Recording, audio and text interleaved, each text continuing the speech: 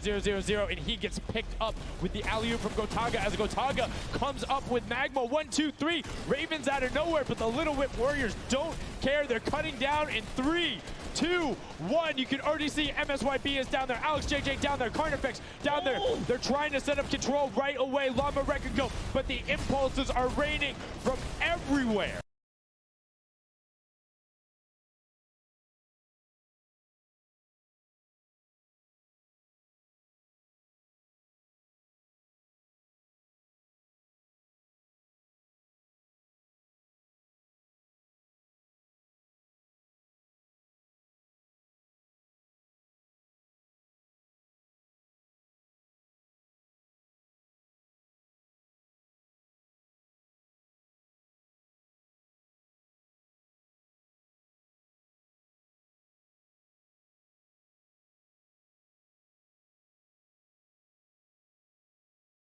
Fish Fam are doing it too. You can see they're getting 3 points there. So there's 2 teams who are just hanging out up top, no problem. All the other teams right now are contesting. Raven's Revenge has control of the one of the other side. So every hill is occupied and full controlled by a team, not being contested. Everyone else is looking at the middle. Yeah, and it's actually working. The Chicken Champions are right behind the Little Whip Warriors right now. They're almost in the lead here. They just have to kind of hold it down.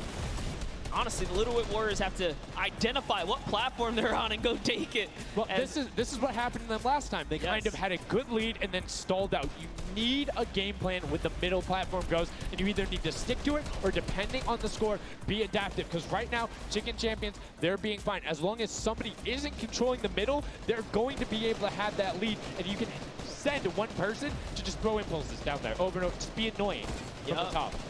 Here's Scissors. 6 Elans looking good on this other point, and now he's in the top 3. They weren't even close before, but just by slowly, consistently gaining points here, you can see they're breaking those thresholds slowly but surely, and Little Whip Warriors are no longer in the lead. Yeah, Little Whip Warriors actually unseated the Chicken Champions there from their control point. They're taking it over. They're trying to get it back, so that's a battle right now.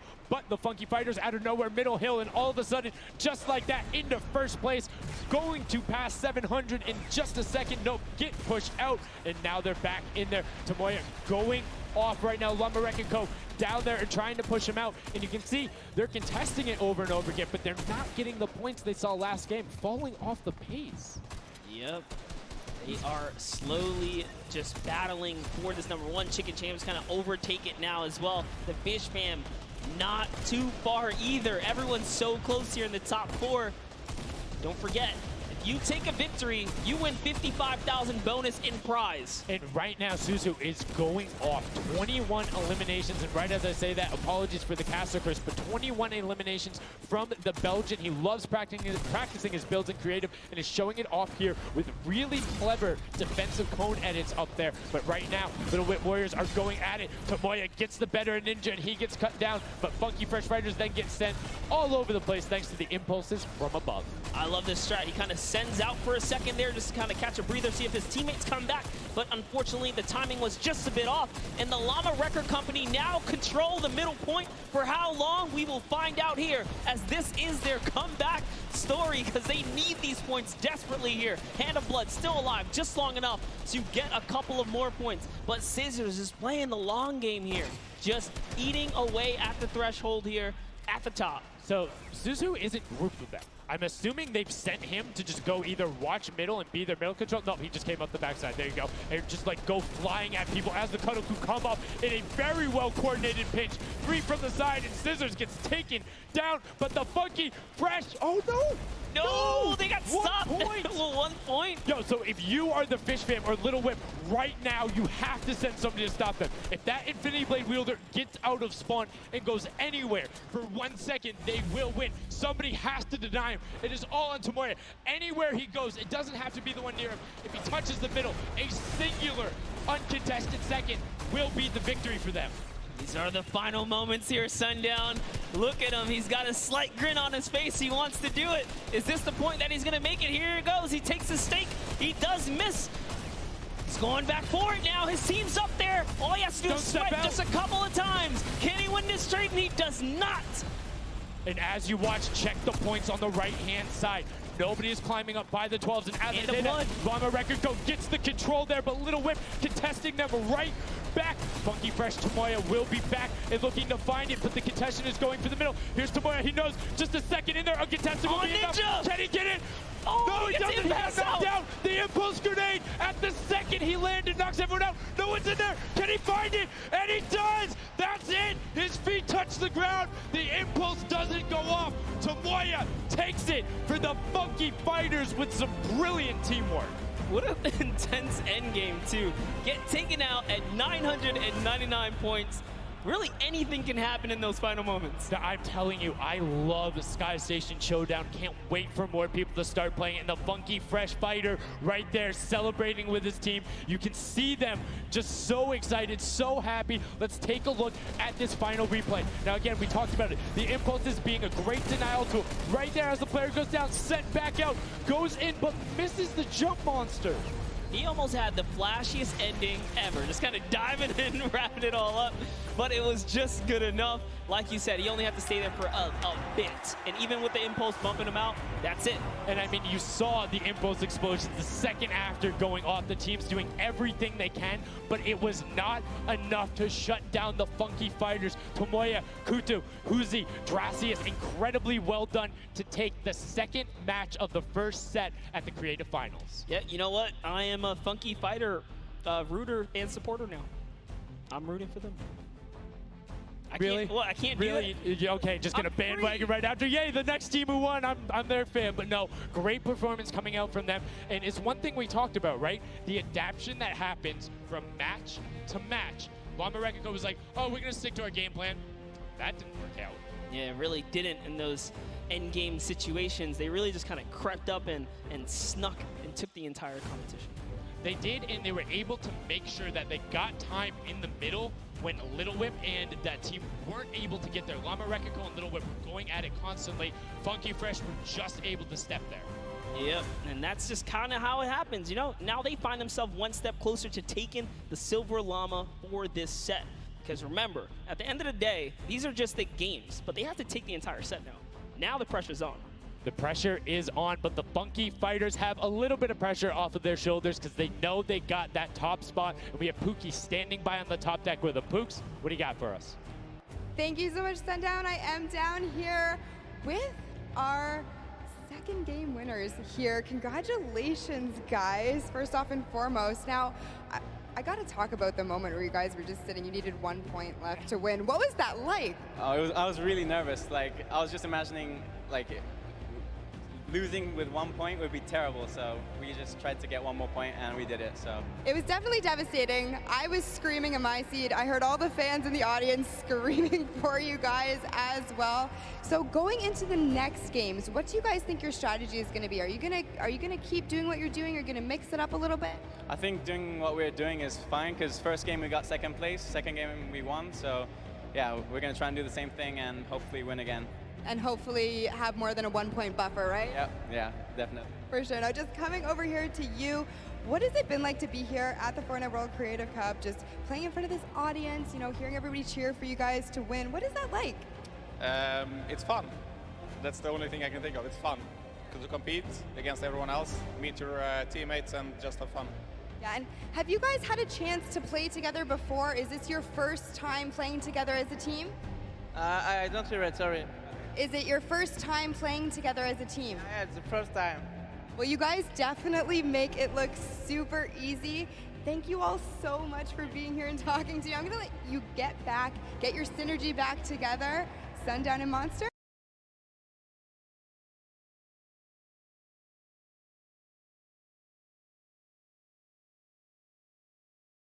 Synergy back together. Sundown and Monster.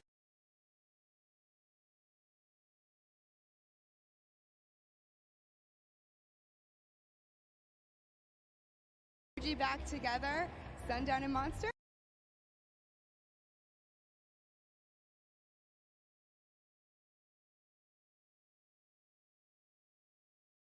Back together, Sundown and Monster.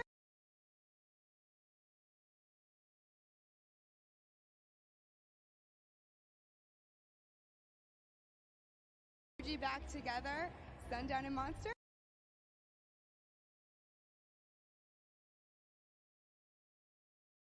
confidence booster, because if you can get the silver llama there, confident in your ability on the world run, you're set.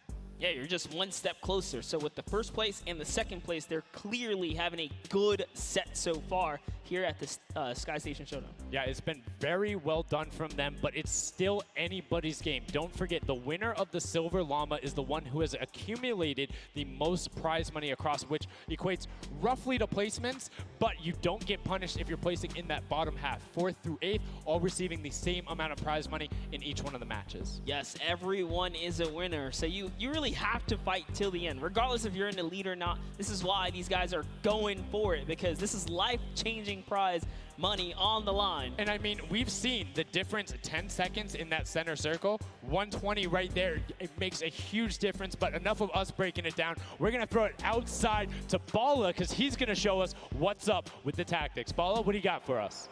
I'm out here at the Fan Festival, and I don't have a bandwagon here, but maybe after this set I'll have to hop on somewhere with Monster.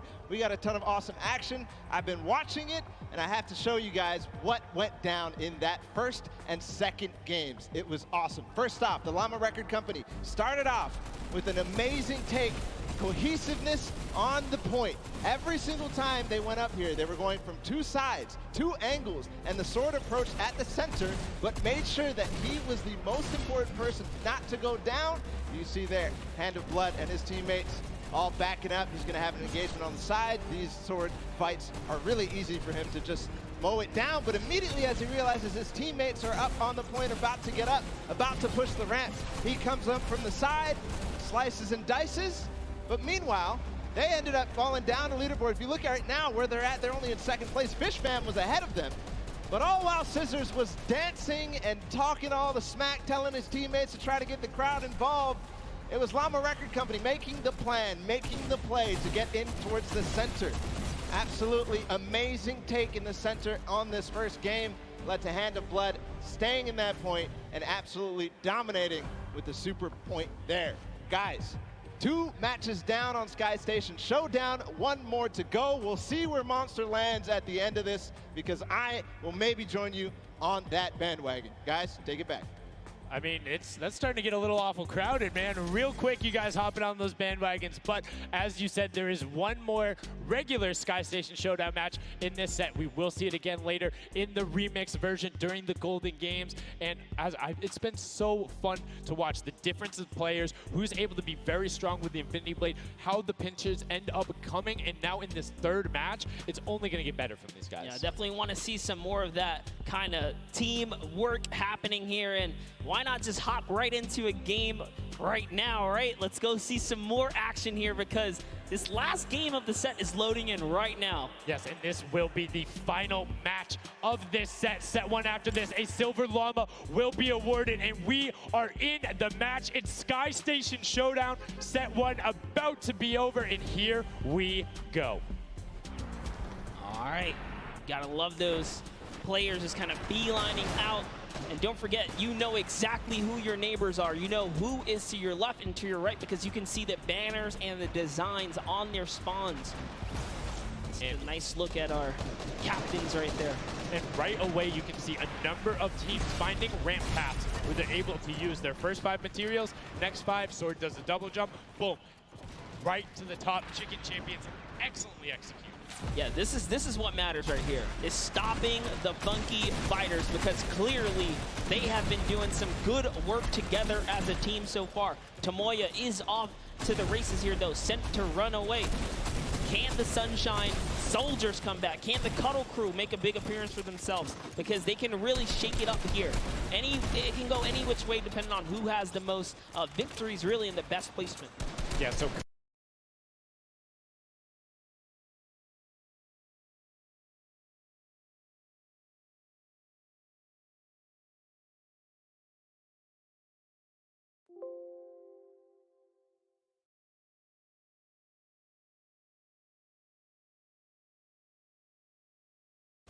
was sniped from the side.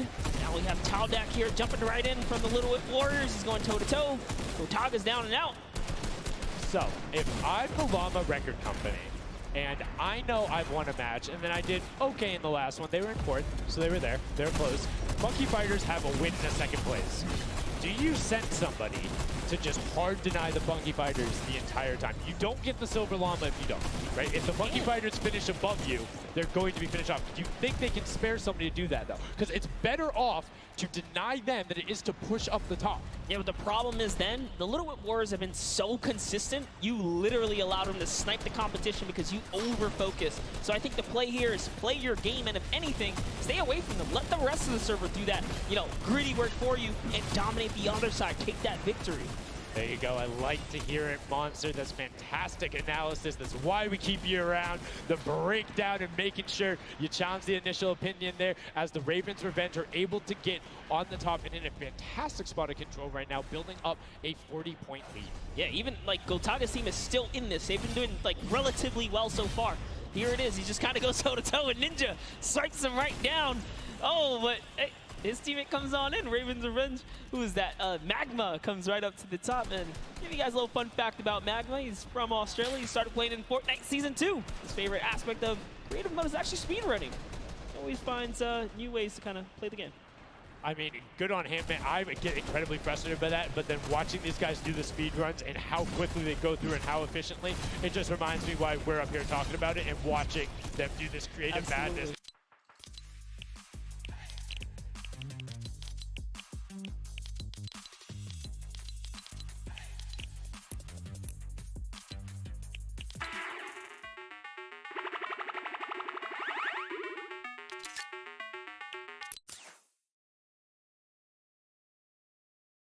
200 IQ, low key right there. It was very well played. But back to Gotaga and Hand of Blood here in the same shot. Hand of Blood just, he can't do much. He knows there's a team up there. Waits for his entire squad to go up the ramp and then hops right to the top. But now back to Gotaga, who's on this point by himself. He wants to kind of bait him into the close. Can he get the hit? And he does. Talnot goes right down, straight to the top. That was sick, using the jump right as the animation had started to make sure he clipped him from the bottom, dodges the Funky Fresh Fighter out. Gotaga now getting pinched from the side. 3 of the Funky Fresh Fighters up there doing everything they can, and the shots will come out, trying to find it. And Dracius is coming back up to try and get some defense there for Gotaga, instead just gonna disengage. And it's actually prime movement right there as well. You just see him baiting and switching, going back and forth, trying to get in there, see if he can kind of sneak in and get some extra damage. And here it is, someone's in front of him. He only needs 2 swipes. He goes down, he gets the siphon. Oh, cannot convert another, which would have kept him in the game. His teammates are here though. We're seeing a lot more points being assorted. It's a little more top-heavy this game, going towards the 10-minute mark right now, with Ravens Revenge and Llama Record Co. 100 points clear of the rest of the field. Unfortunately, though, the Funky Fighters have fell to the bottom of the totem pole. If they can't come up to the top, they actually are pushing themselves way out of the average, running for the win of this set. So they really need a massive comeback here. But Savenos is showing why he's here with 13 eliminations already, and bye-bye, falls down. Lucky for him. No fall damage. Yeah, it does reset, and that might be one of those moments where you opt for deny, and in fact, he does saying, hey, I'm at 5 HP anyway. I'll see you in a bit. I gotta respawn. Smart play for him. Sunshine Soldiers having a spot to themselves as well right now. Not quite sure who they pushed out here, but the impulse are flying overhead.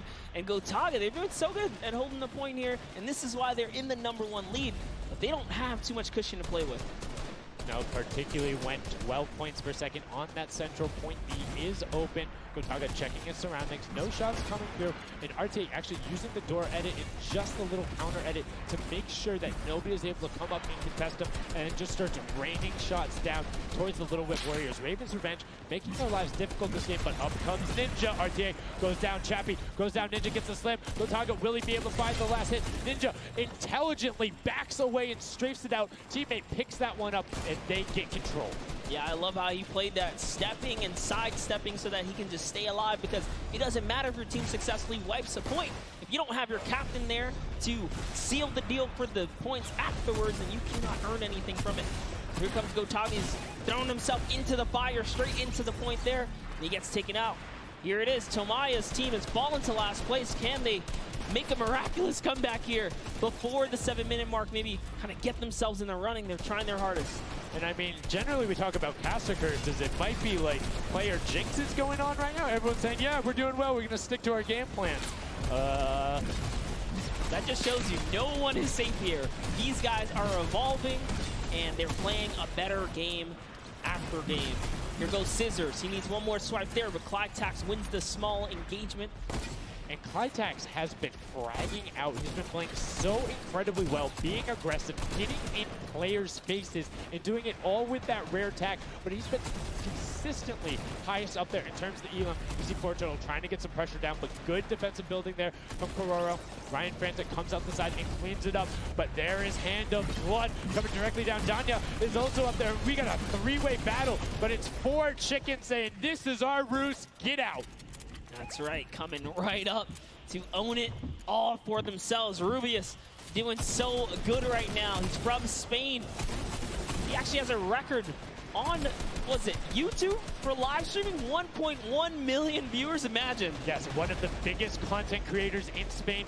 Will they be able to push down towards the middle? As you can see, Little Whip and Llama Record Company already down there. We've seen this story before as the Funky Fresh Fighters go in, but you can barely even hear the shots over the impulse grenades going off as everyone's like, no, we've seen how this goes. The Funky Fighters need this.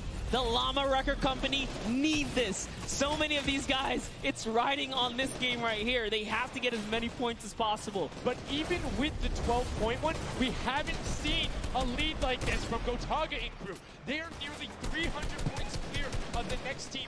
Nobody else is contesting there. The Cuddle crew has now been able to catch up a little bit, but they both just established control in their top zones, and Cuddle crew won't pass Raven's Revenge by just sticking with 3 points. They're in a fantastic spot to win this match. Yeah, they've actually been very consistent as well, right? They've been doing okay in that top 4, just doing a pretty good job at staying relevant after all of these rounds. So if Gotaga's team takes this, we actually don't know who can take the set right now. It's actually that close right here. Little Whip Warriors have kind of fallen down a bit here, but Funky Fighters clearly in last place is not good. And now, right now, you can see Tomoya coming in, doing everything he can to knock it down. Carnifex challenging as best he can, and Lachlan is just hanging out inside the cone. Lachlan's doing a great job here. He's just kind of hiding, loving the low profile kind of position and take here on the point. He was hidden, but hey, he has to come out now and defend themselves. It's 3 chickens who surround him and take down that Cuddle Bear. Oh, man. They're supposed to be the tender defenders, but that was a whole bunch of aggression coming out from them there as they now immediately look and start to take shots. And the Ravens Revenge have now finally been unseated from their 3-point game. So a little bit of room to start for the catch-up, but it is utter chaos in point D as Tomoya gets taken down, and the Funky Fighters are still in 8th place. There's still 55,000 minimal on this game alone here. You want to win this one. Ravens Revenge, can they hold it? Or will Cuddle Crew find themselves a big piece of the pie here? Because we're in New York City, you know, you got to make pizza references. That's how we're doing it. Here comes Gotaga kind of hopping on overhead. And all right, he wants more points. He's hungry for it. It's unfortunate they're just clipping off the side as Magma goes down, sitting on 23 eliminations right now. And Kodaga doing his best to find where they want to go up, waiting for his team, but knowing that time is running short since that middle hill is still open and being constantly contested. But the Cuddle Crew are catching up with their steady 3-point game. But now Kotaga goes up right around the back, able to pick up the elim, and control is rested. This is scary because the Cuddle Crew is also getting points right now. So yes, they're getting a lead, but the Cuddle Crew is keeping it very close. They're keeping it very close. This is what we were talking about. We wanted to see a strategy come out, something defensive where you can get your control. They have now walled them off on each side, thrown a cone on top of them, and they have firing angles towards the other 2 platforms and towards the spawns behind them. Nobody wants to go contest them, but right now, Gotaga, oh, we saw what happened when Scissors did that. Don't count your chickens before they hatch because they're catching up right now. You can see that 12 points ticking over, but they do still have a lead as players are trying their best to deny Raven's Revenge. Yes, you have to keep him safe. This is the protect the president strat at its finest. Cuddle Crew still gaining points. Llama Record still getting points. In comes the fire from all the other platforms. Cuddle Crew's putting on pressure. They don't want to give him the freebie here. You have to look at Raven's Revenge, though. Everybody is so focused on the middle. Nobody is going and challenging the top team. You know they're over there. You know they're uncontested right now. You have to be putting shots down there. You have to find the tags under Gotaga. There it is. And they got him. They got him the difference now. Look at the Cuddle Crew climbing up on their consistent 3, but they still have control of the top. They just don't have their sword. It's 2 hops to get up there. That's right, and now Lackland can just sit here. He can just hang out, earn these points. This is what he needs to do, and he's almost there. He is almost there. The first place can be his. Right now, he can take this lead, Sundown. But they got control at the same time. It's literally ticking over a half second away from each other. The shots are going. Cuddle Crew has the lead, though. Will the shot be able to go through? Yes! Cuddle Crew They're gonna take it down. 999, 1,000. Gotaga and Raven's Revenge in the closest nail biter yet. Edge out the Cuddle Crew in 2 teams who we said we wanted to see more. They brought more. Are you kidding me? The Fish fam step up and shut it down. Just the fact they stepped on the point, they couldn't earn points and they lost the lead. They were just a tick ahead. That could have been their game. I mean, it's just, let's check out the replay. You can see the counter in the top right, but the Fish fam going up and challenging on the other side. You can see them hopping up there. No one was at the Raven's Revenge as soon as they were there, and the celebration too. You have to be excited when you see that Victory Royale screen pop up when you're up there. I mean, what's it like to win a game on that stage? I have no idea. Those guys do, though. We you know, at some point before the day's over, we really got to recap the other point of a point of view there, because they had it. They were 1 tick ahead. They were there, knocking on the door, 55,000 away from bonus prize on top of this entire competition. It was right there. And it got taken away, and this is why I love Sky Station Showdown. The clutch little moments, the interactions that happen, very similar to Battle Royale, where every single thing that is happening on the map can affect the overall end result of the game, as you see there in Raven's Revenge, closing it out. Gotaga, the competitive veteran, able to clutch it up in the final moments. Magma, Arthier, and Chappie as well. Just a great performance out of them, taking the top spot in the final match of the first set. Now I get to say, I was right the whole time. I started off with, Raven's Revenge, kind of making me feel like, hey, these are my guys. Let's go with your gut, guys, all right? Raven's Revenge, that's who I said when I started this whole thing. I told you. He's not wrong. They were able to take it there, but we're going to throw it up top to an interview with Raven's Revenge with Zeke. Zeke, you there, buddy? I am here, Sundown. Thank you so much. Fun fact, Monster did in fact say Raven's Revenge would win. I've got your back, Monster. I am here. You guys got your revenge.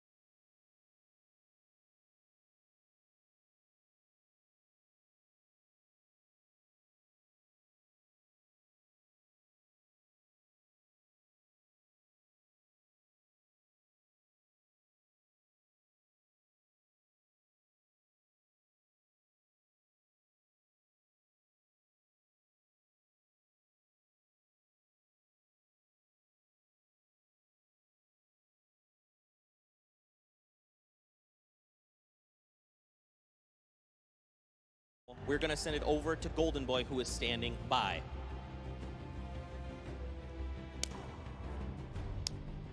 Let's go.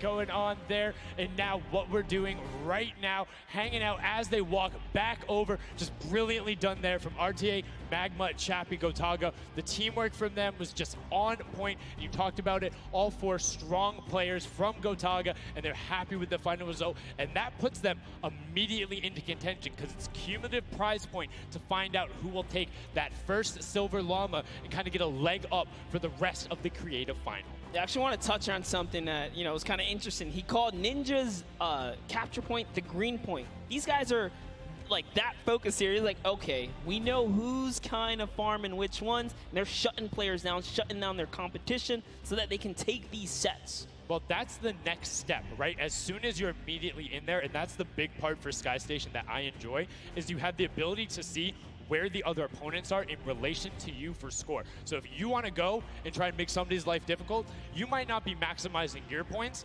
but you can effectively help your team the most by just denying the other guys and being like, hey, you don't get to play this. And occasionally, if you put enough pressure on them, maybe they default to rotating the other way. Maybe they go somewhere longer. Maybe they have to wait and only pushes forward. All of those are advantages you can get by just putting pressure on another team. And there's so many different layers, and I think when we see the remix for this, it's gonna get even more exciting. Yeah, don't forget, guys, here and at home, there's a remix version. We have some nice twisted surprise that we will see unfold as the day goes on. That was just our first iteration of this round, and honestly, it was a great set. But that just leaves us with the question, too. The Funky Fighters, they had an amazing opening, right? Second place is great. You get big prize bonus for that. You win game 2, and then you kind of flop game 3. Depending on where they went, their average might have really been anchored down. Yeah, that ends up being really, really, really harmful. But luckily there, if you're in the 4th to 8th range, there's no additional, I don't want to say penalty, because they're all getting $10,000 for the match in of itself. So there's just no additional gain after that fact. You're still able to stay par. So 4th would have been just as bad, but 8th, you're kind of looking like, oh, that'll really bring down the average. It's not the worst case scenario going on there. So they should still be at least in the running, but you can't be comfortable. No. Like, not at all. It's so incredible, and now we are going to go over the stage. We have the results, and your set 1 winner is the Funky Fighters. The last match was not enough. The singular win in the double goes over to them. They will have that first silver llama, and there he is throwing it up, and I mean, you gotta be happy for him. They did it. I thought maybe it wasn't enough, but it was. Love this celebration right here. You kind of are like, it's a little, I don't want to say like bittersweet there, but it's like, oh, you kind of like get pushed out in the last game, and then boom, you get it. But now the silver llama, but they're happy. They realize, and the big thing, that gives them a leg up for the rest of the competition. If they can win the next match, another team has to win both of them. But such a great job from the Funky Fighters, sticking to their guns, staying with the strategy, getting 2 top 2 plays finishes, one of them being a win. I actually love this right here. They're all getting together, showing team harmony. They're clearly happy. They take the first set. That's amazing. They're off to the right start, really. They can get another 1 or 2 of those, and this entire creative finals is theirs. Well, and again, we talked with Tomoya beforehand, and he was like, yeah, we're really confident when we can get in the races. We want to be on that world run. We know we can do there. We have some really good runners, and then they turn around and do that? Sky Station Showdown? Yeah, I was just going to touch it. I was like, you know what? Yeah, this wasn't even their strong suit, right? He did a death run at some point as when he recruited his people for this creative challenge. So for him to take what might be one of our, toe-to-toe PvP sessions, that's actually crazy. And here's the team standings, Sundown. Yeah, look at the final team standings. So Llama Record Code do just get edged out by $1,500 there. The Funky Fighters, you can see on the right-hand side, have been awarded that silver llama. Rounding it out, you have Raven's Revenge in the top 3, Cuddle Crew and Little Whip Warriors both at 55, sitting in 4th and 5th. Fish Fam, Sunshine Soldiers, I almost got that one, 6th and 7th, and then 8th there are the Chicken Champions. But this is set 1 of 4. There's still tons of creative games to be going on. I mean, it's been so good, and like we talked about earlier, we have a never-before-seen map and game mode for you guys. Now, I know we released Prop Hunt. It's something that's kind of similar to that. How many of you guys have played Red Light, Green Light at some point in time, right? You've been there, you've done it. I know, whether it might have been a little while ago. Junkyard Juke is a red light, green light prop hunt version where you will have 2 teams sitting up as guards, 6 teams running. It will rotate through every single one of the rounds, and here you can see how to win. You have to dodge those guards, sprint into the center, and incinerate yourself in order to get those points. There are 4 rounds per match, Monster, and how do they score? Yeah, but also, before we get there, you only get to be guard once. And while you're guard, you do not accumulate points. But yes, the points come in through the props themselves. So when you are on the prop side, you want to choose small, medium, or large objects and try and get it to the incinerator under the guard tower. So it's actually really difficult. And like you said, it's a hybrid. It's a red light, green light, / prop hunt style. And this is a pretty tough game mode. We played a fair amount of it. I got my hands on it. This is actually a lot harder than it kind of sounds. So it's something that is just completely different. I don't know how many of you guys have played Prop Hunt. Definitely check it out. It's on the Creative Islands. It's a lot of fun, but this brings an additional aspect to it. The guards are able to have the denial. You're able to plan routes out, and you can have strategies, right? So, hey, maybe I want to run all big props the whole time. Don't give it away. Don't give it away. There's tons of different things. Let's check out the format and see what these guys, how they're going to go through, what the map looks like, and really get an idea of how the game is played.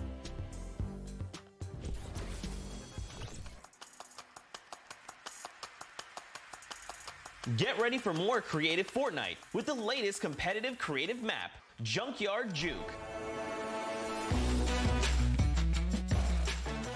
This new game built off the fun of Prop Hunt with a twist. 8 teams will rotate through different roles on the map. 6 teams will transform into props and attempt to make it into the center of the map, while 2 teams of guards try to keep them away. Teams will rotate their roles over the course of 4 rounds, each team getting 1 turn as the guards. Their objective? To defend the incinerator from the other teams, armed only with revolvers and their keen attention to detail. During each round, teams of props will earn points by reaching the incinerator in the central pit. The bigger the prop, the more points. But be careful. Being bigger means you're easier to spot. To keep themselves from getting eliminated, prop teams need to time their movements very carefully. Every few seconds, the guard teams will be blinded for a short time, and the center point turns green, giving the props a chance to rush for the hills, or rather, the pit. Once a prop reaches the goal, they respawn at their home base to start over, running as many props as they can before the match ends. If a player is eliminated, they also respawn at their home base and need to start the trek all over again. After 4 rounds, each team's points from their prop rounds will be combined, and the team with the most points wins the game. So keep an eye out for those moving bushes, crates, and gnomes, and enjoy the Junkyard Juke. Thank you so much, Zeke, for that update. That's Junkyard Juke, something that has never before been seen. It looks kind of a little simple, but it's wacky, it's fun. There's a lot of small little minutia that go into it, things you can min-max on, and also there's just a level of ridiculousness that I enjoy so much. Just seeing somebody turn themselves into a literal dumpster and then try and weave their way past, it's a lot of fun. Let the memes come to life here as your favorite. Whoa, you talking about my gameplay again? God, that's so rude. Turn them into dumpsters, literally. We'll get to see that unfold here as, I gotta say, this is a frustrating game mode. It's very difficult. You guys are gonna see why. It is gonna be tough for some of these guys to bring in those big point objects, and that's just gonna be the name of it. Who can score the most here? Who can score, and how well are you playing defense? How well do you coordinate? Who is watching the right angles? And it's going to be interesting to see, do they switch up their strategy from game 1 to game 2? Because there's so many different things you can do. But we are about to have the world premiere of Junkyard Juke. We are getting into set number 2. The Funky Fighters have 1 silver llama. Who will get the second? We now are in to set 2, match 1, and right away you can see Chappa, Gotaga, Magma, and RTA of Raven's Revenge, and then the Little Whip Warriors, Ninja, Taco, Taldak, and FaZe Kaz taking their shots off. Now, fun fact, the screens are there. You can't see, but you can shoot through them. So don't be afraid to take some shots. I mean, we know the trick shotters will. Yeah, some people are already shooting. They figured that part out. It looks like Chappie hasn't quite yet. He's kind of looking. He's just blind shooting. Oh, there it is. Now he's firing through. He's noticed, hey, these are not ricocheting off of this curtain here. I can fire right on through. So you want to stop them. You want to force stop them. You want to also kind of memorize the map and the lanes. And right away, you can see as soon as the blinds go down, people go. But the first points are starting to come through as Lachlan is able to get in. Hand of Blood's team, the Llama Record Co. also able to get a 10-pointer and then a 5-pointer, following it directly behind. Oh no, it was another 10-pointer. So we already see some of the props having successful runs. Look at him go. There it is. You saw a big old truck kind of sneak on by, and these objects are slipping right underneath. But who knows how long that'll last. Here's scissors. You gotta park it. You gotta stay still. Ooh. Oh, can he blend in? And one other thing you can note there, the props will clip through other objects that are there. So if you see something that isn't sitting perfectly naturally like Scissors was, right there, clipped into it, boom, got him, brilliantly done. Lachlan hits one of those bounce pads that are stuck in there. They will launch you up in the air, but great run coming out from X-Sandy and Tomoya, utilizing the air conditioners to find their way to the end. Bensor and Alex JJ desperately trying to get in. Alex JJ with another 10-point prop, and Hand of Blood gets picked up just before. That would have been a huge swing, but right now, Sunshine Soldiers in first place with 35 points. They are finding their rhythm here. Sunshine Soldiers taking the lead right now. This is a hard game mode to break free in because you got to think about it. These guards are not playing around. They are shooters, right, at heart. And at the end of the day, if something looks off, something looks odd, like this white vent right here, you're just gonna get popped. So you gotta be careful here. And there it is, nice job of, you know, kind of hitting the brakes here. And oh, he hits one of those trap doors. Let's talk about that, Sundown. So you can actually see it. There is the little tiny springs. They launch you upward. There's a couple that can be chained into each other. But if you are one of those bigger objects and you get sent up, you are just quite literally sometimes flying garbage. Yeah. But, you know, it would be too easy if we didn't lay traps around, right? So, you know, gotta kind of spice it up for the people that are turned into props too. So you can also, actually, the people who can turn into props, there's one pathway where you can chain two of them together. So if you can get there, you almost land directly in front of it. So as long as you time it correctly, you can like use them slightly to your advantage, but most of the time they're a little bit more annoying. And boom, you can see that rusted truck going in. And now the Funky Fighters pulling out another lead, 60 points so far. And this is something important to note, guys. You have to get it into the incinerator, fully processed before the timer counts down, or else your point will not be processed. Which is a big thing on the min-maxing. What we mean by that is maximizing your efficiency. So if you were to get the most points possible, you run only 10 points the entire time, not only because they're worth more, but they take less time to sort because they're the first one that goes through. The two-point props are able to run, I don't want to say relatively easier, but much easier compared to a dumpster and a card, particularly because you have cover. With that being said, take about an extra 3 to 4 seconds to sort, so it makes it that much less efficient, plus being only 20% of the point value. That's right, so Clytax there has chosen a big object.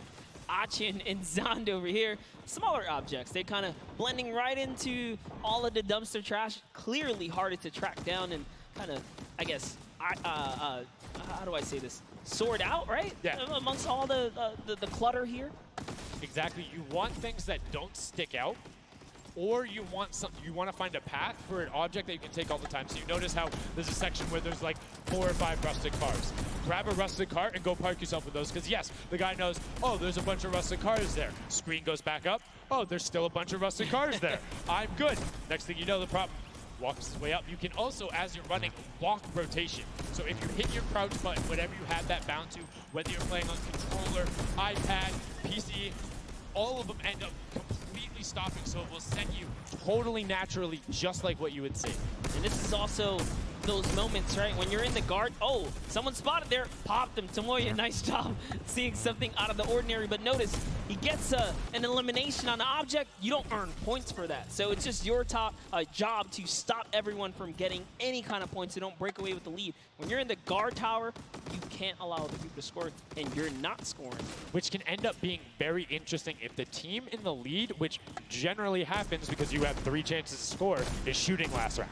Right? Because then it's all about how good are your pressure. And one other thing you can see, starting to fire through the screens, very well done for them, picking up an elim there. But right now, Kadoku already wresting the lead away. All 3 of them sitting there at 60, but they're 5-point processes, and it goes through as 2 more dumpsters throw themselves into the fray. Yeah, and that's because the Funky Fighters cannot earn points here in the guard round. The Sunshine Soldiers using this opportunity once again to just break away even closer to taking lead. And the Chicken Champions can't earn anything either. I love that from Clytax right away. hides himself behind the box, and you see his hands. He's like, please, please make sure it's not there. And then boom, gets the point, gets a nice little selfie going in. And you can see all of them getting sorted there. Another way, I'm all about the min-maxing. Point your camera towards the end. You go just a little bit faster.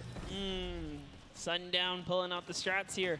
The question is, can our competitors figure it out fast enough with their limited amount of games here? But 20 seconds on the clock. Can he get this in time? Remember, you gotta grab the dumpster, drop the dumpster, and get it processed. That was perfect. That was so good by Stuart000 because he dodged the little springboard there. You saw him look at it and be like, oh, no, I'm good. And that was the last run. None of these props are going to be able to get sorted. Lachlan gets picked out at the end. You can see 3, 2, 1, but not going to be enough. You need to get all the way through and sorted on the point as the rest of the denial comes through, and we're gonna rotate the guards up again. Yes, so we will have some new guards take their place. This is honestly Chicken Champion's opportunity to start scoring some points and hopefully close up the gap here. The Sunshine Soldiers are now at the bottom layer of the guard tower, and the Fish Fam are at the top.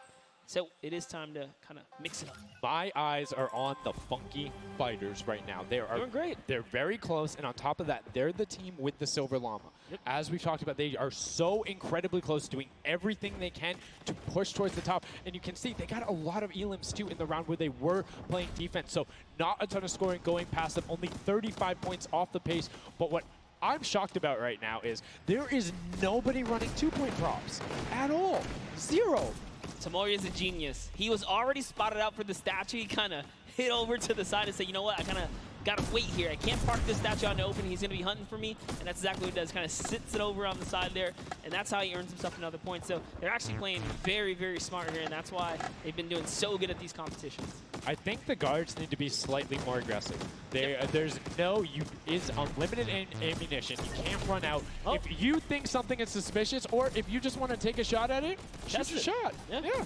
What's the worst case that happens? You miss. There's no accuracy stats going on there. If something looks suspicious, don't let it through. You're the guards, and you want to deny as much as possible. And again, every match is for $55,000 for the winning team. You want that, and that will lead into the Llamas as well. You don't want to end up in that 4th to 8th spot. You want to push past your competitors as we see a whole mess of air conditioners going in there, the water heaters in. It was fantastic for Raven's Revenge, and Llama Record Co. are also climbing their way up the leaderboard, 110 points so far. Great job for the Llama Record Company. Alex, JJ, Carnifex, Venos, and Hand of Blood. This team is doing great right here as they seemingly inch their way to the top somehow, overtaking the Cuddle Crew, which, by the way, Lachlan's team has been showing up here. It's good to see them, catch a little bit of domination here in this junkyard juke.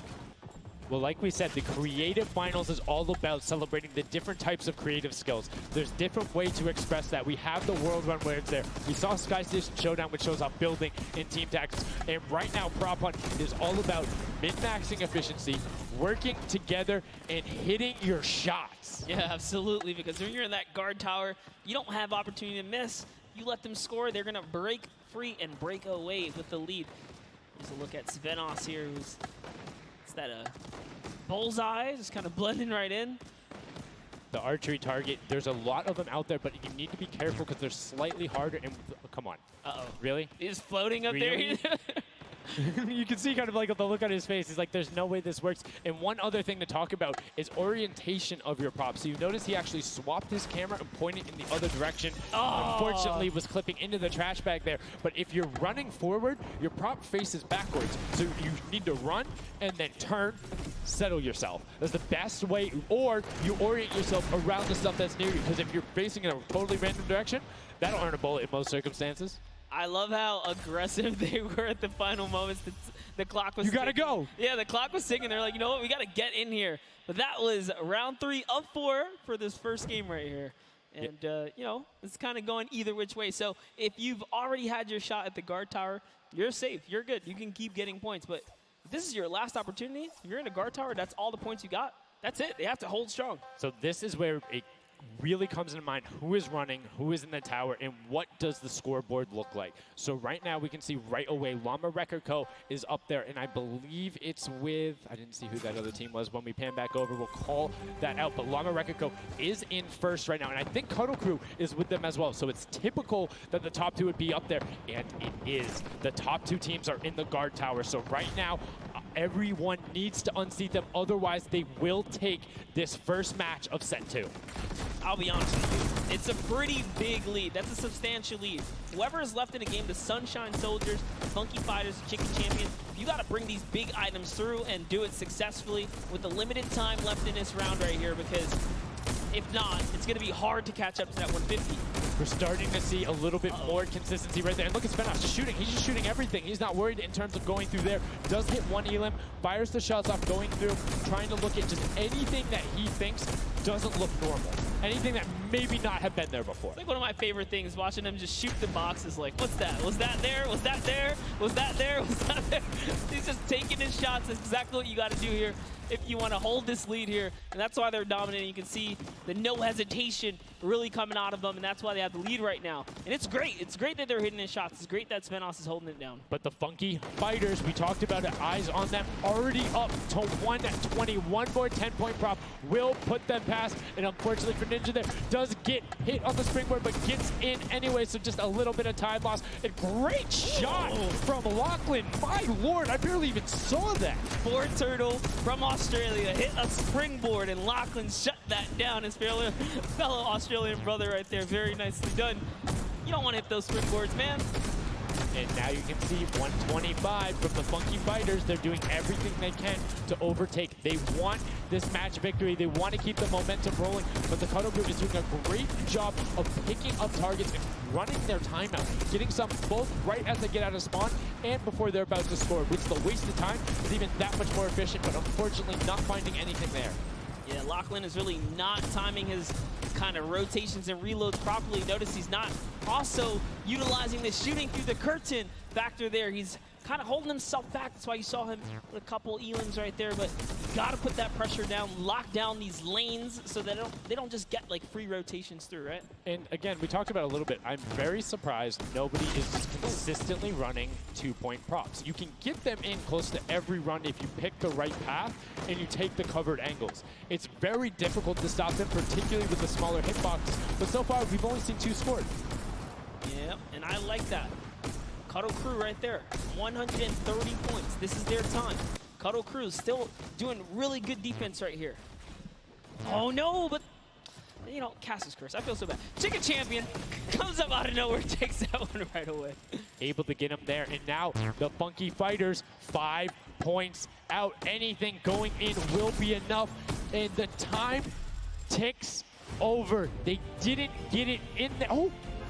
Did they get it in there? They might have got the 5-point right at the end, but no, wasn't enough. Llama Record Co. on the defense says, lock it up. We good. Brilliantly done from them. And that's what I'm talking about. When you're sitting there on defense, you know exactly how long you need to keep them out. Exactly what you need to do in order to take the victory. And no surprise there, the guys who are all about that apocalypse game mode during the creative trials, able to take home the very first match ever on Junkyard Juke. That was well played. Valiant effort for everyone that participated in that run right there. And it was a close one. 150 points to the contender having 145.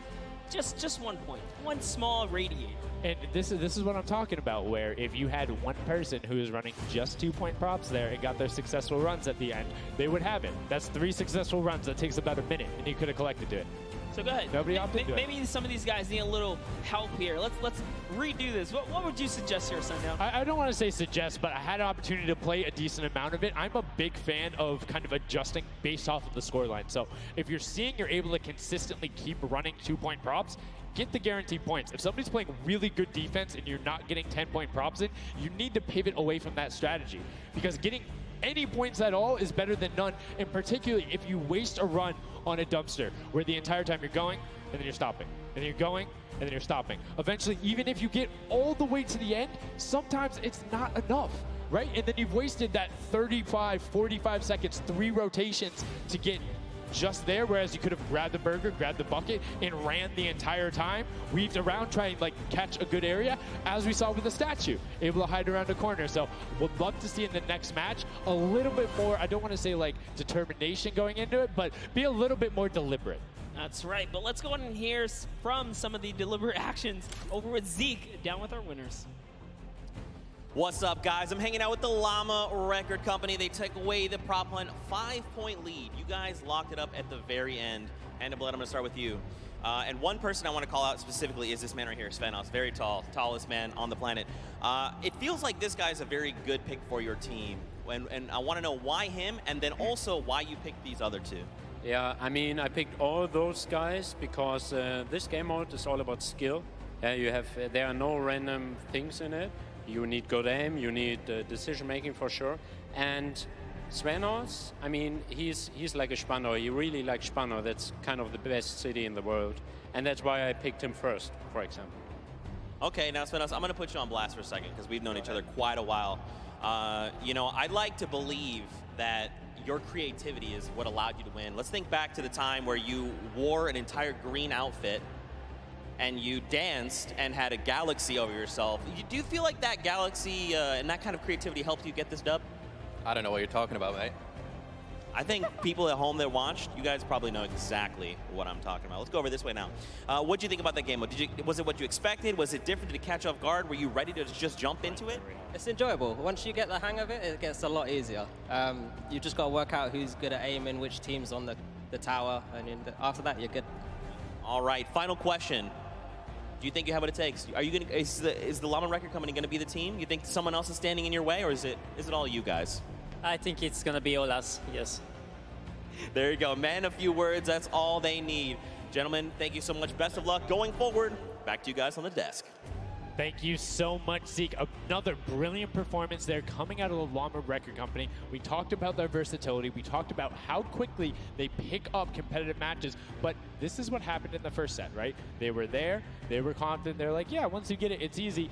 And then all the other teams immediately caught up. So it'll be very interesting to see if that same story from set 1 is what's happening in set 2. Yep, that's right. Alex up there said it best. You know, he had the confidence. He felt good in those final moments. Hey, you know, once you figure out who's aiming, maybe just avoid them. Yeah, I mean, if somebody is hitting all their shots, you need to take a different route. You can't go and continuously challenge them because, again, we talked about that. If you waste all the time to run through and the guy hits a lucky, or I don't want to say lucky blind fire, but a consistent blind fire through there, don't keep running that way. But like we said, this is the first time seeing the Junkyard Juke mode, and we talked about the prop hunt mode earlier, but you can play it live right now in-game. There's an LTM that's available only for this weekend. Let's check it out.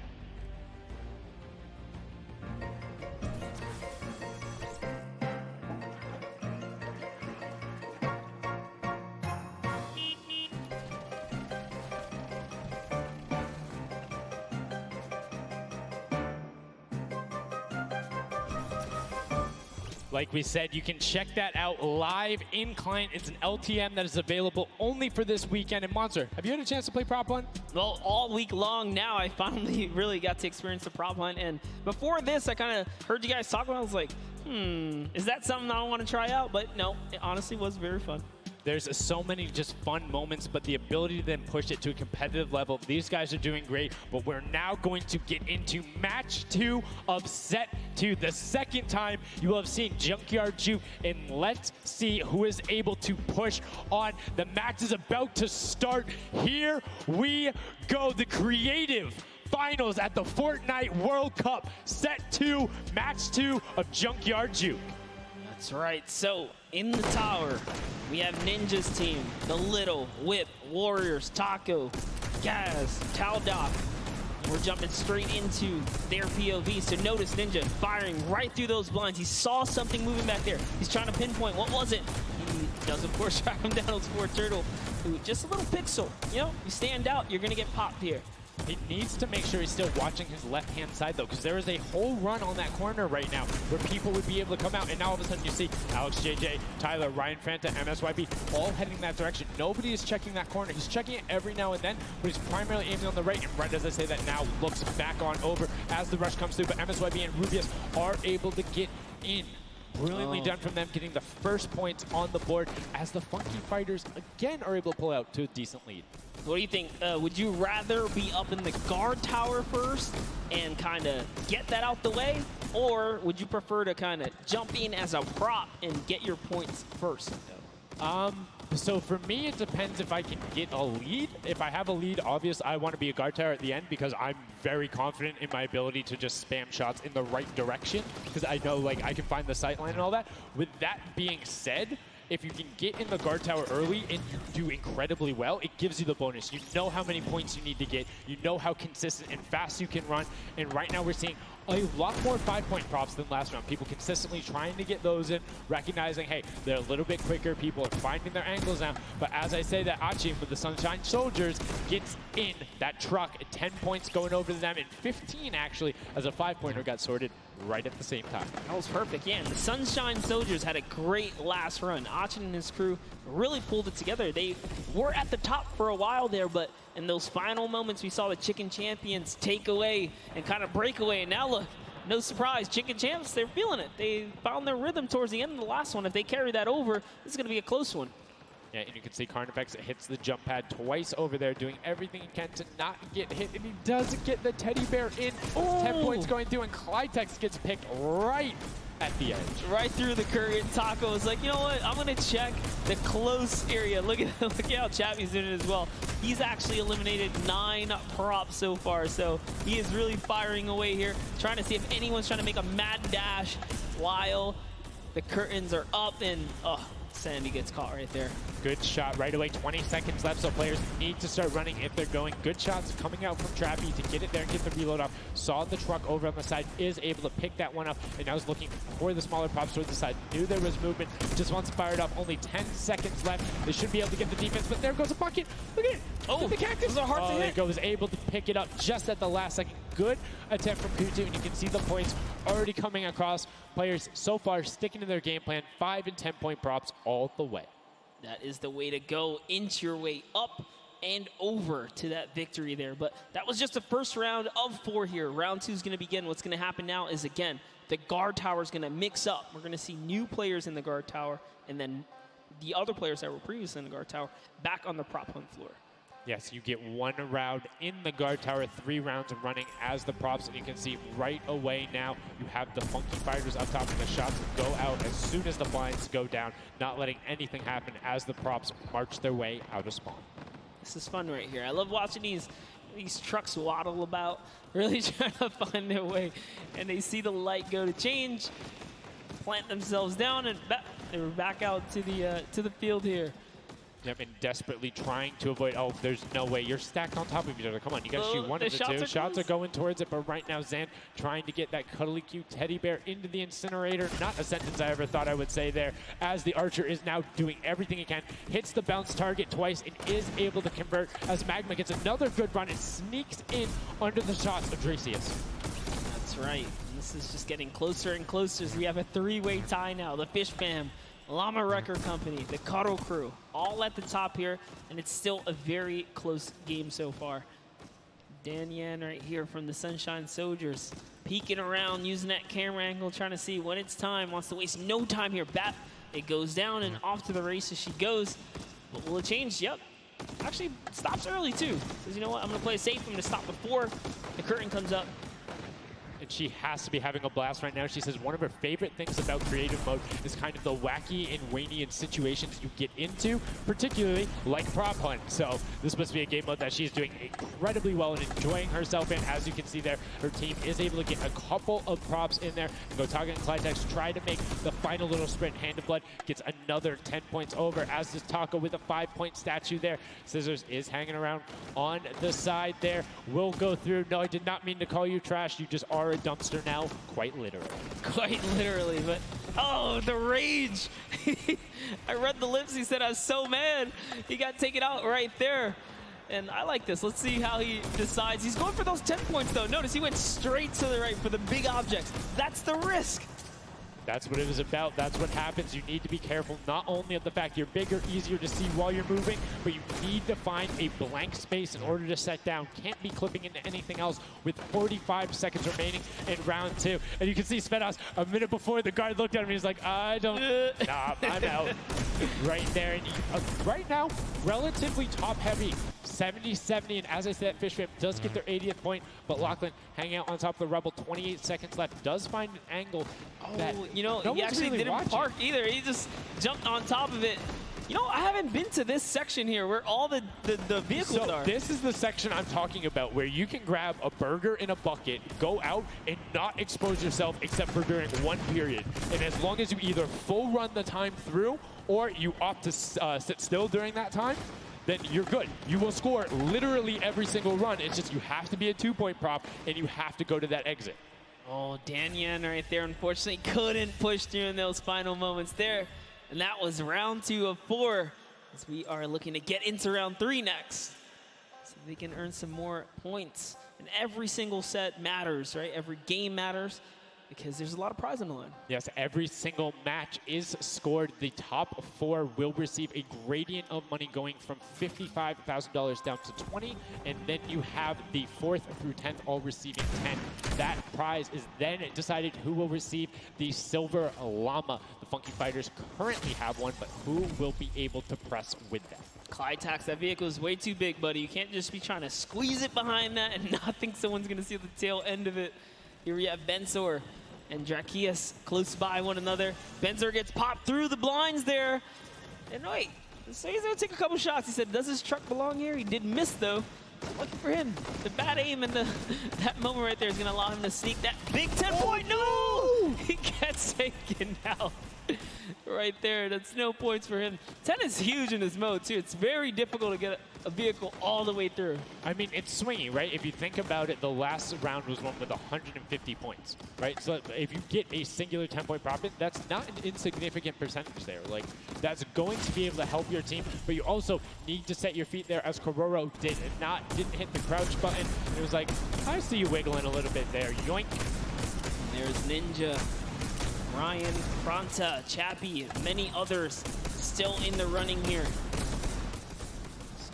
Peeking around, you see Tyler shooting straight through the curtain. It almost looks like he's beelining his shots down the aisle there, trying to see if he can get anyone trying to exit out. Zan sees one pop up in the air, and I think he might have clipped that person out. Nobody was watching that side. Oh, Fishfam needs to communicate better right now. Nobody was covering that other side. We saw 2 teams able to get a decent run out, but right now, Llama Record Company still holding the lead, sitting at 100 points, but don't forget, Fishfam are up on top right now. Are the guards, which means they're not scoring points. He's so fast. Ryan Bronza is so fast here with this prop. Even moving it, he doesn't care. He's going all the way for it. But he's got to watch for traps. See the fear? He's like, you know what? I'm not even going to risk it. I'm going to wait here, get the secure point. So one important thing to notice, too, is Ryan is taking paths consistently that take him to the corner of the guard tower, because the corner provides you with a little bit of natural cover, and it breaks that sight line up. If you're only staring out in one direction, it's super easy to be like, no, that car was not there. I know it wasn't. If you're flipping back and forth across that corner piece, it just breaks up your field of view a little bit more, and it's that much harder to try and figure out what's actually going to hit. That's right, and oh boy, is MSYB going to be able to sneak this huge truck in? Oh, he actually hit something there. He's going to sneak it right underneath. Lucky for him, the shot did not come back in time. But just that big archery target was almost enough to kind of block him right there. Venos gets another large object in as well. And that's another 10-pointer for the Llama record. It was fully processed here, so now he's at 130. Can the Cuddle Crew hold the lead here, though? Can they secure it? All the Llama record company needs to not score right now, and they'll continue to kind of stay in the lead.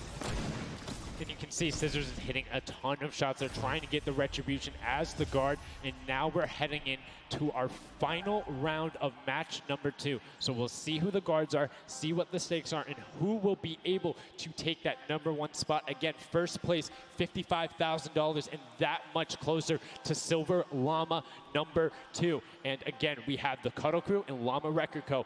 up on defense. Let's check out that scoreboard. And Cuddle Crew, Llama Record Co., first and second. Who will be able to overtake them? And they are so close to 5 points separating. It's a battle for first and second now.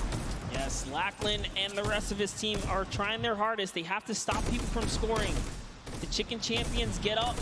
They can just easily snag this away, but for now they know the Llama Record Company cannot. They can't take them over. Ooh, I thought he was going to shoot that car. He knew it wasn't that. Nice. Finds the box right around the corner and then gets another one right after. Blind fire through the shade as Rubius is looking to post up there. Spanish YouTuber trying to find a way in, trying to lead his team, and they've overtaken the Llama Record Co. with plenty of time and are tied with the Cuddle team. Any singular point now will put the Chicken Champions as our match 2 winner. They need so close. 1 prop. That's right, they're so close here. Magma trying to hop on over. Who's it gonna be for the Chicken Champions? Who's gonna be? Do you think they get a 2-point prop? They have the scoreboard in front of them. They know they need only that. Do you think they run one in, or do you think they stay with what they're doing right now? Honestly, I think they're just gonna stay with what they're doing. It's working. Why break the formula here? They have over a minute to do so. And just like that, they are gonna sneak that will in be here. it. Yes, brilliantly done. They're overtaking them. And now the question is, can the Little Whip Warriors get enough in to catch them? It's a 25-point spread, but you can get that. You have 4 runners. You can get that in a single run if you're well coordinated enough. Will they be able to catch up, or can the Chicken Champions edge it out and be our match 2 victors? That's right, because the Cuddle crew is now bumped out. The Chicken Champions are holding it. Little Whip Warriors have scored, though. 1 minute left here. Uh-oh. Raven's Revenge coming up as well, as is the Fish Fam. This is actually getting closer than we would have thought. They're close to pushing out the Cuddle crew and the Llamas. Yep, and Little Whip Ninja also getting the 5 points there. Will be able to overtake. Don't forget, you don't want to end up 4th to 8th. It's all about at least breaking into top 4 to get a little bit of the differentiation there in the prizing. But the Chicken Champions are pulling ahead. They're keeping that 25-point difference so far between the Little Whip Warriors. Little Whip needs to find a coordinated run with 10-point props in these last 30 seconds, or they're not going to get it. Meanwhile, Bensor running that statue in, trying to lock up everything he can for the lead, and he's being extremely patient with it. Taking a corner run, finding everything he needs to do. Little Whip does get a 5 and a 10, and they're still now only 20 points behind, but Bensor is going to be able to lock that one up from there. 5 points, 25, 15 seconds left. The Chicken Champions are sitting pretty. Yes, that's right. If the Little Whip Warriors don't score big right now with all big props, it's going to be all over in 3 seconds. And it's not going to be enough here because the Chicken Champions, they actually pushed the lead even further. Did you see what happened at the last second? They did score. No. Raven's Revenge grabbed a 2-point prop, hard ran all the way through, got it in, right? And then that pushed them from 4th into 3rd. When we talk about every little interaction mattering, that was it. But the Chicken Champions, one might be able to say that was excellent. They were able to tender defend that title for the match 2 victory and putting them in a good spot to contend for the set 2 Llama. You can see the excitement there on their faces as they just realize, hey man, we got this. We're in the running here. The Junkyard Juke could be ours. And you can see they're still talking gameplay right now. Like, they want to know, what can we do more? That play you did right there was awesome, but they want the next one because there's 3 matches for each one of the sets, and a win there would put them in a fantastic spot to get the 2nd Silver Llama. You need that in order to be in contention, and if they're able to split it up away and deny it from the Funky Fighters, the field's wide open. Yes, it's not over yet. That's just another team who takes a victory here, making it that much closer of a running so far. And we saw the Ravens Revenge kind of sneak up too. You need as many points as possible. The bigger the placement, the better the prize as well for the round, so you can't just give up either. You got to push it all the way to the final moment. And hey, hats off to whoever's call that was on Ravens Revenge. That was a brilliant decision, showing exactly why you're able to qualify for the Fortnite World Cup Creative Finals, why you're playing on that stage. Those are the big plays, but again, brilliantly done from the Chicken Champions. Consistent runs, stuck to their statues, stuck to their routes, and took the corners. And now we're actually going to have a chance to talk to our Chicken Champions, the match 2 champions. Zeke has them up there on the top floor. Zeke, what do you got for us? What's going on, guys? I'm hanging out with the Chicken Champions, guys. That game was insane. Feathers were flying, and you guys clutched it up. Did you figure out the strategy? Because you guys were well and ahead of everybody else. Yeah, we practiced yesterday, and everything is thanks to this guy. This guy always goes for the 10 points, always, and he always gets it. So Thanks to you, man. All right, then I'm coming to you, Mr. Carey.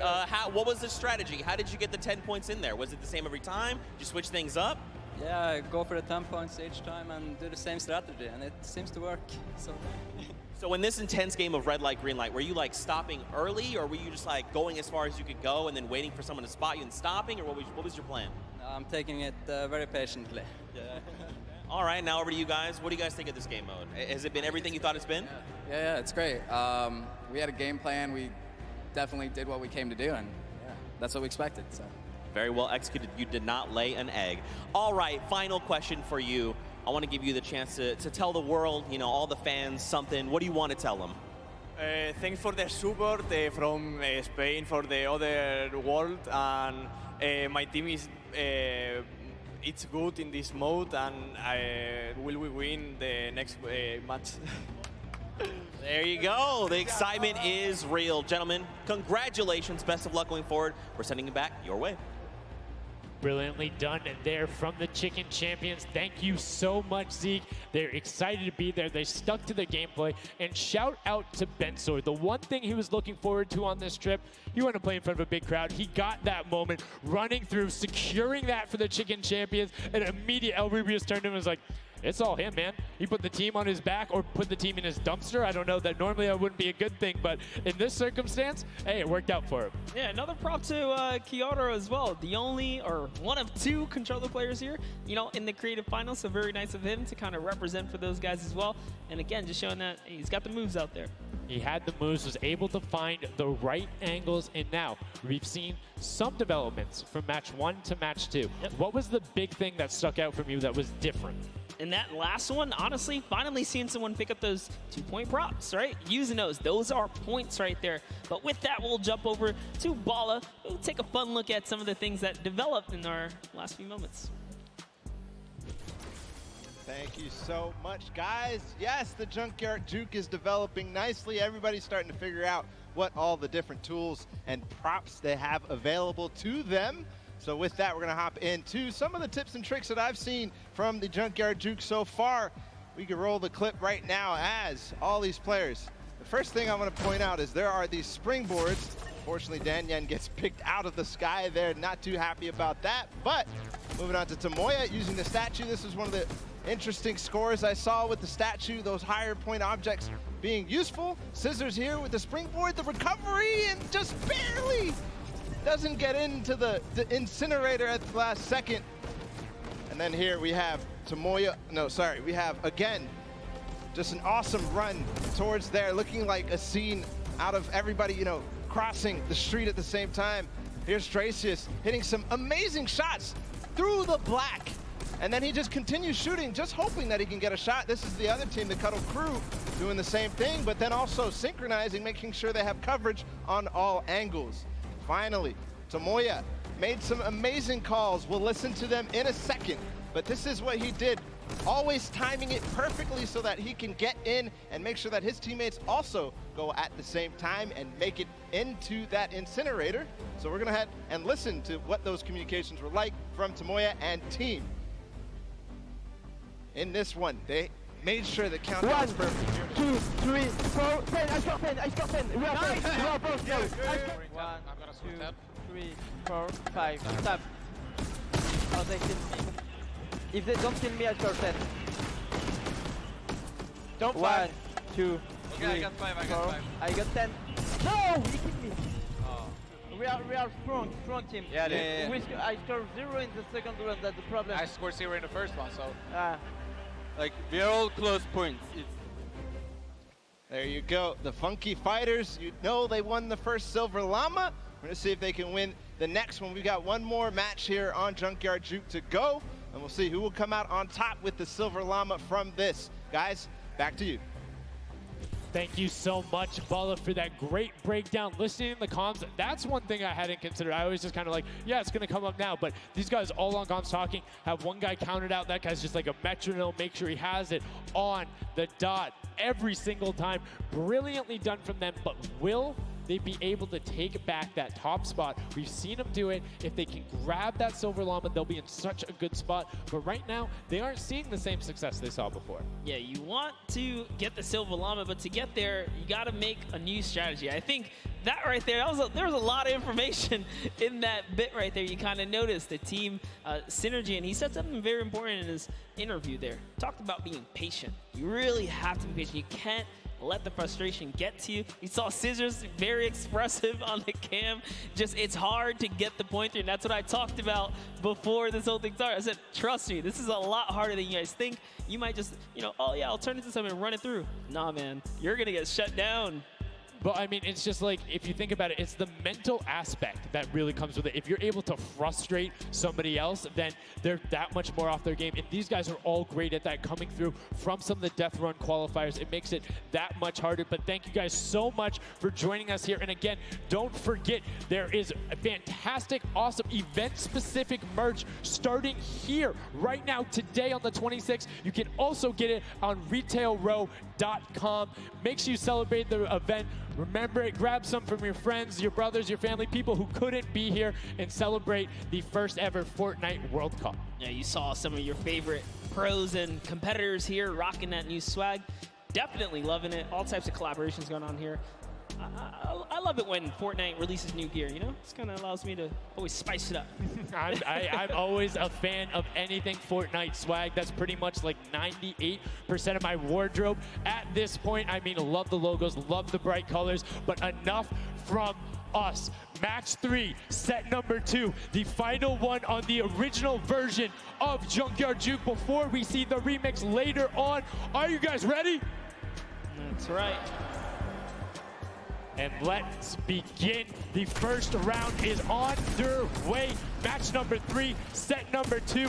Who will be able to incinerate the props the most? Who will push out to the lead? And can anybody upset the Funky Fighters who took that first llama? You need to make sure they don't get this one here. And basically, everyone's first place. Yep, and you can see there, Taldeck did land a shot straight through the curtain.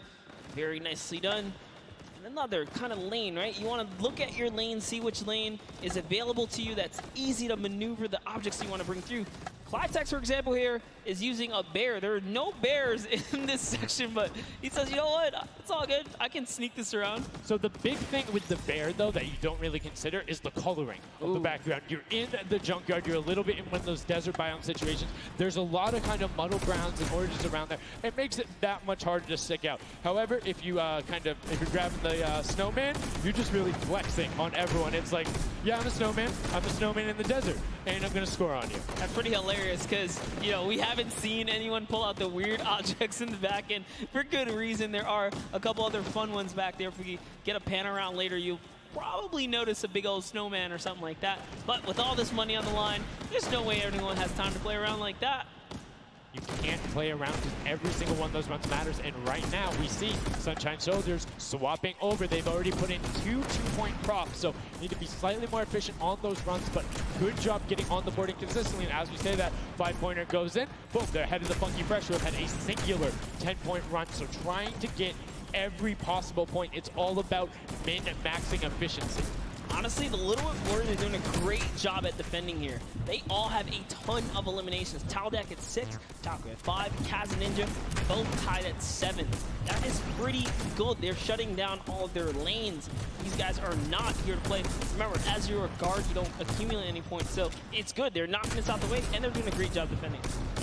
Keeping them out, making sure you find the right lane angles, and also sometimes just putting shots out in the right spot. You just need to be able to consistently deny as much as possible. And Taldog, that was sick!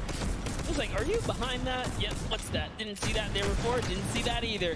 Taldeck doing a good job so far, spotting things through the curtain. Let's see if he can find another here with a random shot. Oh, something landed. That's why you don't want to hit those spring traps there.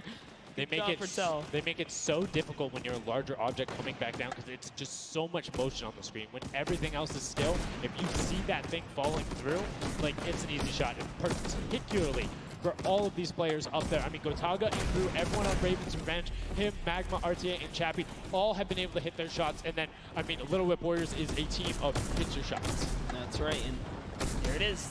Last opportunities to make a point have just concluded, and that was the first round. There are 4 of these, so we're going to switch up the guards now. Little Whip Warriors get a chance at, trying to earn some points, and as do the others. The next round will begin. That dragon's so cool. That's so cool. Look at that. Yo, almost looks real. Yo, shout out to the observers. That shot right there, that's really cool. Big fan of it going out. And as you can see now, round 2 is underway. This is the final match on Junkyard Juke of set 2. And right off the bat, 2 archery targets and a water heater marching on out. Yep, that archery target is worth 10 points, though. So if you can bring that all the way through, it's one of the, I guess, smaller, large point objects. Magma doesn't even care. He's impatient. He saw the blinds open up. He just kept going. Savenoff did pump the brakes, though. Even right here, notice, stops very early. He's just trying to blend in and get as many points as possible right here. Ooh. Did get picked up. It might have been the book there. That's the one thing that you need to note that makes it very difficult about the bullseye or the archery target is the fact that because it has those placed legs, you have to be deliberate about where you're setting down. Otherwise, you're like, boom, right there. That book would be a giveaway if somebody decided to look down and double check that box. But there's 6 other boxes around, so relatively safe. Good path chosen there from Tyler, and opts to stop and be, a little bit of patient, and might have cost him there. I think he would have had it if he had just go full send, and I think he thinks so too. Yo, it makes me laugh to see him scratch his head. This jaw drops like, oh, being so close and not making it through is so unfortunate. Taudak is going to find a little bit of success there as the Suezo, and you saw Alex J for a bit is very close to scoring as well. Here's Zan from the Fish Fam representing, hugging really close to that cactus. So long as he's not pushing through it, yeah, he is going to be able to sneak on out. He kind of hiccups there. He's going to go all the way. He doesn't care if the curtain comes down. He sneaks right underneath Tamoya and his team up top. Funky Fighters are at 35 points now in the guard tower. They can't earn any more. And that was a great run there by Zandy Knight. You can see Svenos waiting for the blinds to go down, making sure he can find an angle, and then pushing in towards. Needs to be careful of that spring right there, but doesn't matter. It gets picked up anyway as he's like, hey, there wasn't a card there before. Alex JJ now looking to find a run. You can see Fish Fam and Llama Record Code currently hanging out at the top, but again, haven't had the chance to be up there, so can be expected. Alex JJ now 2 targets, both running out. Good stops at the same time, but particularly if you have 2 people taking the same path as the same item, it kind of has a little bit more of a benefit because you're like, yeah, those were both there but mine. There's no way those are both props. That's what I was going to say. I was like, you know what? Honestly, if you see a bunch of the same things, they blend in a little more. It's when something's an oddball that you really start to shoot. So maybe it is a good idea to time it, right? But there's split spawns, so you don't always consistently. There's different spawn points around the map that have the different exits as you go out, so you can coordinate with a teammate. Or what you can also do is sort of bait somebody else to do it, right? So you see somebody who's running an archery target, and you're like, okay, I'm just going to grab that too, and then you follow their path. And if they get picked up, oh, well, you look slightly more natural, particularly if you're that much more patient. And you can see Svenos is actually doing that right now with Carnifex, both of them going into the box. Svenos does hit the spring, is hanging out behind the car, and will get the score. That was a great run. Yeah, he actually recognized where he was not looking down in the right direction, so he took advantage of that. Funky Fighter let his guard down for just a second there. He did manage to sneak on through, so that was the big point there in the final seconds as this round is now coming to a close there. Next round is going to begin. We're going to switch up the guards. Take another look. And no dancing, just props and shots going out from the guards. Round 3 kicking off in the final match of set 2 at the Creative Finals. Who will be able to take that second silver llama? And right now, you see Bensor is going in for the 10-point prop right away. Kutu does get the Mimic, but then opts to go for a different route as players are starting to feel a little bit of the pressure here. You can tell they need to score points. It's the first time we're starting to see some gnomes out there and another teddy bear on the run. That's right, Kantaka representing here. He's putting himself straight behind every object that he can. I love that they're using the smaller objects. It's so much easier to score with those. When you bring those big ones out, it really is hard. He actually put himself inside the truck. You see that? He's following Kuto so close here. Just got to use him as bait, really. As you get behind him, he's safe. Yep, because they don't think they're going to fire twice in there. That's the benefit of it. But right away, you see Kaz, Taco, Chappie. Great little run there from the Little Whip Warriors. That's going to push them back into contention. There's 65 points currently, but a dumpster going in from Hand to Blood. There's another 10 points for Llama Record Co., pushing them up to 90. And they were the winners of that first match. So if they can hold on, they know they'll be the guards in the final round. They need to build up as much of a lead as possible here. Carraro actually has 15 eliminations, so he had a super successful guard round. But the Chicken Champions need to get picked up here. They need these points. And there it is. He's doing a lot of work for his team, showing that, hey, I can push this up here too. Just gonna go ahead and take that 5-pointer, throw him right over the Fish Fam now. And they're in the top 3 running. That was a great run from him. Corner peeked the entire time, made sure nobody was looking for him. Like, he was barely threatened, but right now, Fencer coming through. The Chicken Champions, can they overtake in the last minute? That's 10 more points. That is going to go through for them, and it starts pushing up. Llama Record Co. needs to get in some runs. The Chicken Champions will not be on the defense with them for the last one, so they're pushing it through. Right now, it is the Sunshine Soldiers and the Fish Fam up there, so they're doing their best to delay everyone. Sandy gets picked off by Tyler, and now Carnifex is chilling in the back on that rusted out car. Hand of Blood just barely avoids the shot. Oh, saw the hitbox going through there. The Tracers finding a way through the window, but not enough as Dracius gets in. 2 more 10-point props also going over, and we're seeing, I think, a little bit closer of a score here, minus the fact that the Chicken Champions haven't shot yet. Yeah, this is pretty rough. Neither have the Llama Company. The Llamas have not shot, went into the guard tower at all. You can tell because when we go to their POVs, they don't have any elims, so they have not taken a run yet. Yes, excuse me, I misspoke there, meaning the Chicken Champions had already shot. Oh, the fact that they're already yeah, up so in the second. they're doing great. Llama needs to press on it. The only team who really has a definitive lead right now is the Chicken Champions. Effectively, they're up 30 points on the rest of the field because Cuddle Team and Llama Record Co. both have to shoot next round. Oh boy, so if they can't secure a big lead here in the last couple of seconds, if something can't get processed, oh, the poor Burger at the very end. Burger did not get processed. We like it, never frozen there. Brilliantly done, doesn't find it. Great work from coming out, and Carnifex doing a great job. Round 4 will begin. It's going to be the last match, and we're going to see what the line is going to be. Who is up in the tower, who will be able to defend, and can they hold them off? Again, it's Llama Record Co. and the Cuddle Crew up there. Go Taga. It's already up there. And you can see the Chicken Champions were able to connect, so it's all about can a Little Whip and them catch up. They need a fantastic run, and they have to do everything to deny him, and you can see right away already tunneling in on those 10-point props. Yeah, the Cuddle Crew cannot earn points.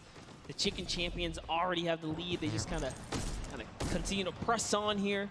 Llama Records are up at their run, but it still matters. There's so much on the line for depending on each game, right? Each game is worth so much. You still want to hold your placement regardless of what. This is still a fantastic game for all the teams in the top 3 right now. And I mean, we saw the Ravens come up huge in their last match, pushing all the way from 7th into 3rd because of clutch last-minute decision-making. Right now, Little Whips are trying to do everything they can to catch up with the Chicken Champions and not deny them. Ninja still sticking with the water heater runs, trying to get as many of those in, but the Chicken Champions are still stretching out their lead. They have a 25-point lead, which means the Little Whip Warriors have to either start fast running with the 5-point props or switch to 10-point props. They cannot catch them doing a patient 5-point strategy right now. They won't have enough time with how good the Chicken Champions have been. They have been the prop masters so far. Yes, they have. They were doing so good, and oh no, Ninja hits a huge spike there. He's trying to dodge, and he's so close to making it through. Very, very close. Here comes a 10-pointer from Taldoc, sneaks it right in. That's great for the Little Whip Warriors. That's actually going to throw them over the Llama Record Company right there. Cuddle Crew actually is somehow up. Look, the Little Whip Warriors actually went to 2nd place now. They're so close to overthrowing the Chicken Champions as well.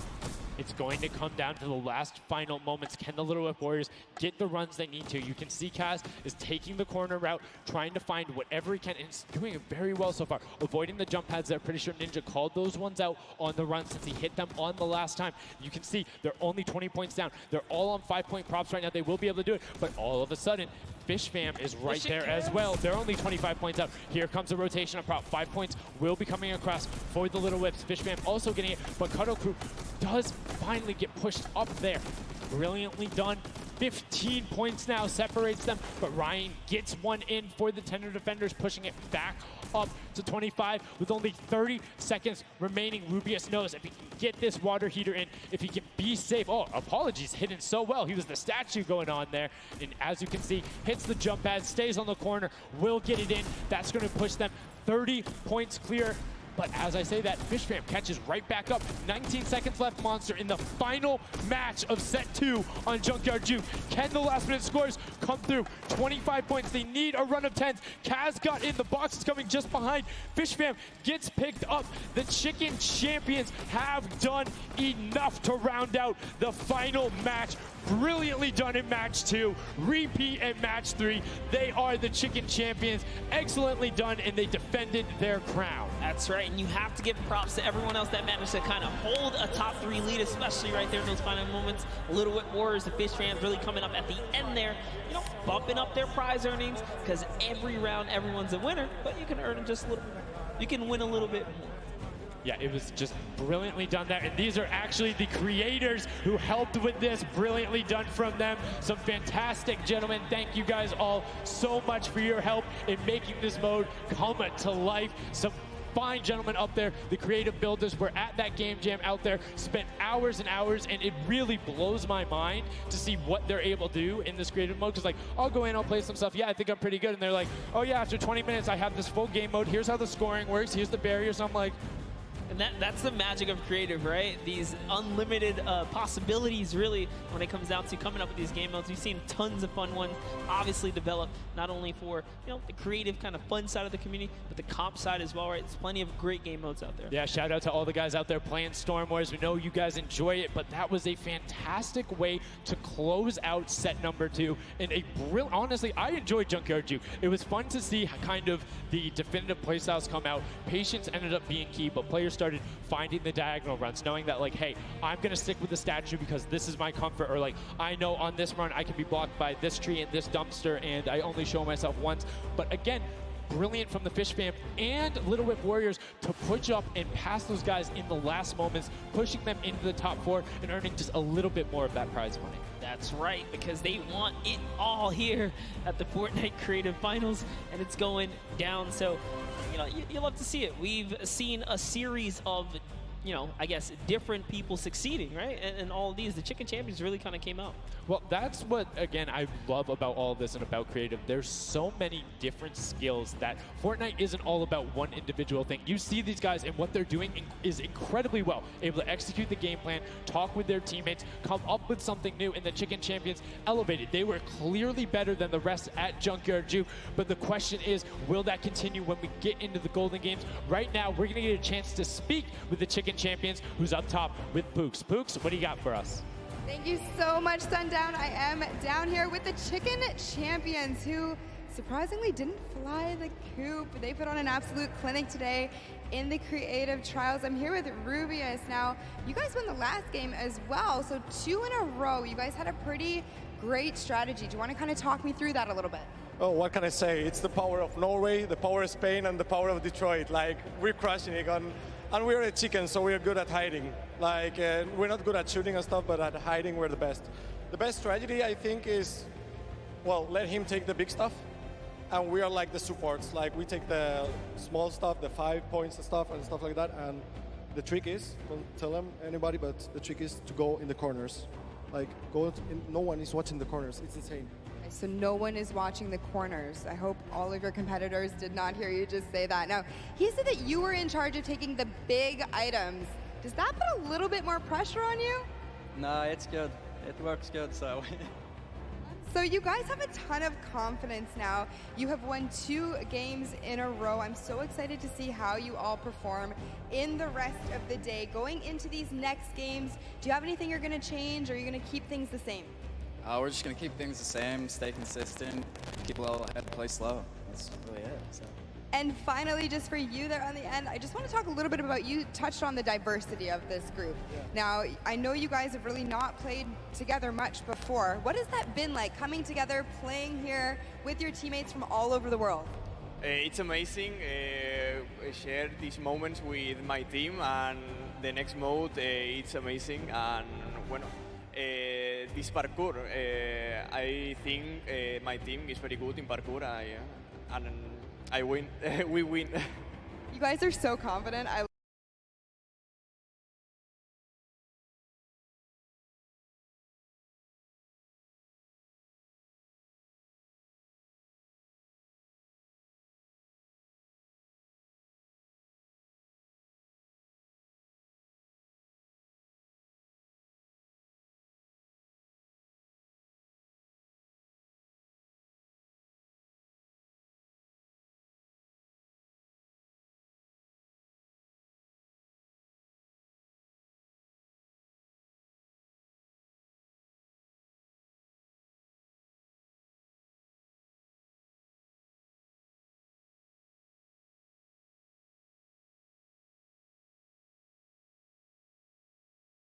I'm just curious to see who is able to then take their gameplay and enact it when you get to think on it, because you get to then process and be like, okay, we were this close. We were right there. If we had maybe like a little bit more aggressive, or like maybe if we were a little bit better on defending, or maybe one person picked a different lane, the result could have been different. And these guys have been so good at adapting to the circumstances that I have no doubt that the Chicken Champions aren't just going to comfortably sit on top.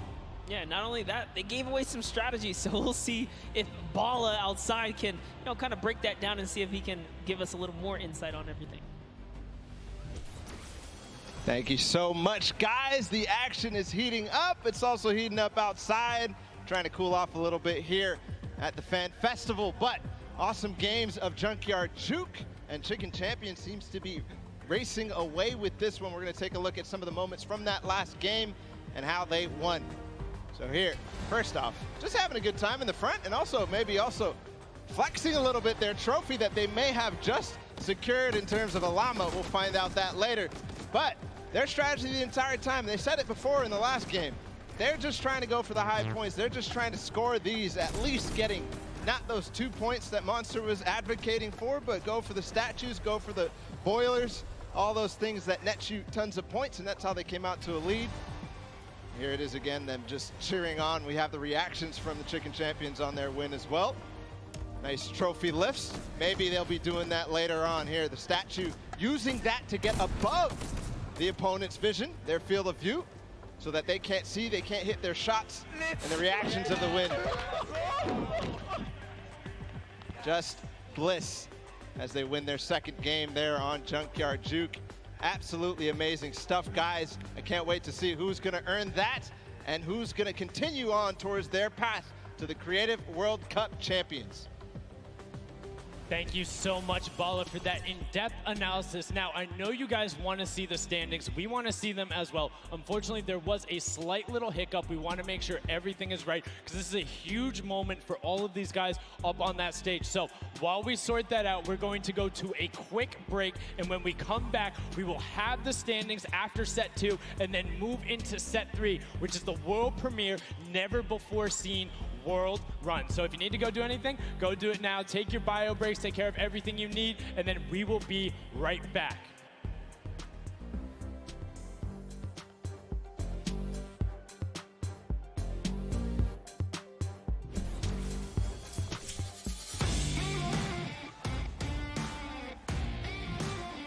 Hey, my name's Magma, and today I'm in New York because I qualified for week 4 of the creative trials for Godiga's map. I'm really looking forward to showing my skill set off and meeting all the players and showing everyone what I can do here.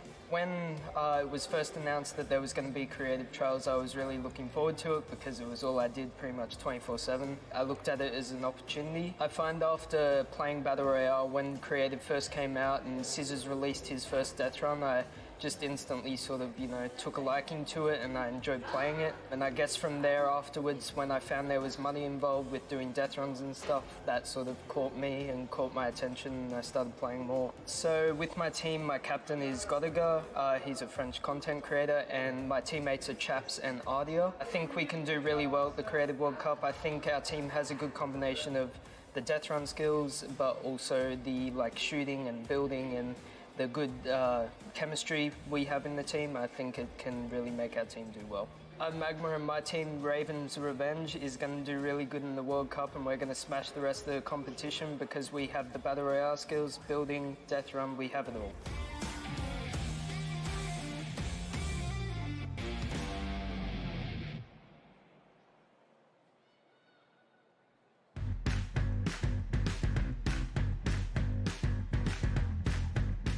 I am here in the production pit. I am in engineering row right now. I am joined by my friend Peyton, and he does the robotics. Let's talk a little bit about that. What do you do specifically here?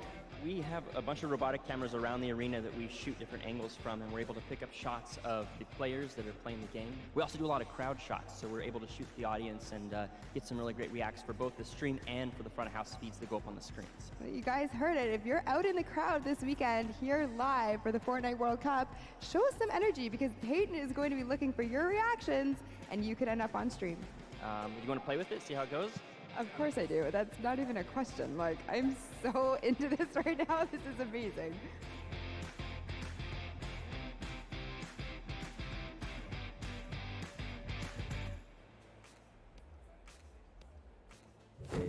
I'm Scarlett. I've come from Japan. I'm happy and excited to be playing with so many players that I've seen on the internet. My favorite place to drop is Fatal Fields. If I win the Fortnite World Cup, first I want to buy a house, and then I'm going to eat a lot of food.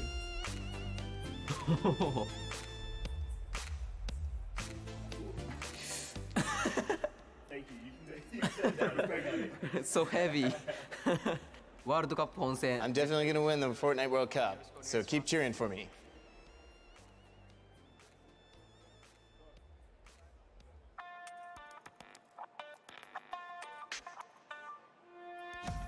Hi, I'm Fortnite and I'm here to compete in the Creative World Cup. I competed in most of the trials and was really excited when they announced the bonus weeks after the original 5 were over.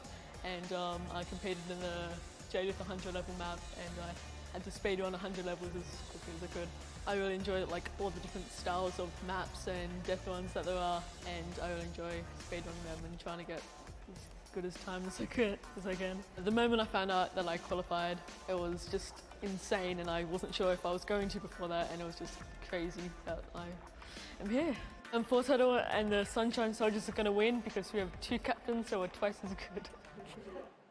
What is going on? We are getting some good practice here for the Fortnite World Cup Creative Finals happening very, very soon. A lot of first thoughts, first looks at the Sky Station Showdown, which is an incredible map. It was a great map. I mean, it mixes a huge new element into the game. You know, you got to protect the person with a sword, capture the objective, but my team, great teamwork, and, you know, we kind of pulled through at the end there. It was awesome. 1,000%. You know, so being able to kind of get your hands on the map, you know, before, obviously, the big moment. Practicing, it's nice. It's huge. It's huge. And so, like you said a second ago, this is a brand new way of viewing Fortnite and playing Fortnite, which is incredible. Exactly. It's super exciting. See what people come up with, and then also turning it into a competitive aspect and put it in the game and make this tournament, so.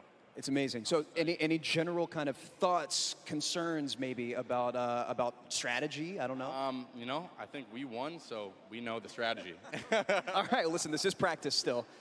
We've got the big moment coming up very soon, but do you want to shout out your team real quick? Yeah, no, we've got some speedrunners in our midst, actually. We've got Tyler, we've got Zand, and Suzu. They are all speedrunners of death runs. And as you know, later in the Creative Cup, there's going to be a death run involved level, so we're going to take that one home, too. Inspired by the creative man, Scissors himself has made many a streamer, many a content creator very angry with a death run, myself included. Great job with the practice round. We'll see you very soon. I'm excited. Love it. Thank you. Ladies and gentlemen, welcome back to the Fortnite World Cup Finals. We are here in day number 1 where the creative finals are going down. The stadium is jam-packed with fans from around the world who have traveled here not only to watch us crown World Cup Creative Finals champions, but also solo and duo champions as well. I'm Zeke, this guy right here is Bala, and we're getting ready to hop back into all of the action. Now, I think, you know, we've seen a little bit of the first 2 game modes. You know, we got to see a little bit of the Sky Station Showdown. We got to see a little bit of that Junkyard Juke, but there's actually something that Sundown teased, and that is the World Run. Yep. The World Run coming up next. It is an awesome, you know, it's something that I think a lot of these players are used to. Yeah. And I think they'll be very, very comfortable here. We'll have to see whether the challenge of the obstacle course will be, you know, anything that these guys can balk at, or if they're going to be able to just cruise through it. We'll see. It's going to be fun, though. Well, it's going to be really interesting, right? A lot of these players are very familiar with death runs, and it's very, like, mechanical, right? Yep. If you know how to execute, you can get through these obstacles, but you have to kind of get your eyes on them first, figure out how they work, and then make it through. So I think it's going to be very interesting, very fun for everyone here, and all the players as well. I'm hoping to see someone make it to the end. I don't know that anyone will, though. We'll there's see. 30 coins, and from what we've seen in practice between us and other people, it's very difficult, so we'll see. We'll hop into the overview and stuff like that later, but just to give like some examples of the things that there are, there's, you know, the trap, trying to trigger them, making sure you move. Impulse grenades are in play in this. There's some lava, all sorts of treacherous things you have to get across in this World Run. A lot of Neo jumps as well. And again, massive shout out to the 17 content creators that helped put these maps together. Mad props to you. You know, their hard work is being shown here on the stage. And these guys are at home, here, of course, playing it as well. In case, you know, you guys forgot, I'm Zeke. This guy right here is Balo. We're getting ready to jump into these next few matches. We'll get you guys up to speed with all the format and all those things. You kind of tease it, but we'll get there in just a moment. And very quickly, the Chicken Champions were actually the winners for set number 2, Junkyard Juke. Let's take a look at them right now. They were overall victorious of that last set, and there you go. The Tender Defender is there in person to congratulate them, Bala. Rubius and his team, they worked hard for it, and they are the victors. Yeah, and warming up for the next run, but they know now they earned the Silver Llama for that set, so it's 1-1. Woo! Chicken Champions earning their Silver Llama right now. They're surprised because they were getting ready, but here it is. Rubius is like, wait, do I actually get that? Is that actually mine? Yes, it is. Yes, it is. So, you know, they are the current set winners. They have a Silver Llama for themselves. So that's now 2 different teams that have a Silver Llama. With only a few set matches left to go, I believe, you know, if the Chicken Champions can secure themselves a second Llama, that would be huge for them and their team, but we'll have to see how things go for them. And the timing of the Silver Llama couldn't come earlier because they're about to hop in. This is definitely a booster for them in terms of their emotions, in terms of their confidence going into the World Run, because it is precise, it is difficult. You have to make sure that you hit it, otherwise you're wasting time. It's going to be a race between these guys to get as far in as possible, so that confidence boost is going to help dramatically in this last normal set here. Yeah, for sure, and it is actually a race, the World Run. It is similar to a death run with a bunch of obstacles. Let's go ahead and talk about that and everything that surrounds it. So there's actually 30 coins in the map. Whichever team gets all 30, the fastest, or as many as possible until time runs out, will be the victor for that round set. You know, like I said, these are insanely difficult obstacles. I'm going to be honest. I'm going to be forthcoming. I'm going to be vulnerable with you, the Fortnite fam. Listen. The farthest I got was 14. That's not bad. Okay. It's actually really difficult, and I'm by no means a death runner. By These no guys means. are the best of the best. These guys are going to fly. In terms of death through. runner, in terms of this map specifically, it's going to be absolutely awesome. We're going to go ahead and take a look at some of those obstacles right now. So go ahead.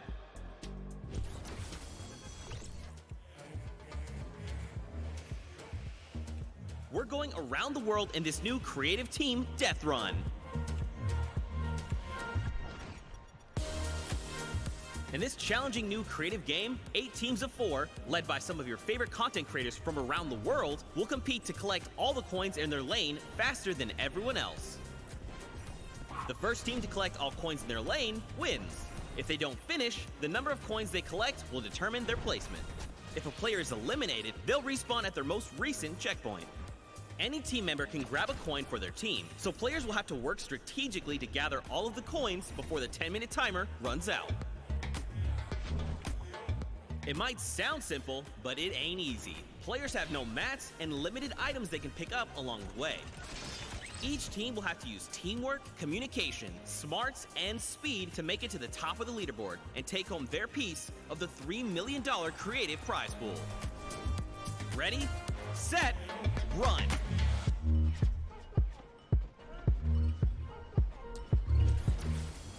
Zeke, I do not know how you just did that while you were here. That did not sound like you here at all, and I didn't see your mouth move. I'm magic. That's just how it goes. That's just how it goes. But yeah, World Run, you got a little bit of sneak peek there. We're getting ready to hop into these games right now.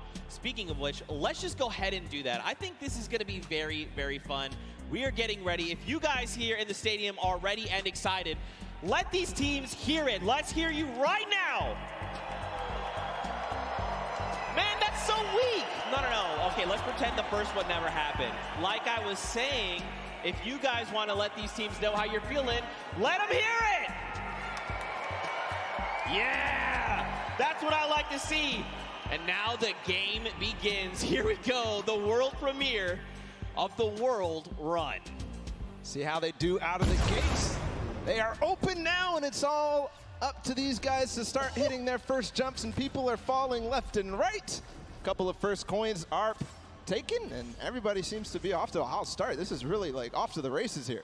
Man, Forturtle and Zand are already flying through these first set of challenges. Again, you know, these are the very, very top of the best of the best of the creative world, right? They've worked all 8 qualifier weeks long. They've made it through with their team captains, and now they're here. So once they figure out these obstacles, be prepared to watch them fly through them. And the first couple are relatively simple. Here's the double doors.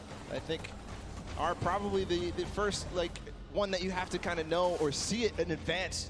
And then here, the impulse jump into the tire, into the castle, and 3 players have already made it all the way there. It's neck and neck between most teams right now, 10-8. Bro, I'm so mad. Do you understand? I literally had to play this to completion, all 12-minute rounds, 4 times to make it halfway, which this is the castle. And these guys got it in like 3 minutes. I'm upset. Oh, this is why they're the World Cup creative players, and you are not. You're here casting. That's cool. I'll hold that L, I suppose. I'll hold that for sure. So there's a few challenges here in the castle here, Bala. But as you saw there, Karora actually took a little peek at it. There's these little bumpers, and that'll actually send you upward into the next, basically, tier. So the most optimal strategy here is actually to leave two of your teammates behind, send 2 up to try and gather more coins faster. Because otherwise, you're just going to dedicate too much time, and you really want to maximize your time in this World Run. And there's definitely a couple coins that you want to get as fast as possible through here. They're trying to get the half slides through with the chiller traps. Right now, nobody seems to have figured it out just yet, at least in the view that we're watching. But meanwhile, the Fish Fam and the Sunshine Soldiers are up to 13 now, but still neck and neck. I believe all teams are now inside of the castle, and we call this basically the first kind of tier of the difficulty for these obstacles. As they move up and go past this, they will become progressively harder. Yeah. And again, this is the first time these creative players, qualifiers, have seen the World Run. They've never seen it before. They have just, you know, they are mad. Their skills are insane. And look at this. Taldeck's already up on the next tier. So he's probably telling his teammates, all right, look, up here, I just use this bumper. What do I have to do? So he's already trying to figure it out. I like it. That's not me. The moment I hit that pad, I was like, I guess I just keep moving forward, and I kept running. I love this experimentation. He's actually also communicating back to his teammate at the same time, because he went over that bumper and he's looking, do I have an opportunity to go back here, or is this it? Do I have to go forward, just like you were alluding to before? And now he decides, okay, he tells exactly what's going on to his teammates, Ninja, Kaz, and company, and they move forward. Alex JJ, though, is off to really the races. He's way ahead of everybody else, I think. But no, there's a Raven's Revenge. No, it's Svenos. It's his teammate. They're moving. Yeah. They are moving. So what's tricky about that last jump there is those little directional pads will give you forward momentum, but in jumping you lose some of it. So you actually have to make it in a straight run. There you have to trigger the trap, get the impulse to make that precise jump, land on the other side, trigger the trap in one fail swoop, while also taking a step back to keep yourself safe. Now there is a little few secret ways to kind of trigger certain traps or get around certain obstacles. We'll have to see if these players discover them. But like you said, man, Svenos is destroying the game right now. Just unbelievable. And this isn't even a team that qualified from a death run or elimination run or even a speed run. They qualified from a survival map. And he's doing things like this. He is leading the pack. There's a Fish Fam up ahead of him, though. Yep. They're not hitting this just yet. This is so precise. You have to change the altitude. Is he going to hit it? No. Second try. Here's Suzo. Here we we go. First jump. Now this is the impulse. You want to sit you a little bit forward. Now this is one where you want to get height. You got to throw it, try to get on top of it. No! Just barely, Suzo. And he's at 21 points right now in third in terms of coins. And it's all up to timing, I think. Zeke, we might see this end in the first match here. In the first round, they might end up completing everything because they still got 5 minutes to go. Well, we'll see, Bala, because here's the thing. That obstacle there is called the ice jump. But this next one that Forturtle adds, we call this the double danger. Let's just look at this real fast. This is really tricky. He already knows. He's already downloaded. He already knows what must be done. So you actually have to double hop, double bunny hop, land on the edge, take a step back, trigger the trap without being eliminated, right? Then you can walk up this small ramp. Then, depending on how you want to go about it, you can just go forward. Yes. He actually makes... Okay, I'm upset. Third try. I'm leaving. I'm done. Forturtle. And he gets the coin in one swoop. Oh, my. But one thing, we have to look at the scores right now. 5 minutes to go. Fish Fam is at 26. They only have 4 coins remaining. But everybody else is starting to fall behind. We're starting to see the Fish Fam come way out above here of the rest of them.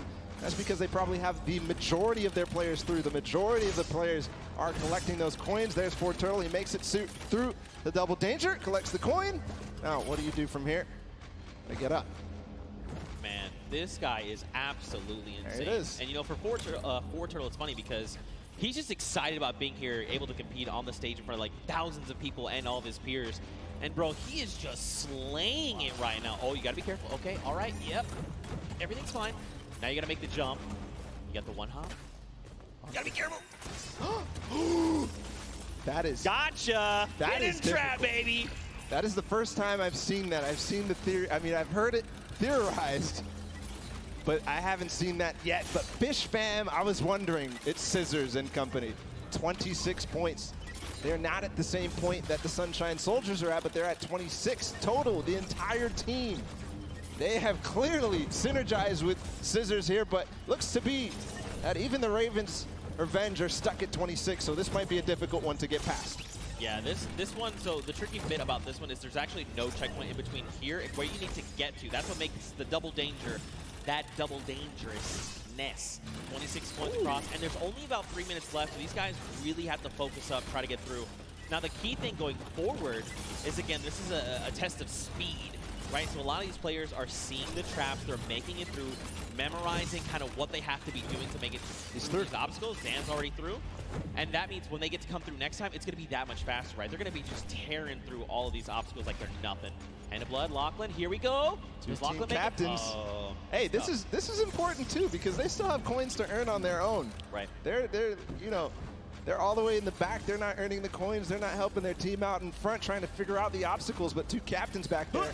Ooh. Okay. All right. Trigger the other one. Yes. All right. Land on it. Trigger that one. Dude. Is he gonna get it? Nice dodge. Ooh. This is insane right now, and there's the second player to make it through Forturtle into the door. No! Nope, and look, you drop back down. So that's the challenging part. We call this thread the needle, right? You have to make it in one go. This is extremely difficult, and this is where a lot of these players are going to get caught up. But Turtle is a legend. Look at how methodical he is. He's insane. Look at these the precision jumps, man. He's not going to miss this ever again because he already knows that trap, unfortunately, was timed at the wrong time for Clytax, but he's up above. Let's see what he can do here, going to try and attempt this again. Trap above. When he lands on that, he has to jump at the right moment, then slow himself down. Forturtle from up above, still back. Nobody has passed this point just yet. All right, first trap, second trap. Hop across, take a step back. Nice. Jump across, take another step back. Okay. He was trying to be a little greedy there. I respect it. You know, you sometimes just want to land on that without having to kind of hop back out and kind of just risking that. So it's good that, you know, well, it's not good. It's bad that he messed it up, but it's okay. This is Turtle. He's an MVP. We're watching him. This is crazy that it comes down to this. There's a minute and 30 seconds about to figure this out. He got up here before, and he didn't make it through the door. He's not going to make it again. Unfortunately, everybody is hard stuck at 27 coins with 1 minute left. I believe whoever is going to be the first to make it through here might find themselves the first winners on the world run. 1 minute left. You gotta be thinking, are they saying Raven's Revenge? Wait, they just got the 28th coin. They might be through Thread the Needle. Next up would be, I believe, bump jumps. He did get through. We saw the end results up there. Made it through the door. Okay, yeah. Ooh, nice catching yourself. All right, you gotta trigger the trap. That okay. boost pad on the side. It's just disappointment and frustration in his face. Ooh. If he wants to secure this, he needs to try to get one more coin in the next 30 seconds because I think fortturtle is going to be able to catch up. Here's the All jump. right, this is the first time we're gonna see this. 25 seconds. Okay. So this is where you risk it all, man. This is it, the leap of faith. Watch these precision jumps. We've got 18 seconds left on them. So these are these Neo jumps, right? You jump out and around, keeping that momentum. 10 seconds left here. One coin remaining for the Ravens Revenge to find. He just got to get around that corner. I don't know if he's going to be able to climb these staircases just now. No, he's given up. He says no. Everybody else is left in the dust. Ravens Revenge take the first world run with 29 coins. Not quite finishing the map, but I believe next time they might. And these legendary birds of the sky, they made it all the way up there, man. They were on the leap of faith, that last little section there. They had 29 coins, and if they had made it up, especially if they made even just 2 people up there, they could have been kind of starting a rotation, right? You jump first, see how far you can make, I will follow. But the big key for them is now they know what every single relay is, right? So going into this next round, they can say, we know we have to do, don't forget, make this precision jump here, do these little things to try and get through. And that could prove to be a very good advantage for them. Yeah, and they don't have the Silver Llama yet. They don't have anything in terms of Llama, so this is important. Any of those teams that don't have a Llama right now, they need to earn it if they want to be in contention towards those golden games. Of course, every match matters, Zeke. They are earning prizes every single match. And that's got to feel good, right? To have a stellar game here to get some of that prize pool for yourself and your team. That's huge, right? Like, so much respect to these. Also, Turtle, what the heck? Yeah. What is this kid on? Yeah. Ridiculous. He was one of the first to achieve every single obstacle every single time. Finally, he got stuck on that one at the end. I don't know what you were calling it. It was a nice twist of the tongue, but just amazing there from fortturtle to be the first every single time and then getting overtaken at the end. But, you know, next time, he knows it now. He's probably going to be the fastest to get ahead of everybody because he knows it all now. And you saw how mechanically good he was once he figured out the obstacle. So I think all signs are pointing towards another fortturtle performance like that. I mean, like you said, he's downloaded it all, right? He's got it up here, and now he's put it down on paper. I mean, again, though, Ravens Revenge, they've got a little bit of that advantage, right? They've seen the other plays. I think the big thing, though, is trying to get more of your teammates through to the challenges, right? Like, it's very difficult to try and get all 4, you know, in one fell swoop, Raven pun. But if you can make it, even just that second person, like the moment you start to miss a jump, you're like, all right, I'm going to be eliminated, just go forward. And maybe that person sees where you went wrong and is like, okay, I can make the jump, and then they go forward, right? And then you're just kind of constantly plodding through, getting more coins, and getting where you need to be. Yeah, and there was also an aspect of covering for others as they made it through, especially as that castle point happened. We saw Lachlan and Hand of Blood, the 2 team captains, all the way back in the back, but their teams were still up there because they were covering for them, they were getting those coins. But next time, they definitely need to be trying to make the effort to get all the way through and collect those coins as time progresses. Yeah, for sure. You know, I think what would be only fitting is to hear from one of these teams. Specifically, I want to hone in on the Cuddle Crew. We've got none other than Monster standing by with them to hear their thoughts. What happened here? Okay, yeah. All right, so here we have it, Lachlan. I know, I've heard from the grapevine, these guys and yourself actually qualified for the creative finals through a death run. And boy, oh boy, I just got to know what happened here. How did this translate? This is a death run. What happened, Lachlan? Look, the qualifying map was a bit of a puzzle death run, so, you know, they had time to work with it. It was our first attempt running through, so it was a bit rough. I don't know if you guys caught me sitting on like an impulse level for like 10 minutes, but that was fun. So we're not going to do that this time. Clytak's over here. He's our designated carry, so hopefully he can carry us harder in the next round, and yeah. I hear that. So now I got to come this way. Lachlan is dependent on you guys. What was going on? Was the death run, did it catch you by surprise, or was it just certain tricky moments that kind of choked you up and had you hung up there? Yeah, I was a bit of confused in the castle because I didn't know where to go, and then the impulse jump at the beginning, it just messed me up a bit. and at the end, I didn't know where to go. It's just a bit confusing. And I have one more question here. So you guys have not seen the def run prior to this. Do you think that kind of held you back? And if you have another run at it, which you will, do you guys think that that second time around you'll kind of have the strategies down packed? And I'm gonna come down here with this. Yeah, I think that the first time around is always the hardest because, you know, you're kind of going into this environment, you don't know where to go, but the second time around, I think we'll be a little bit stronger and hopefully we get better time. Absolutely, I bet it. So once again, this is the creative finals here. You guys, like I said, Lachlan pulled through with the puzzle def runs, but just showing the difference here. So we're gonna send it back up to you guys at the desk. And again, thank you. You know, Lachlan, you are good at many things, but apparently you're showing the world you're not the great at impulses. But it's okay, you're gonna have another shot and showing them that the original thought we had is wrong, because I know you can do this. I know you can. We had a chance to talk earlier and you're like, bro, I'm the best. And I was like, I know that. Show everyone that. You just gotta show them, Bala. You know what else we're gonna show them? We're gonna show them the standings after that first game in this set right now. Who ended up where in terms of the prizing and where they are on their journey to the llama at the end of the set. So it's Raven's Revenge obviously in first. They earned themselves $55,000 and that much closer to the silver llama. That's right, but don't forget, Funky Fighters and the Chicken Champions both have those silver llamas. That is going to be a massive determining factor in going forward. You know, if you're Raven's Revenge, you are absolutely looking to try and snag that silver llama if possible, because that's going to put you in contention, right? Then you have to set your eyes on the gold llama for the tiebreakers. But all in all, to be able to kind of come through and win that prize money for you and your team is massive. They have confidence, right? And again, I think the only other team that stands right in their way right now is Turtle. This guy is a maniac. He's showing us that he is. Let's see if that happens here in game number 2. The Sunshine Soldiers fell short, but Turtle showed us all what he was made for. And I think we're getting ready to go into the match.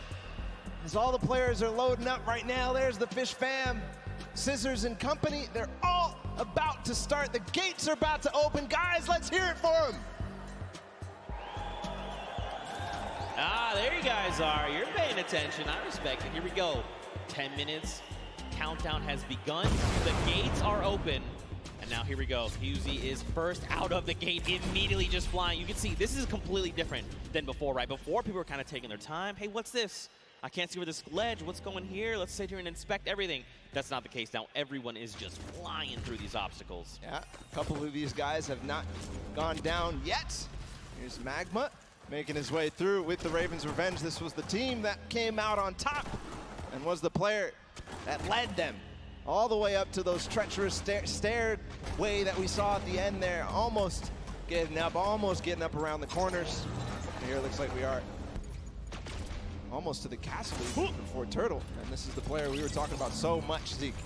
That's right, man. A legend in every way of the word. Stewart almost making the jump for the Sunshine Soldiers as well.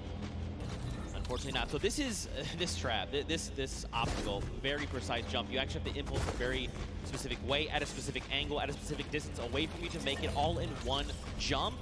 You can also, I hope they're not listening, but you can turn around and actually impulse backwards, right? So you face away from the tires and impulse yourself backward while jumping. Again, even doing that though, very precise. You know, you have to make sure you're doing this in one go.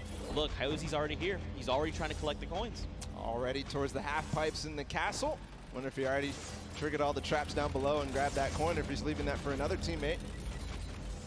Gonna grab that coin perfectly. Nice job by Hyuzi. Now he's moving up even further. No, he's gonna go back to get those traps.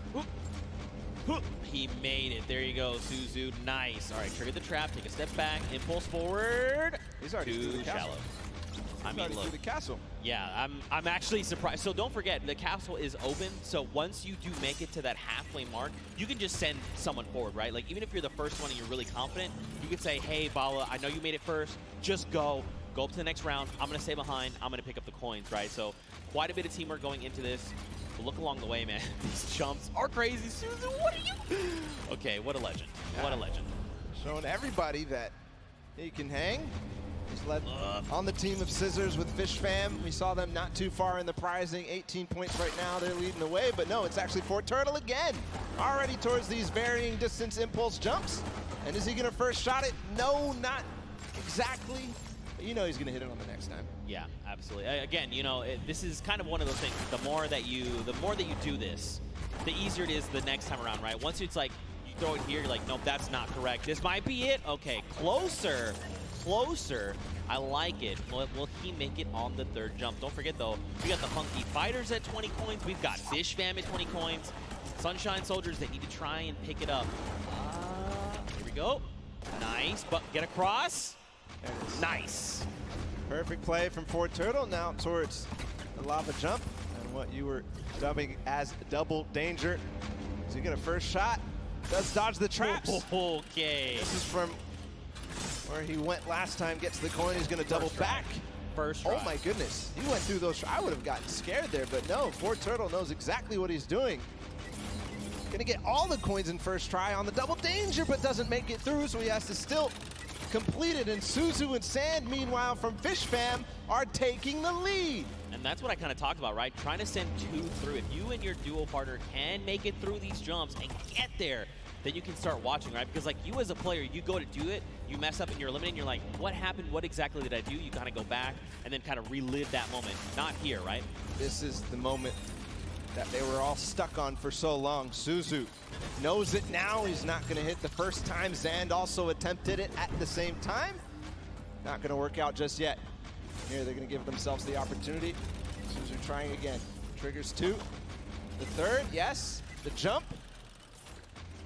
All right, yes. Nice. Oh, and Zand. He was worried there that he might have pushed the door him off. Not sure if he made it. I don't see him falling down. Yes, he did make the doorway, and now he's back towards this thing where he has to go under at the same time as triggering the trap. He does it. He's back to the stairs. The Fish Fam only need 1 more coin, and they're about to do it in 5 minutes. It is so fast here. The last time we got here, it was 1 minute and 30 seconds. So 1 more coin for him to complete the map. He makes it farther than any player has yet so far. Where's the next pad? He actually found it first try. I don't believe it. No, that was not where you gotta go. You gotta go back inward. It's okay though. He's gonna get another shot. Man, that was very impressive. Honestly, I would have been like, where am I supposed to go? But that's why this is called the leap of faith. You've got to jump around that corner and hope that something will be there to catch you. Faith he has. And with 4 minutes and 50 seconds to go, not a single person, not a single soul in vision. He's going to have plenty of time to work with. We'll see if the Ravens' Revenge can repeat and get back to where they were, but it looks like Sand is also going to join as well, but no, he falls just before. Yes, Tyler too. So the Fish Fam is coming through in big numbers at this last leap of faith. And you know what could be huge here for Fish Fam? If they can make it through the leap of faith and they can actually get this coin, they're going to stop the timer, right? So less time that everyone else kind of has around to observe what's going on and try to get this practice in, the better. Here we go. Nice. All right, you got to jump in and out and around. Out and around. Yes, use the wall. Okay. All right. Yeah, look around. Uh-huh. Yes. All right. Okay. All right, here we go. This is it. Last jump. Ooh. And he needs to hit the coin. This is going to be it. No, he didn't touch it. Just barely missed there. Finally hits the bouncer and he's gone. There it is. The first players to complete the world run in 5 minutes and 52 seconds. An unbelievable time compared to what we saw last time. But still, the remaining teams have to battle it out. Back to the Ravens' Revenge. They're still on the double danger. And they are going to get through. He has to hit the door, though. Oh, he almost fell all the way back down. Here we go. Not finding the speed, not finding the bounce there. Threading the needle. Oh, you hate to see it. Now, don't forget, remember, Ravens' Revenge was the first team from last round. They made it here, and they're already kind of right back where they need to be. You've got the Sunshine Soldiers also going for the leap of faith, but look at how many coins they have, right? In theory, they should be at 29. This should be the last coin that they need to pick up. But someone hasn't picked up points. Now, where? I'm not sure. But that could make or break their performance right here. That absolutely could. We know Sunshine Soldiers had a great performance last game. Fort Turtle has completed the map. If you see him up there, he's just watching on down. But the Ravens' Revenge seem to have completed just a little bit more. Everybody now, I think, going to be trying to attempt these last couple of jumps. And they must try to complete the match. But important to note is the Ravens' Revenge in second place right now. They need 1 more coin as well. That puts them in a huge advantage for that Silver Llama when we go into the third game. What just happened there with Stewart? He just climbed to the top with the tires. That's right, the secret tires. See, these are little things you discover as you're... Oh, it's okay, Stewart, don't worry. Take a deep breath, line it back up. You got this. 2 minutes left on the clock, Bala. Taga all the way in the back. He's catching up with his team. He's going to hit that. Can he hit the last one? He lost a little bit of speed, but he does. So he's joining up. Maybe he can collect any coin that he missed. No, it's actually going to be Artur up here. He's got to finish the leap of faith as well. So number of teams here. Man, you got to think, if you're everyone else, you've already seen the Fish Fam stop that timer at 5:52, right? Just under 6 minutes. So you're thinking, we have to go. We have to be hitting these jumps, and that's just applying more pressure, right? Especially with a crowd here roaring as well. You know, there's all this pressure on the line. Nice jumps here. All right, keep looking around. Yeah, you see it right there. Bounce off the wall, out and around. Oh! So difficult. So challenging. He's learning the reasons why right now.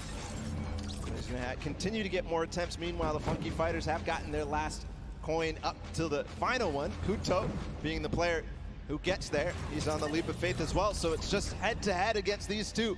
And this is very important for Funky Fighters. They need to stop Raven's Revenge. If anything else, getting second obviously important, but also because it's head-to-head against Raven's Revenge, this is such a meaningful final jump. And, I mean, don't forget, they were the winners of that first round, so they already have points built up from that. If they can secure this last coin, that could be massive heading into the standings. But again, we've just got about 50 seconds left here. You can just tell they're just trying to hit these jumps with everything they can. Okay, Kuto, right, a little bit further than we saw him last time. He's got to make the leap. Yeah, this is the one you have to go out and right, right? There you go. Now the bounce off the wall.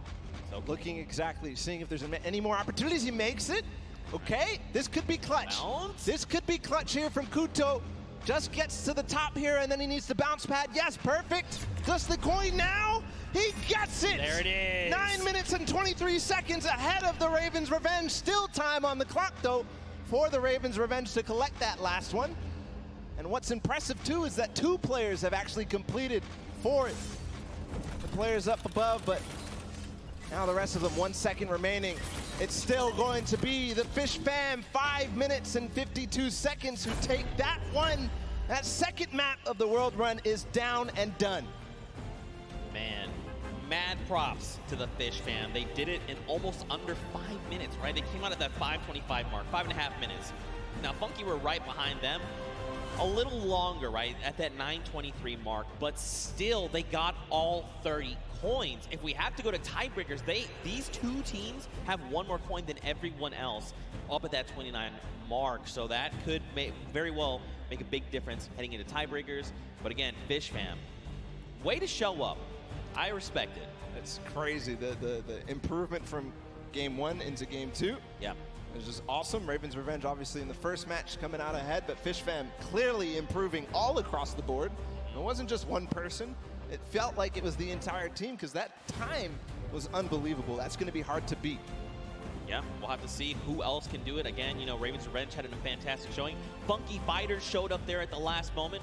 And then, obviously, the Fish Fam. But don't forget, you still got players like Fortnite over on Sunshine Soldiers. Everyone, all of these teams have someone that's going to get them very, very far, right? We've seen that.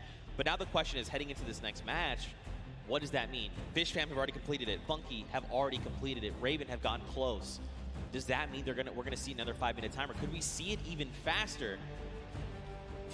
Good question. And what Ravens Revenge needs to figure out how to end the match, because if they don't, then they won't be able to get ahead. They won't be able to close out, especially as other teams go ahead. Fish Fam knows how to complete it. They've proven that they can complete it, and Funky Fighters as well. Yeah, for sure. Well, for now, let's send it over to the stage where Pookie is standing by with the Fish Fam. And Pooks, real quick, ask them what their favorite fish stick is. You know, can't always make it all about you, but I am down here with the Fish Fam. It is, dare I say, official. They're the first team to take a victory in the death run. I'm going to start here with Suzu. So you were the one that essentially clutched that victory for your team. How did that feel? It felt great. Like, at first, I choked the bouncer, and then I thought I choked the level as well. But then I refigured it out, and I picked up the coin. I was like, wait, this is it? Let's go, baby. It definitely looked like you were in a little bit of a precarious situation there for just a second. Was your team coaching and helping you that whole time? Yeah, they kept track of the coins that we picked up. They kept motivating me, like, you got this, this is easy, we got this, we got it in the pocket and stuff. So yeah, that felt great. Awesome. Now, I'm going to come over to you, Scissors. We all know you are the veteran of death runs. You have been doing this from the very beginning. It must be an absolute honor to be here on the stage today competing, being able to help these guys out, pulling through to a victory. Are you going to continue the strategy going into the next game? We've got the strategy on lock, and obviously it's awesome, you know, helping these guys, but they're helping me win. They're the real speedrunners. Well, I mean, it is a team effort at the end of the day. All of you have picked up coins. Sand, I'm just going to go over here and talk to you really quickly. Now, I mean, this Creative Cup, what does this mean to you as, you know, a creative champion? I mean, I'm not a champion yet, but maybe, yeah. Maybe one day. Well, thank you guys so much for staying here, hanging out with me. Best of luck in the next run. Zeke, back to you guys. Look at that, the Fish fam ready to go back in. They're already getting their heads back in the game. Also, great pun, Pookie. Also, I'm upset with you that you think this is all about me. What is wrong with you? All right, though, anyway, what kind of takeaways do you think these players can make heading into the next game? Well, the takeaway that I take out from that is that they were all supportive. They interviewed, they said they were supporting each other, keeping track of the coins, and pushing their Suzu ahead, making sure that they're encouraging him. But for everybody else, I think the takeaway is, how do we beat that leap of faith? Yeah. That's the one that everybody's gotten stuck on. They've wasted a little bit of time at the double danger, but the leap of faith is really where everybody needs to close out, especially the Ravens' Revenge, if they want to get that silver llama. Well, we'll have to see how things unfold for them. Very quickly, though, let's take a little break here. Let's send it down to Cam for his insight. Sundown, what you got? And Bala, and we're gonna take a look at some of the kind of strategy that goes into it. But first, all of these competitors who are here, who are competing in this world run, have had an opportunity to get there. It's been incredibly stressful. There's a certain amount of kind of mental edge you need to get through it. So let's kind of take a look in and how these competitors prepare for what was a world premiere and first appearance ever. Let's take a listen in and how these guys are talking and getting ready for the match.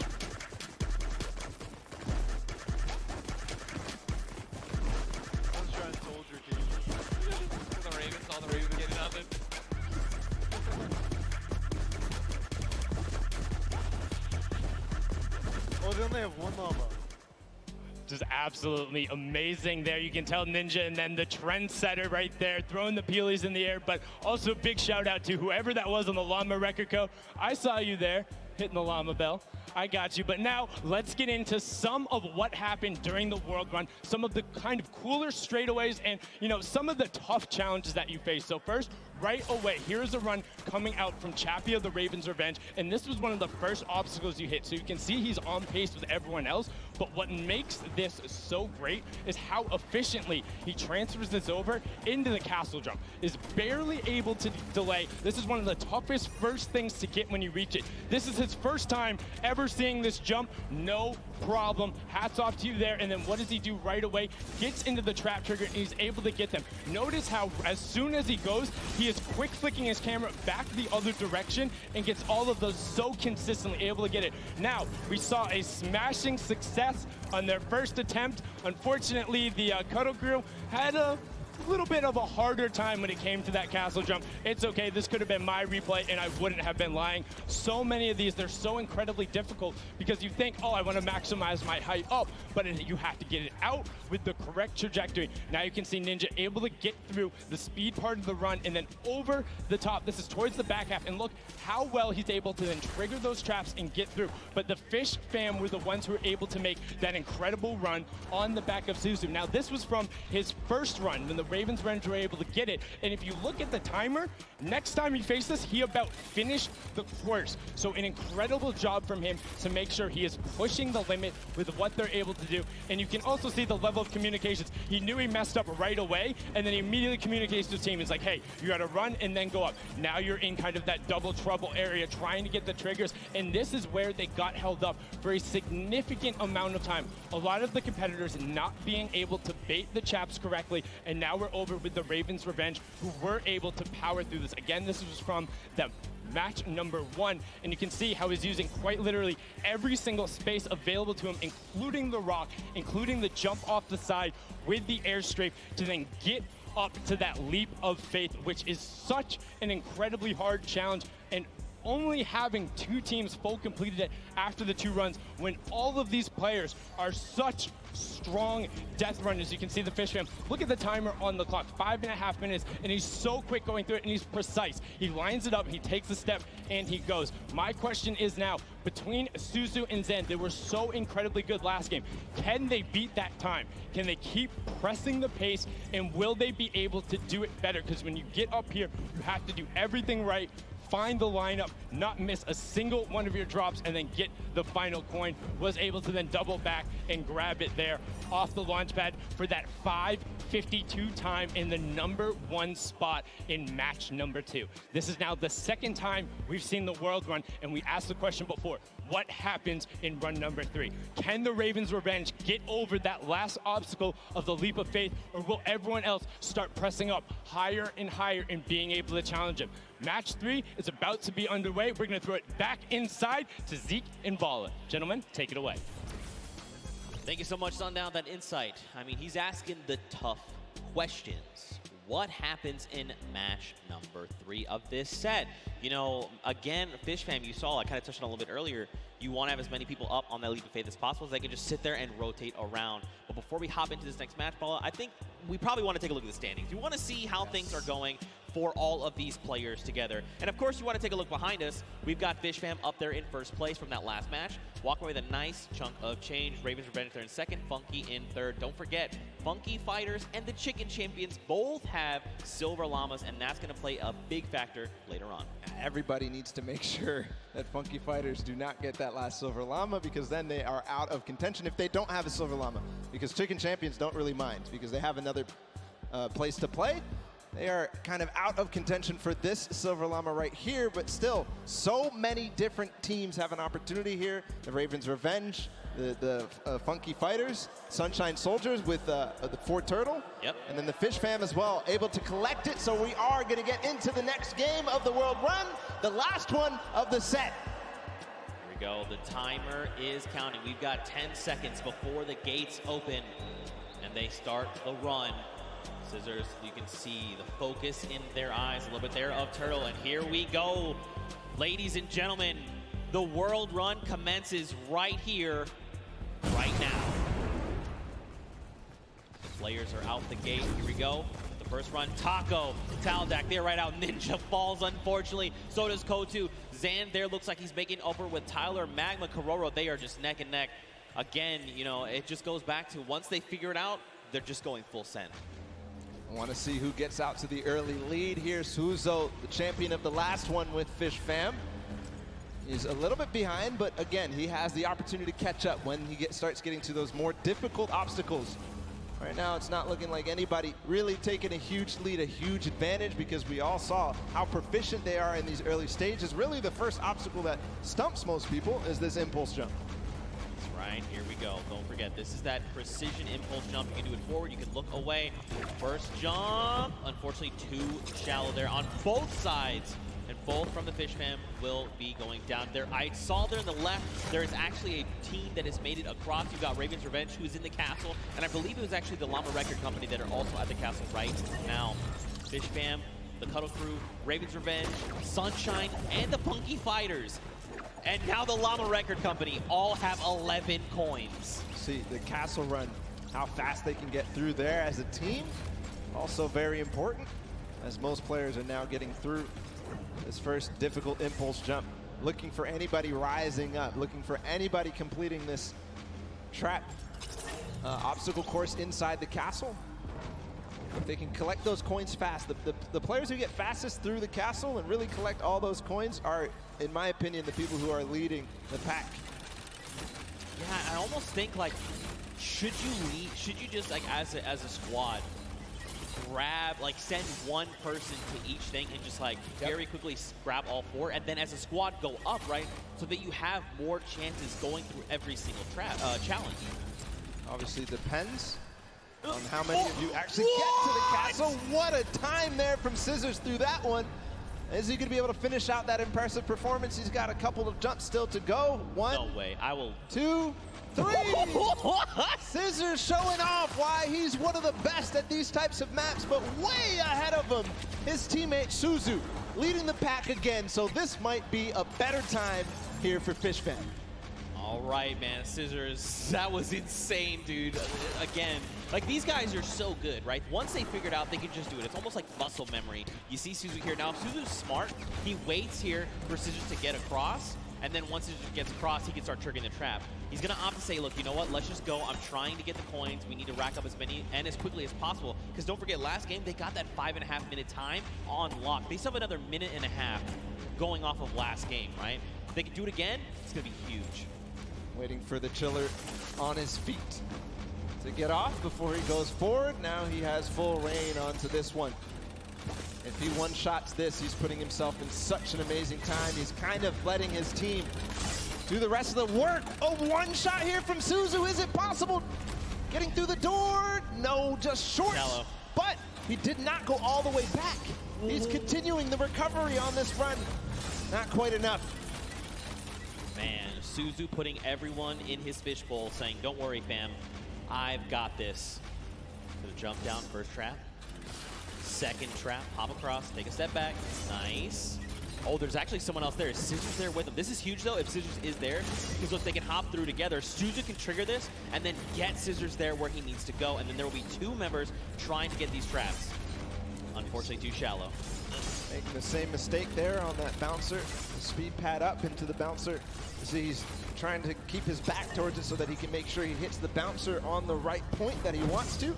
Kind of has it memorized at that moment, but a lot of teams starting to catch up right now. So, you know, starting to lose the pace that they had in the first game. Ooh, don't slide off, don't slide off. Unfortunately, slid off. Now look, Sunshine Soldiers, they're already at the 28-point mark. So are Raven's Revenge, but Fishfam right behind them. Everyone else is tied right around 25 coins. Oh, and look, they actually sent Clytax forward. He's trying to make it to the Leap of Faith. So he's left his teammates down behind, saying, look, just gather the coins. I'm going straight to Leap of Faith. That's the 1 point we know we need. Magma up ahead as well for the Raven's Revenge. And the record of the map by Fishfam has gone past. That was 5 minutes and some. And we're now down to 5 minutes left total. Magma making sure that he makes this jump. He doesn't want to waste time. I think he might have the confidence here. Just got to bounce off the wall. No. Short. Not yet all the way through.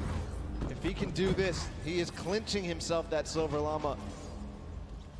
Stewart, okay. Yeah, these momentum jumps, very difficult, or neo jumps as they're also called.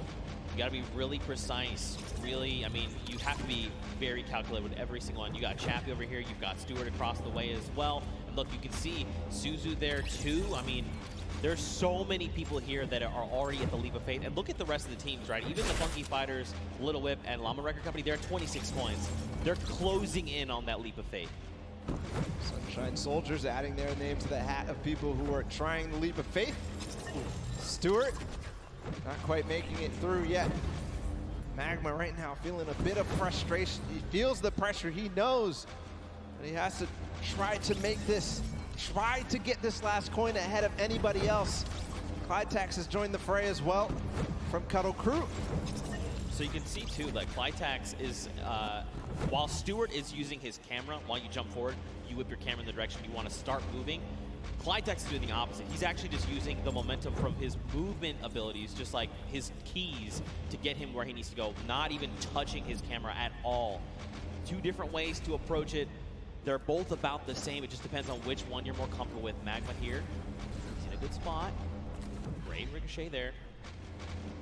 All right, just take it easy. Nice. All right, good land. Almost. The tires? He's just going for it. Yes. He's just going for it. Could he be the first one? No, Sunshine Soldiers have actually already done it with a 6:23, and Raven's Revenge there with the 6:36. So Sunshine Soldiers sneakily got it, but still a great time from them. Don't forget the first round, they were the only ones at 29 coins. What a close race, though. All 4 teams who were up there on the leap of faith have now completed it. The Cuddle Crew still need one more coin to actually finish the entire thing. Clyde's feeling a little bit of pressure. He needs to start supporting his teammates. And then the Llama Record Company sitting at 27 right now. I think this is one of the first times we've seen them towards this double jeopardy, towards closer and closer, edging their way at the leap of faith. The Cuddle Crew have completed, meanwhile, just past 7 minutes. So the standings right now are shaking up with all of these teams being so close together. Can't wait to see where it is. Still, every single placement here matters. Chicken Champions, Funky Fighters, Little Whip Warriors, and the Llama Record Company all at 27. Who is going to come out on top in this 4-way race? And don't forget, this really does make a difference, right? They're all competing for prize money, so being able to come out ahead of another team, that's going to secure you more of that pot, so they have to be very careful, right? They have the 2 minutes left. But man, to see all these other teams, 4 of them already get that 3rd coin. Like, you know, we saw that first game, it was like, oh man, Raven's Revenge, you only win at 29 coins. Everyone else is not even close. Second game, the story is Fish Fam and Funky Fighters. Now, we've got 4 teams that have gotten that 30th coin. Insane, especially how close it is. Like, even look at Raven's Revenge and Fish Fam, right? Just a few seconds difference. And all that could mean a huge amount when we look at the standings at the end of the match. But meanwhile, nobody yet up to that leap of faith. Oh, actually, Kuto. We saw him finish the game last time for the Funky Fighters. See if he can do it again. He's got 1 minute and 15 seconds to do it. Came in second, just behind the Fish Fam in their record-breaking run. Can he do it now? All pressure on him. And I mean, you gotta look, right? All of his other teammates are still being eliminated, right? They're trying to get up there because, again, just more shots you can take at the leap of faith, the better, right? The more chances you have of securing that 30th coin. So many teams are approaching this leap of faith now. You can see in the background, there's at least 3 teams up here total. Could be also some players who have not yet finished the map from the other teams. As Chappie sits there, Chicken Champions making their approach. I'm wondering, Kororo, if you do this last one, you are going to beat out the Funky Fighters. And that could mean huge placement in terms of the prizing at the end of this. 30 seconds to go. All right, wait, he's made it. Okay, look like down. Okay, it's fine. Small jump. Got it. Last jump, and he's got the coin too. There you go. So the Funky Fighters finish up ahead of the Chicken Champions. Korora, fortunately, is gonna fall shy. But at 29 coins and 5 seconds remaining, I think that's gonna be the end there for this. These are the standings as they are. The Chicken Champions come out there. And what an amazing run it was. Wow, 6 teams secured themselves the 30th coin. Night and day situation coming out of that first world run we got to witness. But look, smiles all around. Again, in case you're just tuning in, welcome to the Fortnite World Cup Creative Finals. These are the very best of the best from the creative side of Fortnite. And they're all joined here by their team captains and facing off for a prize pool. And these games have not disappointed. The World Run, honestly, I take it all back. I thought we weren't going to see a 30th coin. I'm a liar. I don't know what I'm talking about. Nope. They smashed it. These guys are the best of the best. Fish Fam, Raven's Revenge, these guys showed up hard on this World Run. Absolutely incredible performances, 2-time finishers all the way through. And now we also have to be able to think about what these standings are going to look like at the end of the day, because it was close, right? Raven's Revenge, that first one, and then getting second, and then getting second again, could mean that they are in contention for that first place here in this set. Yeah, I mean, so Raven had plenty of 29s, right? They came in second, I think, just about every game except that last one. You got Fish Fam. They had the fastest time of 5:25. In that last game, we saw Sunshine Soldiers, though. They had a 6:23. So it depends where they place in those other matches, right? What does that mean for all these standings? Don't worry, we're tallying everything up. We're breaking it all down, and we'll have that for you as soon as we are ready to do so. But man, the World Run was dope. That was super fun. It was like we were like casting golf. Oh, takes the shot, and he sinks it. Sinks it first. Absolutely crazy. The tension at the end when everybody realized that they needed to make that last jump was just awesome to feel. The crowd was feeling it too when you made it towards that last one, when they finally made it through that last tire, or making their bounce all the way through, just like flying through the sky for that last coin. felt good. It's got to feel good for these guys. Yeah, and I think, too, being able to just, like, key in on different players, right? It wasn't like it was Turtle, who we saw in that first run was dumpstering everybody else. Then it was like next game, there was different people that were really showing up. Even that last game, right? Scissors, the straight back-to-back just crushed 3 or 4 obstacles in a row. It was insane. But for now, let's go ahead and send it over onto the deck with Pookie Face. She's standing by with the Sunshine Soldiers. So Pooks, what you got? Hello, Zeke. I am down here with the Sunshine Soldiers. They're the most adorable team, in my opinion. They are coming from all corners of the globe. They've come here to compete today. Now, so far, you guys have, there have been a couple of struggles, but the day isn't over. We still have the remixes coming up, so keep that in mind. Do you guys have a new strategy going into the remixes? That's top secret. Hidden information. Information, that's it. And you, coming all the way from Spain, it's so lovely to have you here, Daniel. What has it been like to... I'm actually from Mexico, not Spain. From Mexico, sorry, from Mexico. What has it been like to be a captain of your team for the Creative Cup? Yo amo a estos chicos, en verdad creo que no puede tener mejor equipo, estoy demasiado contenta de tenerlos conmigo y estoy súper feliz por la experiencia. I feel really happy. I couldn't have a better team, and I'm super excited about this experience. That's incredible. We love having you here. Thank you so much. And I'm gonna come over here and talk to you super quickly. Now, you're one of our youngest competitors. So being here, seeing all of your idols today, that has to be exciting. When you told your family that you were coming here to compete at the Fortnite Creative World Cup, what did they say? They were just super happy for me, and they was really excited, and yeah. Do you want to keep competing in these massive Fortnite events? Do you love this? Yeah, it's really good. And finally, down here at the end. Now, again, all of this diversity is incredible. Now, you're here just essentially to compete at this event, but not only for that, but you're representing your country. So how does that feel? Is that a lot of pressure? Yeah, there is a lot of pressure, and it feels amazing. Even though there's the pressure, it also feels great. Well, you guys are doing an incredible job. Best of luck to you in the remixes. Gonna throw it right back over to the casters. Man, Pooks, you are not lying. They are adorable. They're all so happy to be here. You love to see it. Man, the Sunshine Soldiers again. Mad props to them for coming in with that 6:23 time in the last set of that match there. Again, though, 6 different teams, all with 30 coins. What does that mean for the standings? That means basically it's anybody's game, right? That just means anybody can take this because everybody really was pushing the pace. Everybody was making sure that they were in towards the top. It was basically shaken up from top to bottom, except maybe the top 3, right? Yeah. Raven's Revenge, Funky Fighters, Fish Fam, all these guys completed their runs and placed highly in the other ones. So I think that they have a good opportunity here, but still, anybody's game, just like you said. Yeah, I mean, for sure, we have to look at things like Raven's Revenge, right?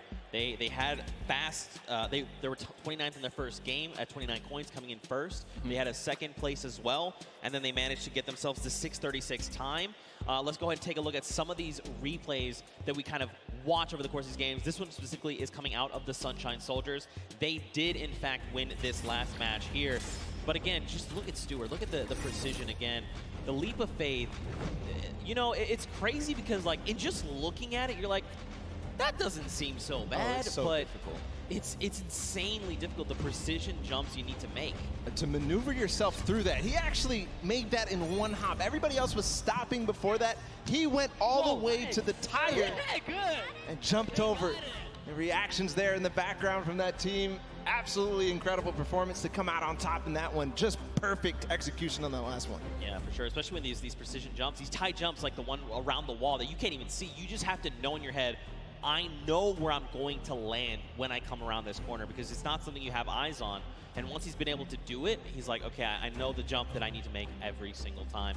But ladies and gentlemen, you guys got to get ready because we're coming down here to the wire. We are very close to knowing who are the set winners from the World Run. Everyone gave it their all. Man, did they show up huge. I'm not disappointed. That was so much fun to watch, especially coming off of Sky Station to then Junkyard Juke to this. Just 3 almost completely different creative game types we got to see today. Yeah, we're putting them through the ringer. They have to do all sorts of things. They have to show off how versatile they are.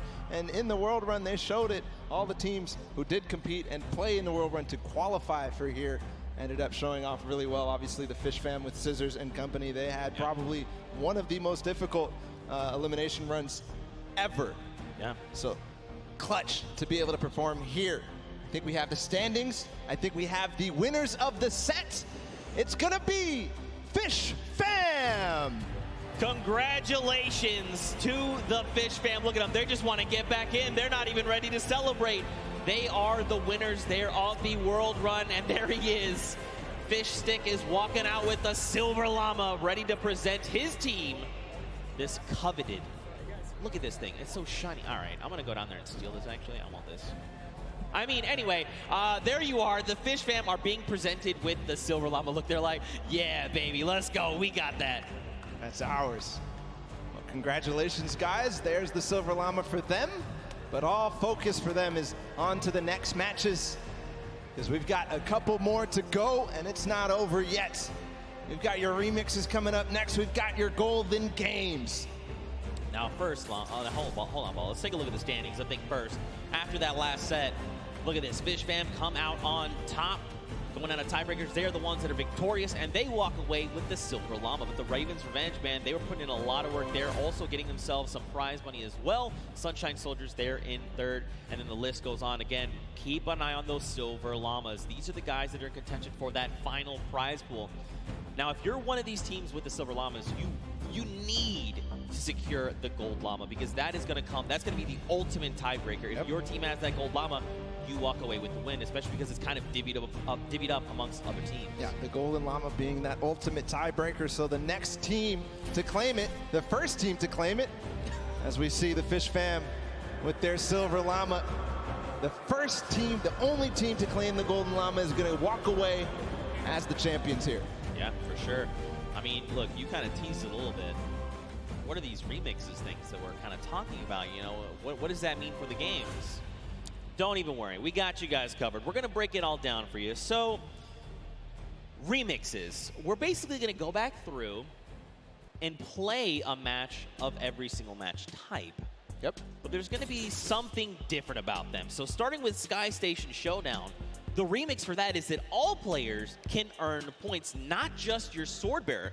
That is going to be playing a big factor. We've also upped the typical 1,000 points needed up to 3,000.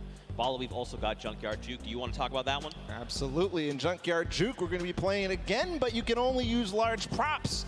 So it might look a little bit silly, but what it means is that it's going to be all the more difficult to score. But at the same time, each large prop is worth 10, so we're not going to see those, small increments between each other. So leads can get large, or they can just stay very small because it's so difficult. Yeah, for sure. And finally, we're going to hit the World Run one more time. But the remix is that players do not respawn. That's right. They're going to have one life. Brutal. That is so hard. We saw how many people struggled, even, to get past that first couple obstacles. So difficult. If they have one life, it's going to be so difficult. But we are going to be hopping into the first game of the Golden Games. It's Sky Station Showdown with a remix that everybody can earn points. Here we go. Go ahead and count us in here. If you're hanging out at the stadium, we've got 3, 2, 1.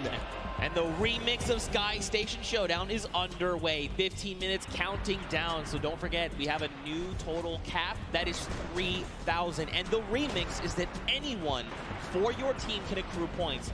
This also stacks, by the way. So if you and your squad are sitting on a point, you're getting 3 points per person per second. So what does that mean? Will that mean players try to push points and lock them down? What will that mean for that center point at 7 minutes that opens up? We'll have to see as the game goes on, man. So we'll have to recall all the different strategies that these teams have, because a lot of players took it very slow. The Fish Fam tried to contain the 1 point. Same thing with the Little Whip Warriors. Same thing with also the Cuddle Crew. But we also had the Llama Record Company all trying to vie and really push for that center point when it opened up.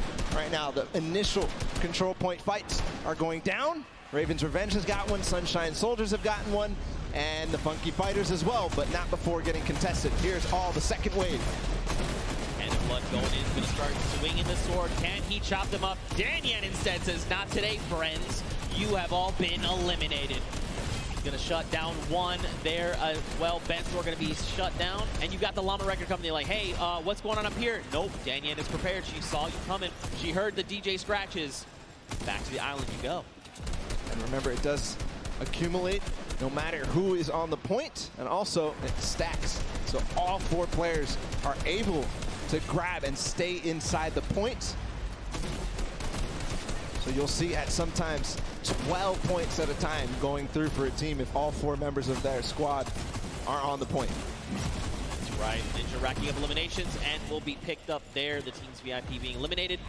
So this is going to drastically change the way you approach these things, right? For example, if you decide to go in an assault another team, especially if you can get that surprise angle and you eliminate all of them, you by yourself can actually lock down that point for any amount of time and start racking up points. So you can look to contest, you can look to leave a team behind, you can break up into groups.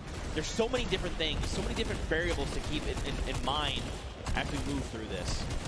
Already some innovation here from the Llama Record Company and a couple of other teams. They're hiding a couple people inside of cones so that they will continue to contest. But I think in this mode, it might be more viable to just stay and all fight at the same time. Nobody hiding at all. And we'll see too.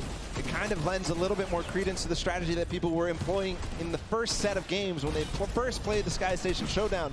They would have somebody go off and try to clear a point or at least take out their sword bearer. Yeah. But if they do that this time and they manage to clear out a point, they're now going to be accruing on both sides. Yeah, and that's going to make a massive difference. Like let's take a look at Raven's Revenge. They are sitting on 564 points, double of Little Whip Warriors, but they're still racking up the points right now. Ninja going to go ahead and slap Chappie back to the island. Gotaga here wants a cut of the action. It's not enough, but look, Magma also jumps into the fray. Ninja needs to get out of there, or he's going to be eliminated. Use the walls. I like this, but you do not have the HP to try and make this work. A 25.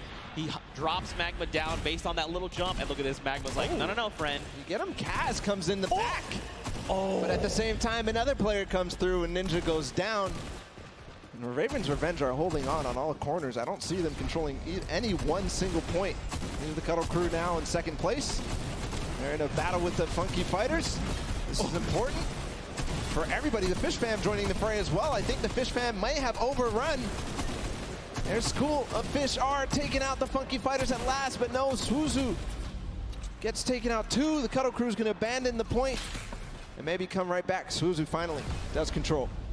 A brief moment, but not too long later, Tamoya says, hello, I would like the red point, please. And now we've got the Fish Fam over here. Suzu is by himself. He's got a bunch of eliminations. The ball of the Cuddle Crew is coming up. They're trying to wreck him.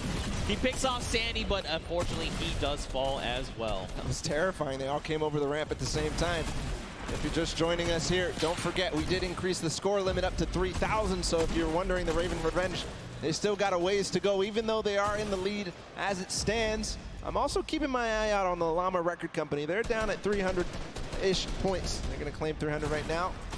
And what they do, they always wait until the last moment, until that D point, the last point that opens up in the center, and they make a concerted push. I think that may be very, very strong, because in the first couple of games, as the Fish Fam, or as the Little Whip Warriors try to make a push here, they're gonna get shut down. The first couple of games, they just controlled it. Every single person was on that D point at the same time. They built their entire base out at the perfect moment. They were waiting for the time to pounce on that last point.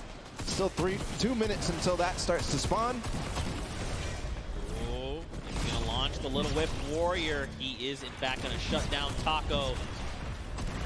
Look at this across the way. Magma gets picked off, and the Little Whip Warriors are back on the green point. Dude, I'm very curious to see what happens when that middle point opens up, because don't forget, it's 12 points per player of your squad on that point if you're uncontested. So you can very well see an entire squad say, the moment that's ready, jump down. We're just going to try and get a massive influx of like 48 points. Could happen every single second down there. It's going to net you that, so has to put to an end immediately. It seems at this point right here, keeps getting under contention by like multiple teams. The Fish Fam, Funky Fighters, and of course the Color Crew who get cleaned out. So they're not earning anything really from all fighting at the same time. One team ends up coming out on top, but then it all happens again. So maybe some timing issues here in terms of synchronizing the push on this point specifically. Yeah, I mean, this gets way more hectic when anyone can score points, right? And the Fish Fam have been doing a great job sticking together, going in as pairs, duos, if you will, and trying to shut everyone down, but that's only going to get you so far. It kind of breaks down, too, when everybody can score, because there's so much that more important. If you're by yourself to stay on the point, in the previous iterations, if you're by yourself, you get off the point, because you can't even score. But now you have to stick around. Look at the slaps coming out. Lachlan does take out Scissors, but does fall as well. Now Clytex is just trying to get back into the fray, get himself those height with the impulses. And now don't forget, they have a limited number of builds. It's about 100, I believe. But right now, man, you just need to be turning your attention left and right, trying to eliminate as many players as you possibly can. This remix is shaking the very foundation of this mode. And Clytex goes in, he's gonna start trying to take him down. Did not go his way, though. So this is what I'm talking about. Finally, the Fish Fam control this point that the Cutter Crew and Funky Fighters were fighting for so hard. And they control it with all 4 players, so you can see their score rising significantly every second there. At the same time, the Llama Record Company with an evenly timed push as well, but Rubius comes in.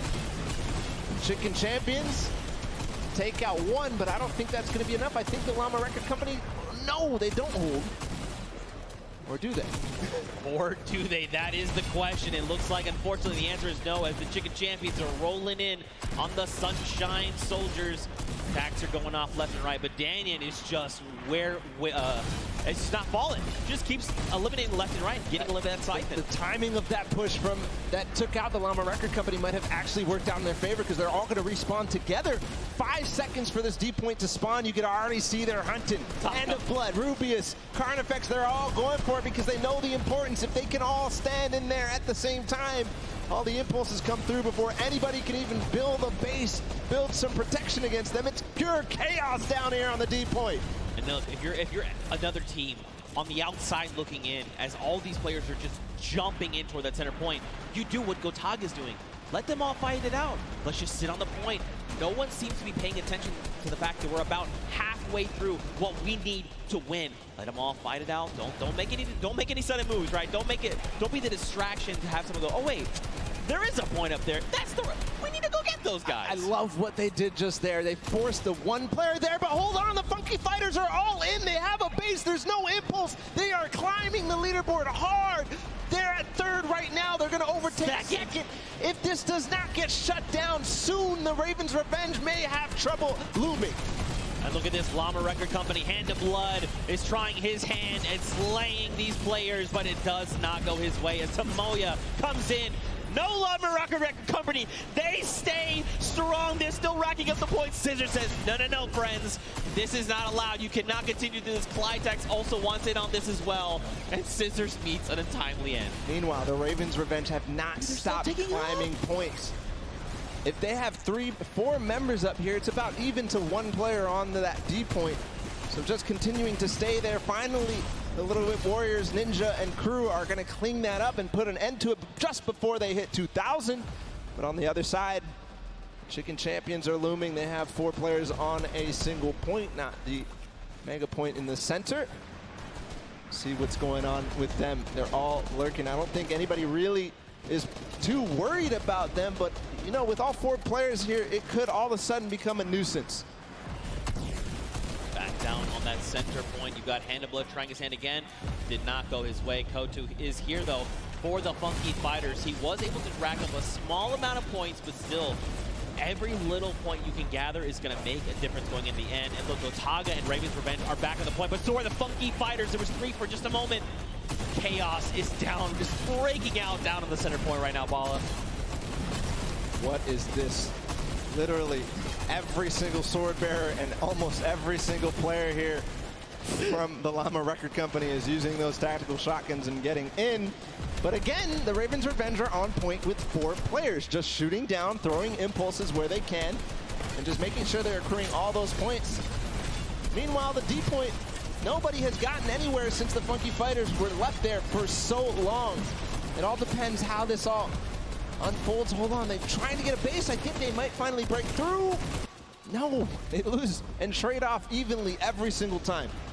4 minutes left on that timer in Bala. These guys have been uncontested. It's just now that the Little Whip Warriors want to try and make the push. But look at Gotaga. He's literally just slicing through all these ice cream cones. I was going to try and say hot knife through butter, but this is ice cream. It doesn't quite work that way. It's crazy how nobody except the Little Whip Warriors are trying to contest the Ravens' revenge right now. They are sitting on the point by themselves with 4. But again, the Funky Fighters in the center with 4 players. They are not even making any noise. They're not showing that there's anybody there. They are rising so fast. Finally, ForTurtle comes in. He spots them out, but that's not going to be enough. They shut him down immediately. They're still on the point. They need to just box this up. They need to bunker down. Look at this. They just overtook the first spot. Someone needs to do something about this. Guys, they're taking up this again. could be the you have to go in the This center. could be the end. They Get it. Oh my God. Funky Fighters again take the win here on Sky Station Showdown, the first match of the Golden Games. And that is a huge victory leading into the rest of these. Just unbelievable. For so long, Gotaga and Raven's Revenge sat on the green point completely uncontested. And then for a moment, everyone forgets about the center point, and that's enough for all 4 members of the Funky Fighters to sit on the point and just rise above everyone else. And by the time everyone could kind of figure out what was going on, it was too late. They stole away the first golden game. Ridiculous that nobody was able to spot that out. It seemed like ForTurtle was going to say, okay, guys, they're all on the point. Everybody start doing everything you can to stop them, because he saw all 4 members. They went from less than 1,000 once the D point was out to all the way up to win. And it was 400 points between them and the Ravens' Revenge at the end there. Right. But you do have to also think about who else came very close in second. Ravens' Revenge, who's in third. We'll be able to find out in a bit with the standings, but just an unbelievable performance there from the Funky Fighters to realize exactly what must be done. That was the second time they completely boxed up that entire D point. Yeah, and just completely uncontested. But that's it for the first of 3 golden games. And for the Funky Fighters, they secure that win. But for now, let's send it back over to Pookie. She's standing by with the winners. Pookie, down to you. Thank you so much, Zeke. I am down here with the Funky Fighters. Another victory. I feel like I've been talking to you guys all day, but how did you find that remix game? Because those rules were a little bit different than what you were used to. So what was your strategy going into that one, Huzi? I mean, everything was so unexpected. We were last and we came first because we got the middle. The point system, because every player gets points, so we win. It was so exciting. So exciting. So exciting indeed. Now, Raven's Revenge was in first place for most of that match. You guys knew that you had to come up from behind, which you absolutely did, but I kind of just want to talk a little bit about how there are 3 teams tied right now for first place, and the winners of this set will be taking home that additional $1 million of prizing. So I don't want to put too much pressure on you guys, but what is your strategy going into the next game? Are you going to stay the same? Are you going to change things up? Are you going to go for the middle again? Probably. Yeah, we're gonna keep doing what we're doing, and as long as it works, we're just gonna keep it up. For sure. Sounds like a great strategy. Finally over here to you. When you heard that there was a remix kind of blind side come in, what was your first reaction to hearing that? Yellow. Go to yellow circle and win. Just win. I love it. It's so easy. It's such a great concept. You know, we talk about it all day, all of these things we break down, but at the end of the day, you just gotta win. Back to you guys at the desk. Pookie with the most insightful knowledge you'll ever need in your entire life. It doesn't matter if you can just win. Just win. I'm doing it wrong. I'm doing it wrong. You're winning. I'm trying. We're all winning here at the World Cup. We all are, in fact. But so are these players that have taken the stage. Now, don't forget, those llamas are going to be playing a big factor in how the final $1 million prize pool is divvied out. And Pookie touched on it perfectly, actually. right now there's a three-way tie. Yep. All right, and that's something we need to take a look at with those standings, just to give you the refresher. So Funky Fighters, Fish Fam, and the Chicken Champions all have that silver llama. Now don't forget, every single match they play, they're also walking away with the prize pool that they're splitting 4 ways. That part's awesome. But man, that extra $1 million prize pool at the end will be huge. So either the Funky Fighters, Fish Fam, or Chicken Champions need to win that golden llama for one of them to win, or if you're on the outside looking in, you just want that gold llama. Because if you win that llama, that means you and your team actually win that pot. Yep. You win the $1 million final prize for the Creative World Cup.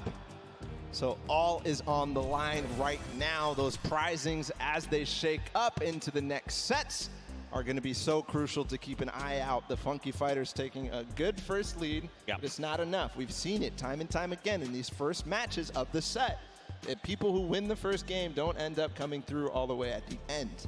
So they have to have a consistently good performance into the next game, which is the Junkyard Juke, and then into the next game too, which is the World Run. That's right. They're all golden. All the golden games with all the golden games. Not the golden boys, just the golden games. I love you, buddy. Now, don't forget, if you guys are watching and maybe this is the first time you're tuning in, don't forget you can watch also at fortnite.com/watch. If you're watching in-game, you can do that as well. If you go to fortnite.com/watch, you can actually kind of hone in on a specific team. There's 10 different feeds to take a look at, and you can say, like, you know what? I'm all about the Fish Fam. I'm just going to watch their perspective. You can do that. Head on over to fortnite.com/watch. Take a look. Here are a breakdown of your feeds right there on screen. It's an incredible new feature.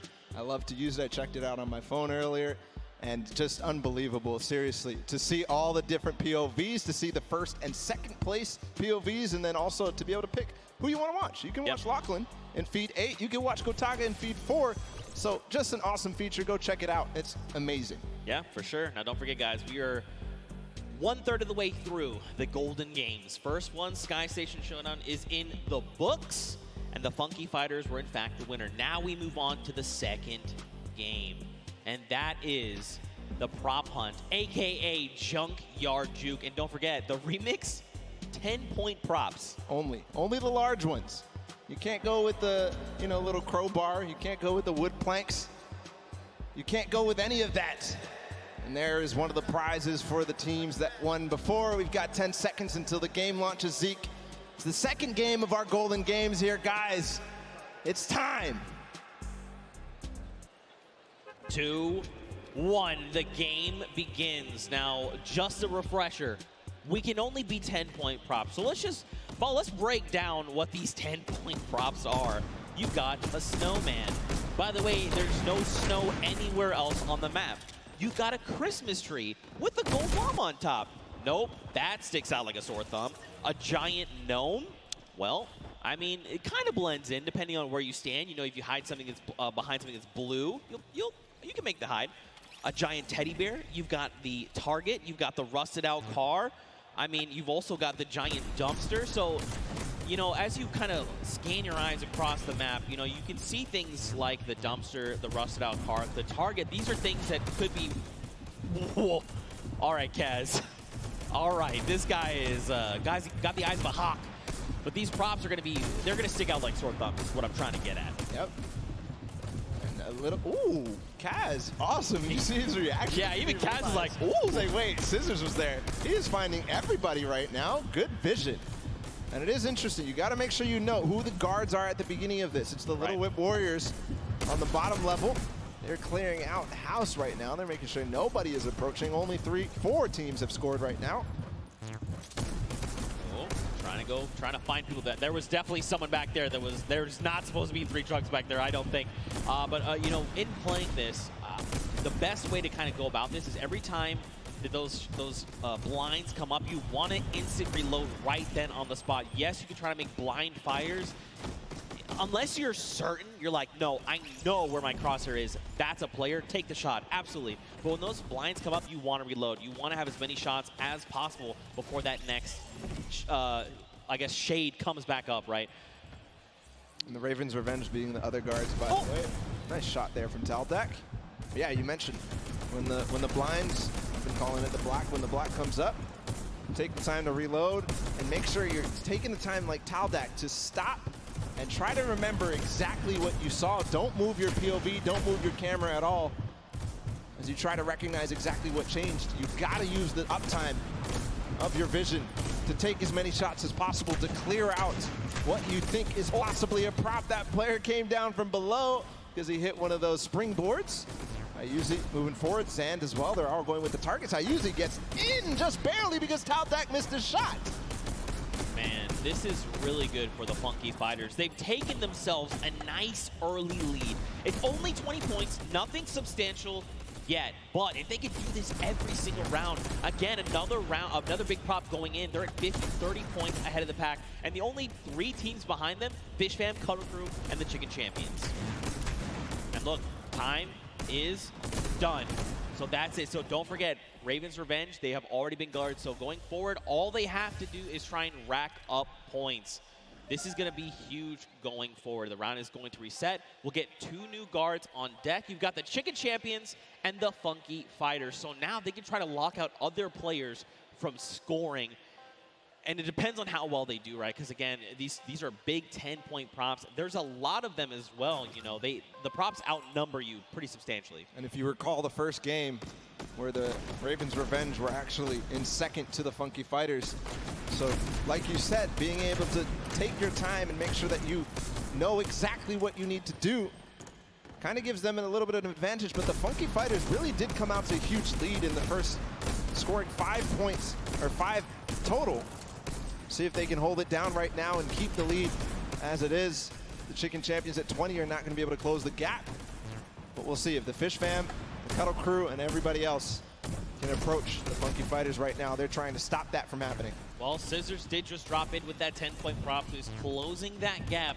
If they can get another 10-point prop in, they're going to be tied with the Funky Fighters. But they actually have to make it there to the center to make it into the incinerator. That is going to be make or break. We have 2 minutes left on the clock. And, you know, my first instinct for this would be, you know what, I just got to go. I just got to try and run out as much as I can.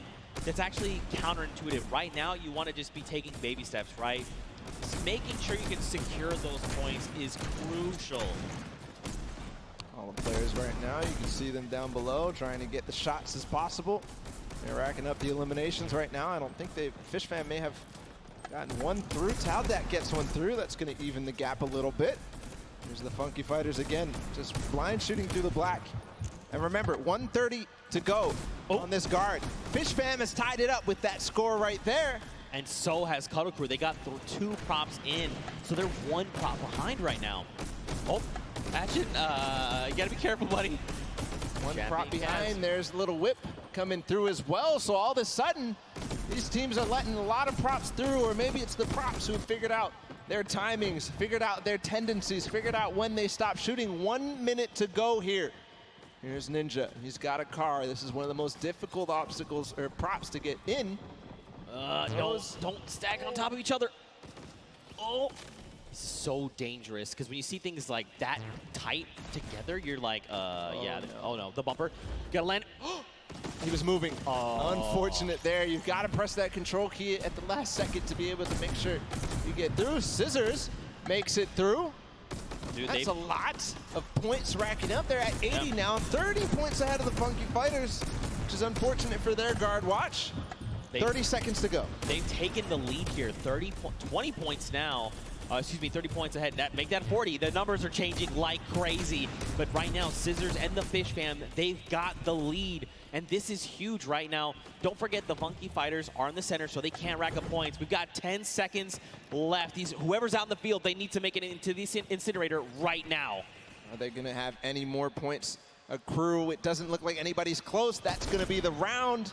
As the Funky Fighters and the Chicken Champions end up closing out that guard. Watch.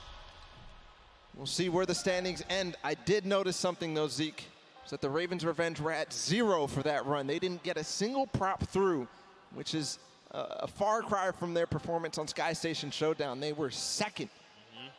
They need to band together right now. They need to rally, and they need to make this happen. Round 3 begins. You've got the Fish Fam and the Sunshine Soldiers in the middle. So now the Fish Fam, you know, we saw this before.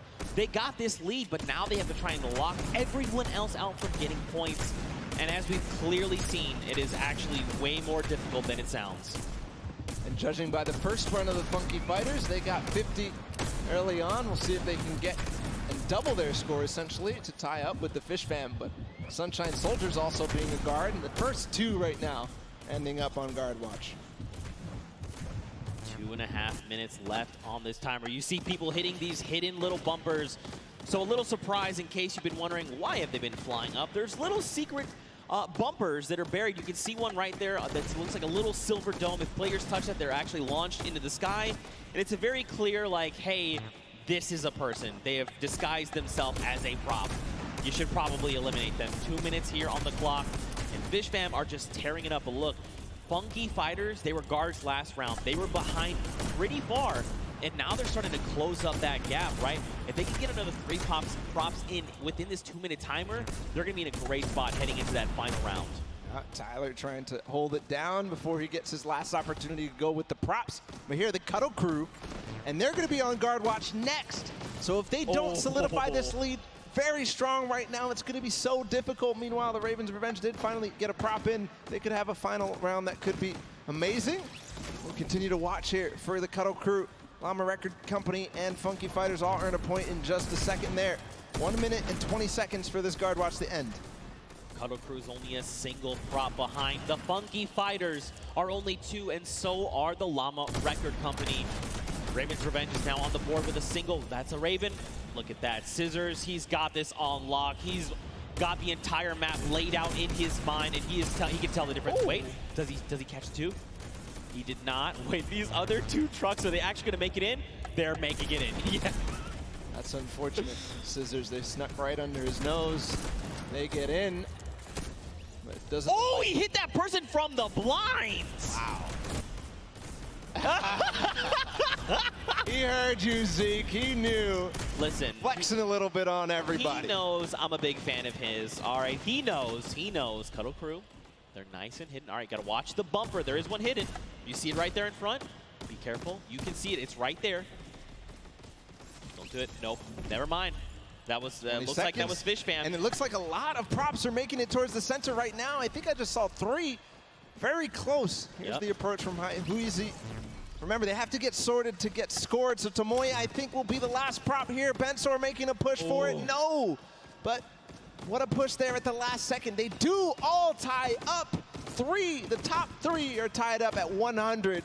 So that means this last round of Junkyard Juke is going to be so crucial. This is very scary heading into round number 4.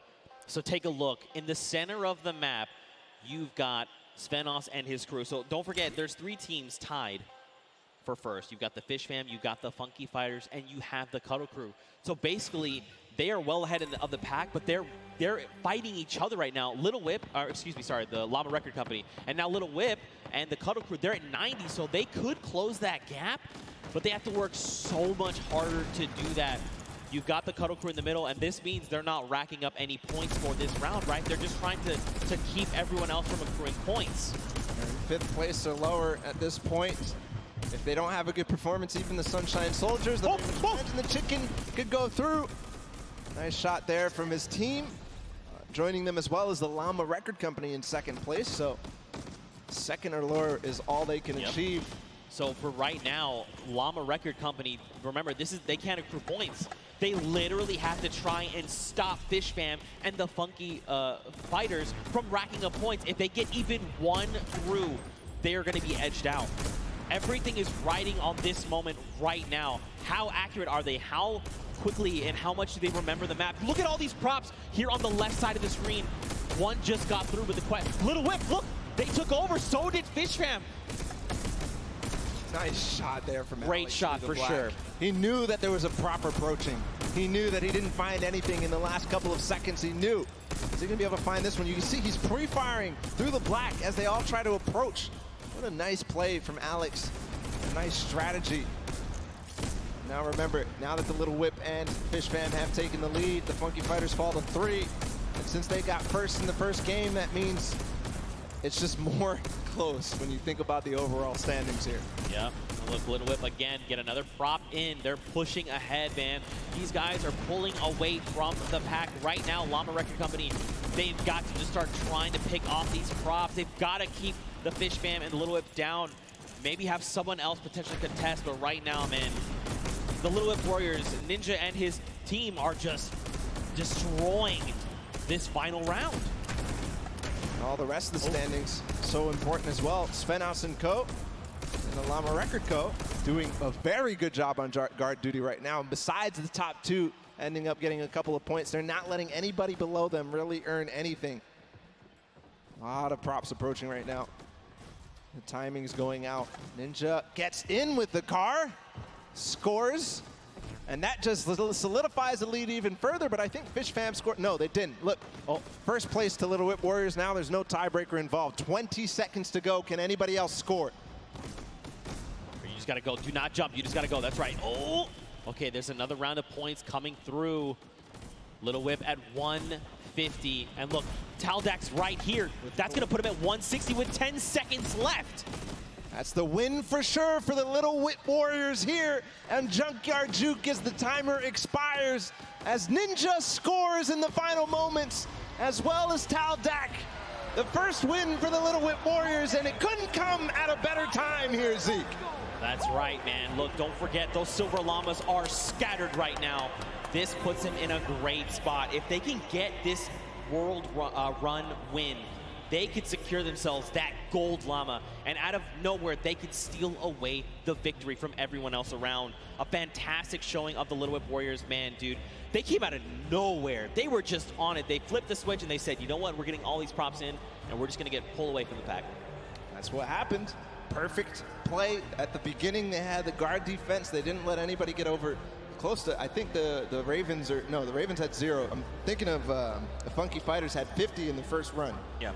But nobody else really did anything, and the Funky Fighters ended up starting to slow down. They didn't manage to keep up their pace. Little Whip Warriors took perfect advantage of that. Yeah, and I mean, you could just kind of see that they were very calm, cool, and collected in the whole thing, right? They just kind of navigated the map correctly. You kind of saw it happen a little bit, but there was almost like this clustering that happened. You know, when you've got 3 rusted cars right next to each other where there clearly is no rusted cars at all, you're like, okay, well, these guys are very clearly props, right? They figured it out eventually, though. They did. Separate, approach all in different waves, use the props at the front to kind of, you know, protect so that the guys who are just barely behind you can then make their approach and get 2 points at least, or at least 20 points in this remix version. Yeah. But great performance for Little Whip. Again, couldn't come at a better time because that puts them in contention for this Golden Llama. And that's the bonus. That is the win. That is the win condition for this Creative World Cup. Well, I think the only thing that we need to do right now is send it down onto the stage. I want to hear from the Little Whip Warriors, so let's go over to Monster, who's standing by with them right now.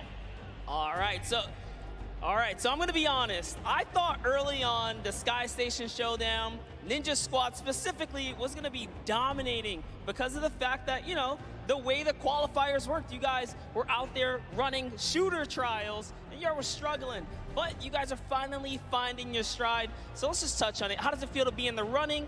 Now you finally got a victory. You're so close. The Golden Llama's on the line.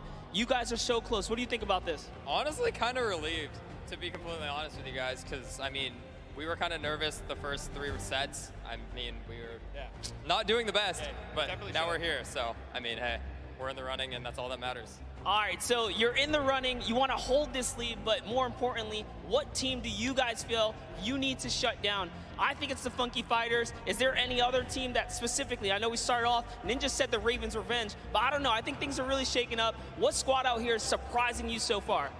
Dude, those Ravens, man. Like, yesterday we were fighting with them all day. We got the edge on them yesterday, but today they came out and really surprised us. And there you guys have it. So as you can see, easily things can really shake up here. And just like that, suddenly it's anyone's game to win. Ninja Squad could take it for all we know. Well, we'll have to see because we have a single golden game left. And in case you've forgotten, it's the World Run. And the remix is a single life. That's so brutal. You can't even, like, we can't understate how difficult that is going to be. I mean, especially when everything is on the line here. Everything matters. Everybody wants to get first in this last match. That's right, and don't forget, I mean, we've been bouncing around, right? We started on World Run, and we saw 6 teams of 8 rack up the 30 coins, but then we moved to Sky Station Showdown. So now you're like, okay, my mind has to go there and be ready for that. Then we moved to Junkyard Juke, and you're like, okay, we'll have to move again. So these guys may not be in a, you know, once you've been doing it back-to-back, you've almost built up that muscle memory. They may not have that based on this. Yeah, we'll have to see, man. Very true. You're kind of rusty when you move on to the World Run after these laps, Right, too. right. There's no mechanics in Junkyard Juke are the same at all in the World Run. So we'll have to see if they still are warm for that. Yeah, but hey, you know what? If you want to play these things, don't forget they're actually in-game right now. They're available as LTMs. Play them through the weekend. You've got until Sunday. You want to check them out, give them a try. I'm telling you, they are super fun. If you get more coins than me, I got 14. Hit us with the hashtag or tweet at me. That's fine. I'll hold the L. I respect it. I respect it. I'm not a death runner, I'll be honest. I'm not much of a BR player either. I'm pretty bad, actually. That's why Sundown carries me pretty much the entire time. But again, man, let's focus in on these games. Don't forget, let's not talk about how terrible I am. The Gold Llama. That's what's on the line right now. You know, I think Ninja just actually found out what the remix was there. It looked like he read something. He was surprised. He was like, wait a minute, what? No, definitely should have known before, but here we go into the World Run. All the players are loading up and getting ready. It's so important to make sure that everything is perfect because you have one chance, one opportunity here to make a difference. If you mess up, it's over. That's right. So I'm looking for Turtle. I'm looking for the players like Scissors, Suzu, who completely clutched up for the Fish Fam, both of them together. And really, it's not on the shoulders of one player. Even more so, right? We were talking about it earlier. The entire team needs to perform. But here, when they could be going out early, everybody needs to step up. Every single person. That's right. This is it, the final opportunity to try and claim the Golden Llama and take a slice of that final $1 million prize pool available to the winner. And of course, let's not forget the World Cup Creative Champions. The time is now. Here we go. The game is about to begin. If you guys are here watching from the stadium, let them know you support them. Let them hear you right now. Let's hear it for all these teams. That's what I'm talking about. They need your energy right here, right now. 10 seconds before we hop into the game, don't forget, it's World Run. That remix, A Single Life. Who is going to come out on top right now? It's anyone's game. We'll see who out of the gate as they open right now. Who out of the gate is going to go down? How slow are they going to take this? You can see everybody does not want to move. You can cut the tension with a knife right now. Here, MSYB is going to be the first to go. Danyan in the back as well. Everybody staggering their players so that they know what they need to do one by one. I heard some traps. MSYB, there he goes. Gets the first couple of coins and everybody at the same time. Funky Fighters have 6 right now. What a run so far from MSYB, not missing a beat. And the Funky Fighters are already off to a strong start. Oh, no! MSYB.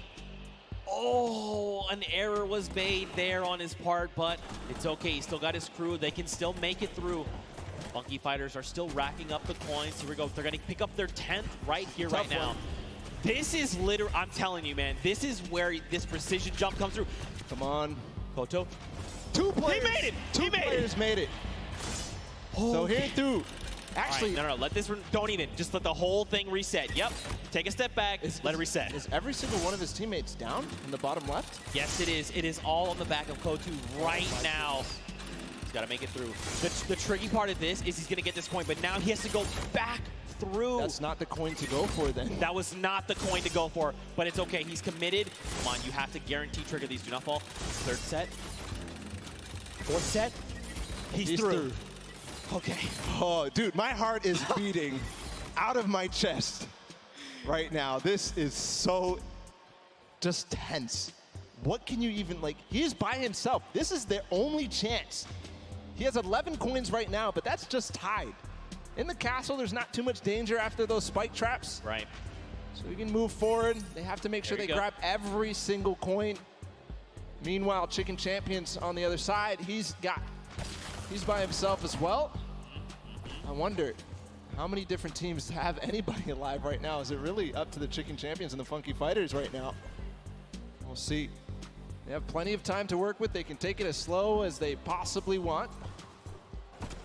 There's the Cuddle crew. They've got 2. They have 2. Ravens Revenge looks like they have 1 player as well. Okay, nice. The coin is picked up. There's only 1 left here. So remember, 14 is the max amount you can get before heading up to that next level. And the castle is the halfway mark. Just got word that Fish Fam actually has 3 people up. Only 10 coins for them. So maybe taking things slow, letting things play out, and seeing how the other teams do. Because really, the time is not of the essence in this case. Until the very last player. There's Fish Fam. 1 did go down in the meantime. This is Tyler. Suzu is down, which is crucial because he was the player who was a speed demon. But again, it's not speed that matters, it's execution. Here he's going back through. Can he make it? Most dangerous part of the castle. Nice re-trigger. He's through. Okay, all right. We haven't seen Cuddle Crew pick up any more coins. Maybe they're still alive. Maybe they've been eliminated. The castle, I mean, it's pretty hard to be eliminated in the castle. The only way really is in the traps there. You've got the Funky Fighter. Look at this, Lachlan. Oh, no. He's crying his eyes out. Wait Guys, if you want Lachlan to go for this, you got to give it up to him right now. If you want Lachlan to go for the jump, Lachlan, you got to go for it. There has to be a Lachlan chant. Lachlan, Lachlan, Lachlan. Come on, you have to go. Look, but the thing is, he's talking it through his team. He's like, look, what do I have to do? What do I need to make here, right? And this is good, because remember, they have 6 minutes. Like you said, they can take this as slow as possible. But again, this is going to come down to these last moments. So Fish Fam actually, right now, they're leading the pack 15 points. That means they're up on that next tier. And there's some pretty treacherous things happening up there. There you go. It's Sand and Tyler. They're through the castle. That's why they're all dancing right now, because they know they're starting to be at the hardest part possible, and they know nobody else is here. Based on their coins. Here we go. His teammate did fall up ahead. Gets 1, though. There's the trap trigger.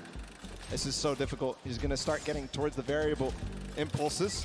Remember, he's got to make this in 1 go. See, you see him take a step back. He's like, look, the trap's not right. Look, this isn't right. I'm way farther ahead of anybody else. He's going to wait until anybody else goes. Here's the Ravens Revenge. He's going to tie it up. There you go. In terms of place that there are, but the Ravens Revenge don't have anybody else, so he can't get to that other lane to collect those coins. Right. Which is crucial. And don't forget, if he got here by himself, too, that means there was that extra coin, remember? Because there's 2 lanes. He left 1 behind. So there's more pressure on him right now. The scissors. That's what Scissors did in that game before. He's going for it. He's not stopping. He does need to make sure he beats the Fish Fam. You can see now Zan going at the same time. Here it is through the jumps. He's waiting a little bit. Jump. Nice. Yes! Okay, pressure's on right now, because don't forget they're a single coin behind. Zan going at the same time right now. Well, he's going for the variable impulses. 1, 2. Okay, Zan makes it. Here we go. Yes! 1 more jump! Magma makes it through the variable impulses, one of the most difficult jumps. And the deep breath does come in. Magma is putting the team on his back right now. And from what I can tell, everybody, Lachlan's going, guys. He's going. He's got to make this jump. Does he make it? There you go. All right. So look, he's he slides out. He's like, whew. At the same time, Magma in the top left did end up getting another coin. Here goes Lachlan. Guys, give him your energy. He's going for the jump. Look, Magma, for a moment, he's doubting himself. He can't. Magma, get your head in the game. You know you can make this jump. Here we go. The jump comes out. Yes. 1, 2. He doesn't go for the coin. He doesn't go for the coin. Wait, you needed that coin. That could make the difference. Why is his team not telling him? It's too risky. Maybe he feels like it's too risky. See, he's thinking about it. Should I maybe try to double back? I mean, if he gets down the ramp, he's going to have his little icy toes. He's going to slip right off. This could be it. This could be the moment that makes or break their game. There's Zan, too. Look, he's thinking about the same thing. He's like, should I go for this? Is this coin worth it? He has to come back through there to get up to the next stage anyways. Magma taking a huge breath. We'll have to see if you know, the status on everybody else. I believe these are the last 2 players. This is tough. We're getting word Lachlan has actually made it to the he has not made it to the castle yet. I misspoke there. All right, here we go. Magma, great trigger. No! Wait, it's okay. He used the rock. The recovery. Right. They knew Gets about the it. coin. No! And Magma is out of the game, and with that, the Ravens' revenge too. Lachlan bouncing. He's unfortunately out of it as well. He's not eliminated yet, but Zan going for it at the same time. Here we go. He's gonna go for the coin up top. He has to. He literally has to. Magma, though, he left the coin behind. No. He set up. He didn't grab the coin either. If he had grabbed that coin, he's thinking about, do I double back? Do I try to make that? So the reason he doesn't want to go is because if he goes for the coin, he is not going to be able to get to the next thing. So they thought ahead of us, Zeke. They knew. Lachlan playing with fire. He is definitely not in this. Can he really make this with an impulse? No way. No. He's out. He has the to. end of Lachlan, the end of the Cuddle crew. And it is now 21-21. He just needs one more coin. He needs to get that coin. coin. Which is more easy for him? Is it the one on this trap? Or is it the one back behind? You can tell he lifted the finger. He said, we need one coin. Just grab this coin right down here. If he can do this without being eliminated. Here it is. The win. Oh, he missed it, but gets it with the trap trigger. The Fish Fam. Zan clutches up for them here. Scissors and company absolutely dominating the last set of the world run. It wasn't domination really though, was it? But a clutch performance from Zand. They lost their man Scissors and Suzo early on, but everything fell on the shoulders of Zand, and he does it. This is shaking me to my core. Because what does this mean for the standings? In all three Golden Games, we saw a different winner. Funky picked up round 1. Little Whip picked up round 2, and now the Fish Fam picked up round 3. But don't forget, Fish Fam, they had that unbelievable time earlier on with 5:25. But, I mean, also, Funky Fighters, they got themselves the coins as well, so they all have wins. It's... I'm trying to, like, think... I'm trying to think back, like, all how does... the different standings, because Fish Fam, they had a good performance in Junkyard Juke. Absolutely, right? Right. Hands down. Here's the last moments with Zan. This moment could have won him the Creative World Cup. Think about that for a second. This could be it, man. That literally could have very well. But then the question is, what if that doesn't get them the win? Should he have kept going, right? When he just decided, look, you know what? We've got the coin. Let's end it here. What if they needed to keep going? What if they'd gotten one more coin? Could that have made the difference? Are they already in the lead? Is there someone else? Tiebreakers matter. We'll see. Okay. We'll you see. know me, man. I stress out way too hard of this. I get way too into this. I'm sitting here with my pen, just like, what is the calculations here, Zeke? I don't even I'm running know. the numbers. Oh. Nail-biting finish, that's for sure. Right? We could all agree that. Guys, did you like that finish here today? Zan clutching up. Guys! They're asleep. They're asleep. They're asleep. They want to know what's the happening. They don't know what we're asking them. I mean, guys, here in the stadium, was that not insane?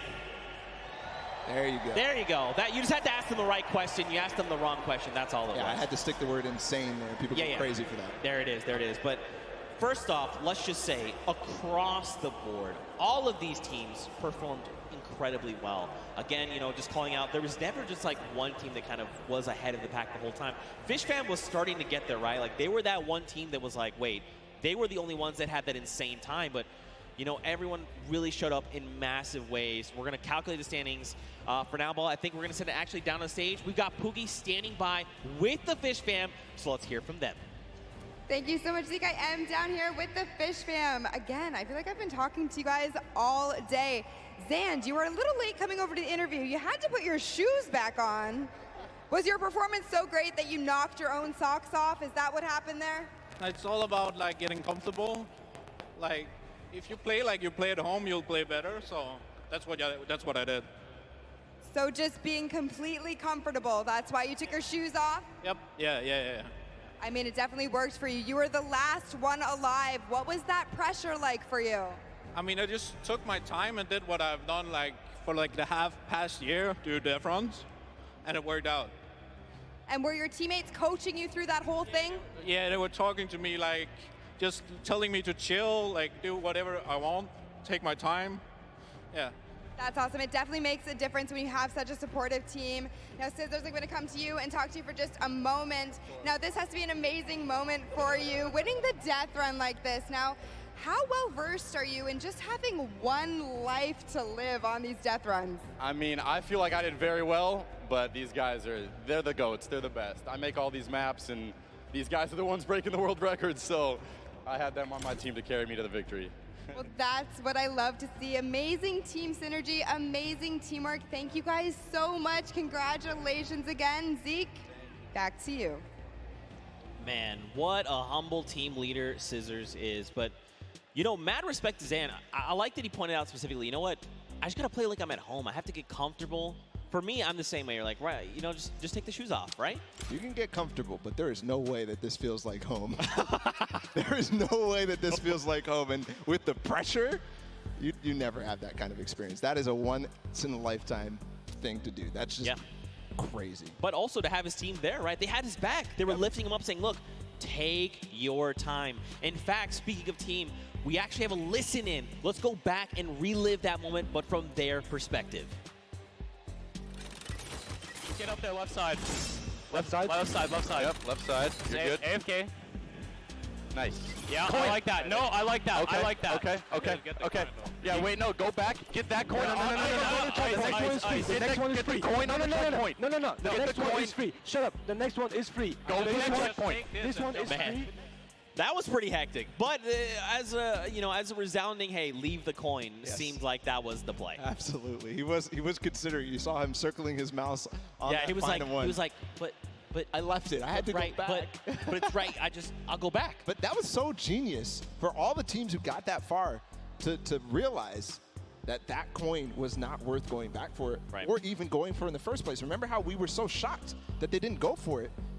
And we realized later that's because if you try to go for it, you will end up getting eliminated. Right. Because it's too difficult to make that bunny hop to the coin, grab the coin, and then continue forward. Yep. You have to lose your momentum. Those bunny hops are key to making that jump over the double danger. But man, we're calculating those standings. We're going to see who's winner. Honestly, I've been trying to do this in my head, but we need the experts. We need the experts, all right? I've got stuff written down, but like I can't read the code, all right? It's not coming to me. This literally could go anyone's way. And again, because those silver llamas are scattered, any team that wins that gold llama is going to win. Let's recall the couple of games that we had in this Golden Games. Right? Okay. So Sky Station Showdown came down to the Funky Fighters in that final D point, all being pretty much uncontested. Nobody realized that they had their two opportunities, and they took them. They took them both. Skyrocketed from last place to first place. That put them in first in the first game. But also, don't forget, Ravens Revenge were close that game, right? Right? They came in the second place. So, Junkyard Juke next. Okay, Junkyard Juke, we know for sure that Fish Fam did well and Little Whip Warriors did well. Yep. So Fish Fam is the ones who won the last one. Just unbelievable, world run in total. Who was in second in the world run? Ravens Revenge. Ravens Revenge. So Ravens Revenge in the first game. In the second game, they had a poor performance on Junkyard Juke. They did. They actually were in last place. But that's what I'm saying. And then I think back to earlier games, right? Because this is kind of like a cumulative thing. So, but Ravens Revenge had those three. The first match from World Run was the first place with 29 coins. The second, they came in second with 29 coins. But then in third, everyone had kind of figured it out. They still did manage to make the second time of 636. But what does that mean for all of? Okay, all right. I need to take a deep breath here. Well, what we can all agree on was that this was an awesome, whole thing in general. The entire Creative World Cup, all three of those maps. We got to give props to the map makers. What was it? 17 builders in total. All these maps, they came together to make them, and they're beautiful and they're amazing to play. So huge props to them, the builders here for the Creative World Cup. Just awesome. All from the community. Huge props, worth 10 points. Come on. Got him, baby. Yeah, you like that. I got him. As soon as he said it, I was like, this guy set himself up. I have to pull the trigger. I'm sorry, guys. I'm sorry. But, seriously, again, just to echo everything you said, man, this was so much fun. This was so much fun. And to think, too, this was the first half of the day. I just thought about that. We stopped more coming. We stopped Pro-Am right after this. We might have just broke Zeke when he realized that. But regardless, just all around, I'm curious. I want to recall our favorite moments here. What were your favorite moments here, Zeke, from this Creative World Cup? Was it the Funky Fighters taking the point? Was it that last moment with Sand? Okay. The Fish Fam? So that was definitely, absolutely. If that wasn't your favorite moment of the whole creative finals, I'm not sure what else could top that. Maybe there's something I'm not thinking about. I think back to when, you know, the Fish fam, they had to clutch up that win and they come through with the 5:25 time. We watched Scissors in that run. He just tore through 4 obstacles, literally back to back in one life. Now, eventually he was eliminated, but still, like, that takes so much precision, and he made it look easy. That's not something that you just do. I mean, I'd argue he's the grandfather of creative, right? Like, he's the guy that stepped forward and said, hey, you want to do this thing called a death run? And people are like, what? He's like, hey, do you like traps? Do you like respawning? How iconic for that moment to be Scissors and his team. And how iconic would it be if that world run ended up being the decider? But besides that, I know a lot of people here were interested in Lachlan's final performances. We're going to go ahead and take a listen in with his team at the end of that run for him. All right. Sandy, I'm going to start playing, okay? All right, yeah. Or actually, no, I'll start playing when you get to the impulse bar. Boy, Nice, is it Sandy. point above you? Let's go. Well, lucky you get this. I'll try, I guess. Yeah. Oh. This is the jump that I don't think I can Yeah. do. Oh my God, heck. Well, here we go. No. Okay, that's... No. He actually almost hit that line. I think if he had thrown that impulse the moment he went up, he actually would have impulsed over. Like, it would have given a little hop. I was thinking the wall there. Yeah. Right? Just bouncing himself off the wall at the last moment. That would have been crazy. That would have been clutch. That would have been insanely clutch. That would clutch. have gotten everybody out of their seats because it was those last 3 teams. Yeah. Those last 3 teams. I'm glad we got him to, you know, get the confidence to go for the jumps. Look, it's tough. Like, honestly, like, and then that kind of goes back to what I was saying earlier, you know, when you've been doing this world run over and over. Because don't forget, even in those, when we were in that big section, like, he was killing it. Absolutely. But then when you're like, okay, we're going to the Golden Games, these things have remixes. We'd have to change kind of the way I'm thinking and approach these things. Go from Sky Station to now, like, oh, we can all earn points. What's our strategy? Then we go to the Junkyard Juke. Wait, we have to be 10-point props. You know, maybe I've been running around as a 2-point prop. Maybe I've been that guy that's been rolling in with the 2-point props. And then being like, oh, yeah, world run, we got it, no problem. Oh, we have a single life. Oof. And that face that he made when he made the jump, that needs to be made into an emote for sure. Exactly. Zeke's got it perfectly. Just unbelievable. The pressure that these guys were under in those final moments. We're still calculating the standings, of course, Right. Zeke. It was just too close. It was so unbelievably close. We have to make sure this is correct. Because, I mean, at the end of this, we crowned the first ever Fortnite World Cup Creative Champions. They are creative world champions. The idea of that in itself is insane to me. Yeah. Insane. And it's true, too, because how many countries were here? Like, more than Over these 32 players, there was 19 different countries represented across all 8 teams. That is a World Cup. That is awesome. It's really cool to see. And again, I'm just holding my breath because it could even be the Little Whip Warriors, right? Remember them in the Junkyard Juke? They came out on top. They had great guard performances. They had great runs, the props, the timing that they had. Everything matters. And when you look back at it and you're really reflecting, all those single props, the timing that Ninja had when he got into those last couple of seconds, remember? Because it was Ninja and Taldak who ended up getting those props at the last couple. It was literally 20 seconds to go in the map. And they clutch up and make sure that their lead is solidified between first and second.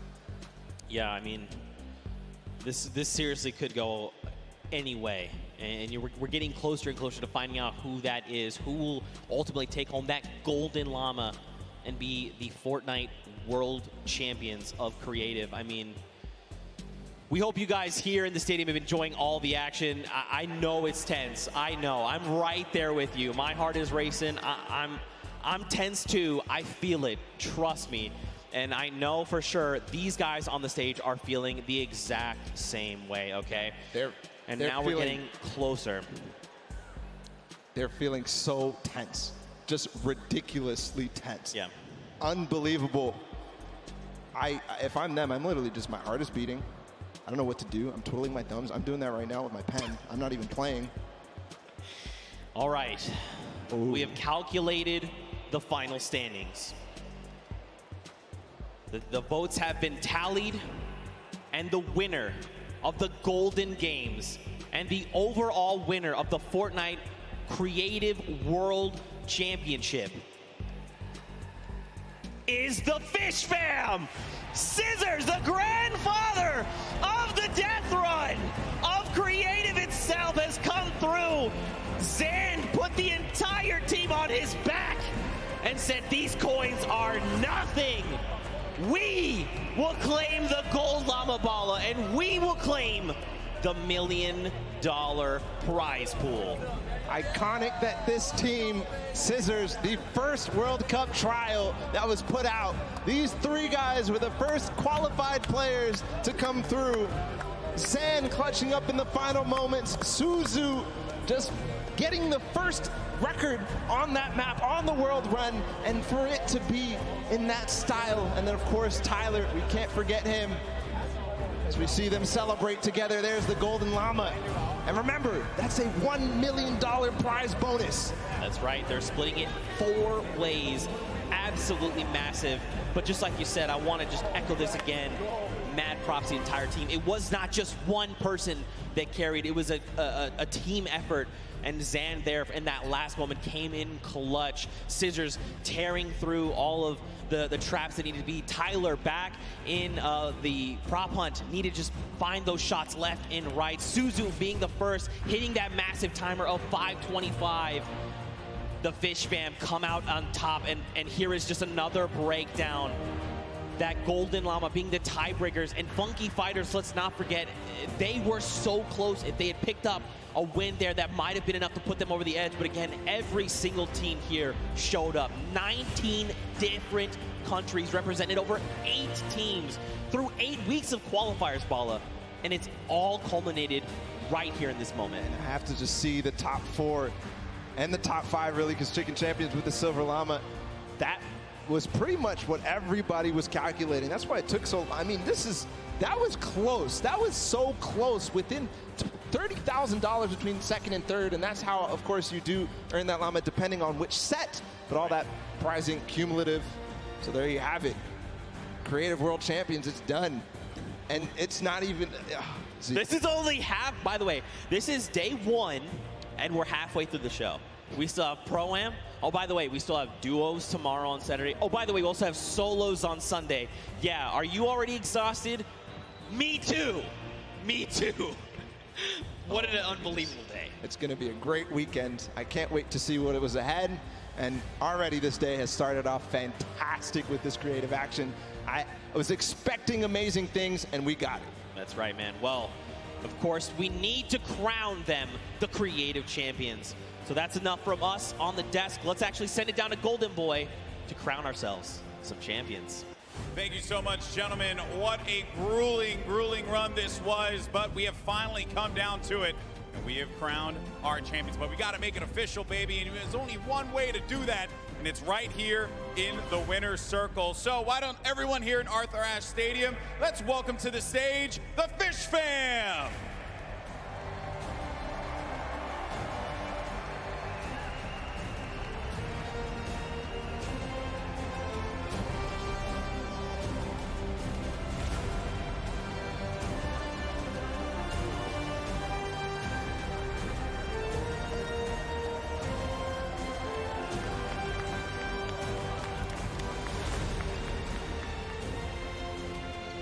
Congratulations, guys. One more time. Give it up for the Fish Fam. Gentlemen, those trophies right there, they're yours. Lift them up for the crowd here to see.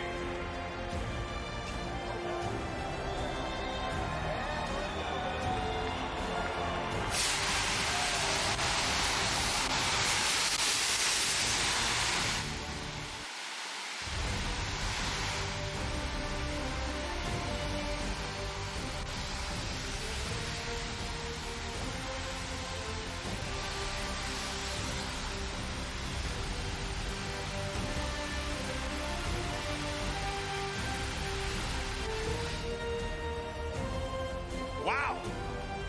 All right, well, let me get in here real fast. I got to talk to this guy right here. My man, you are known as, and everything, all the llamas getting all over the place here. You're known as the granddaddy of the death run. For you to be able to win this competition off of the thing that you made your name off of, that must have felt incredible. It's amazing, man. I came up with the Death Runner, tried to bring it to Fortnite. These guys support it and love it and so good at it. So I'm just glad they were on my team. Hey, man, I respect that, you know what I mean? Because obviously this is something that is a long time coming for you.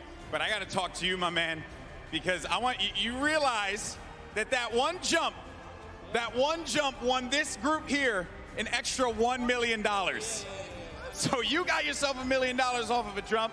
How does that feel today, my man? I can't describe it. It's unreal.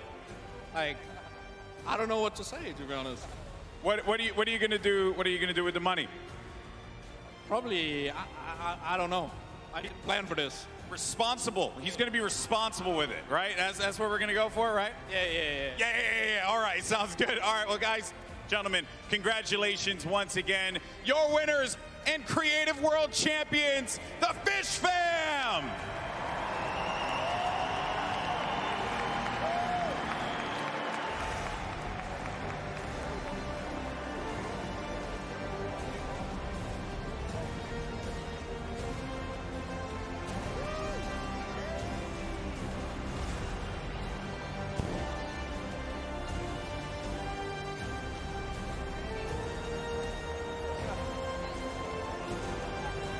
Fortnite World Cup Finals. It's time to play some Fortnite. And one more goes over, and that's it. Llama Record Co. takes the first match. 1,000 Gotaga and Raven's Revenge. Come on! Let's go! That's it. His feet touch the ground. The impulse doesn't go off. Tamoya takes it for the Funky Fighters. We are very close. Yeah, don't.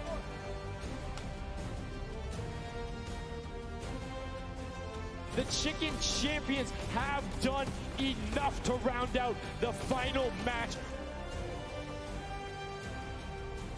Barely missed there. Finally hits the bouncer and he's gone. There it is. Oh, he's holding a trophy. Fish Stick is walking out with the silver llama. Let them hear you right now. Let's hear it for all these teams. The Cuddle Crew is keeping it very close. They're keeping it very close. Lin, come on, you have to go. Oh, he hit that person from the blinds. Wait, it's okay. He used the rock. The recovery. They knew Gets about the it. coin. No! This coin right down here. If he can do this without being eliminated. There it is. The win. Oh, he missed it, but gets it with the trap trigger. The Fish Fam.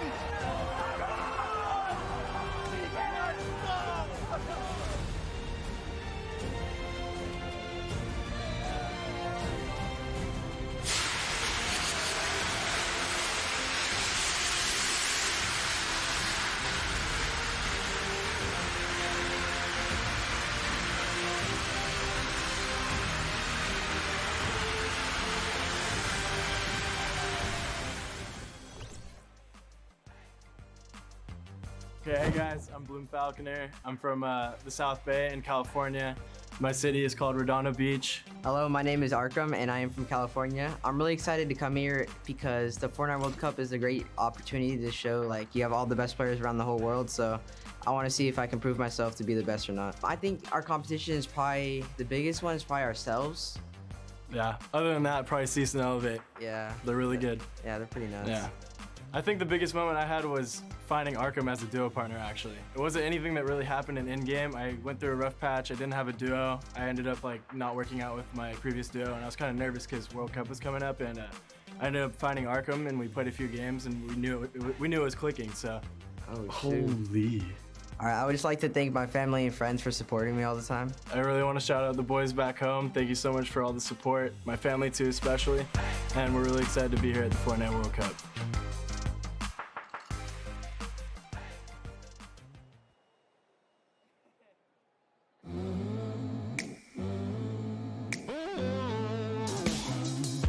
guys, it's Kitty Plays, and I'm in the player lounge right now, and I want to know if these guys could describe Fortnite in 3 words, what would it be? For me, it's cool dance moves. Sweaty, fun, and colorful. I feel like the most common one from me and my friends when we play Fortnite is he's one shot. So, yes, and he's never one shot. Yeah. That's perfect. Wild, creative, and fun. Those are some good words. Unique, challenging, and creative. Yeah. Fortnite. Amazing. Amazing. Clapping bots, bro. I appreciate that one. Yeah. If you could describe Fortnite in 3 words, what would it be? Super hyper entertainment. Yeah. Yeah. I like that. Run, build, bush. I don't know. Fingers crossed, man. That's my 3 words. Fingers crossed, man. Yeah.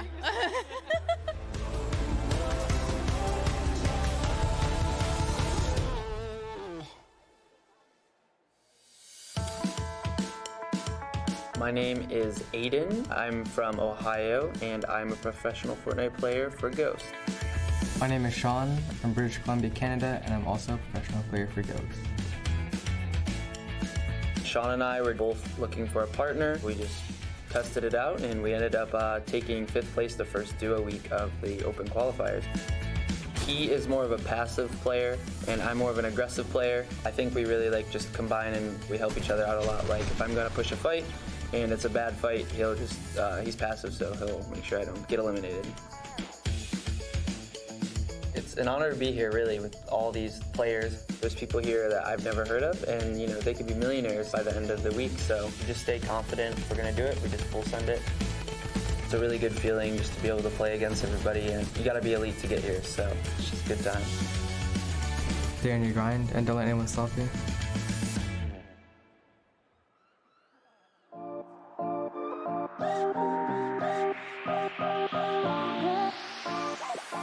I am here at Obs Island. I have taken over.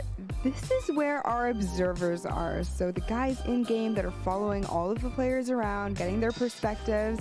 And I am joined by one of our observers here. Tell me a little bit about yourself. Who are you? What are you doing? What's your job? Sure, yeah, my name's Teko. I'm one of the head observers here, so we like to capture the in-game portion as well as we can, and we really want to make sure that we're showing off the game correctly. So we have to organize the teams properly, and then my job specifically is to make sure we're covering the action that we really want to see. Makes sense. A huge fan experience that you are essentially having to capture with all of these screens here. It can get a little bit hectic here, I've heard. How do you guys keep calm? Yeah, really, we're just a huge team atmosphere here. We have fun. It's kind of just, like any old sports team, really. We're all best friends. We hang out after. We have fun on the way out here. We have fun when we're here, and it's always a good atmosphere in here. People come here to relax. It's the island. Thank you so much for taking time out of your busy day to talk to me about this. Fortnite is all about fun first and foremost. So while you guys are out here in the crowd at home watching the World Cup this weekend, you have Teko to thank for all of those awesome observer shots.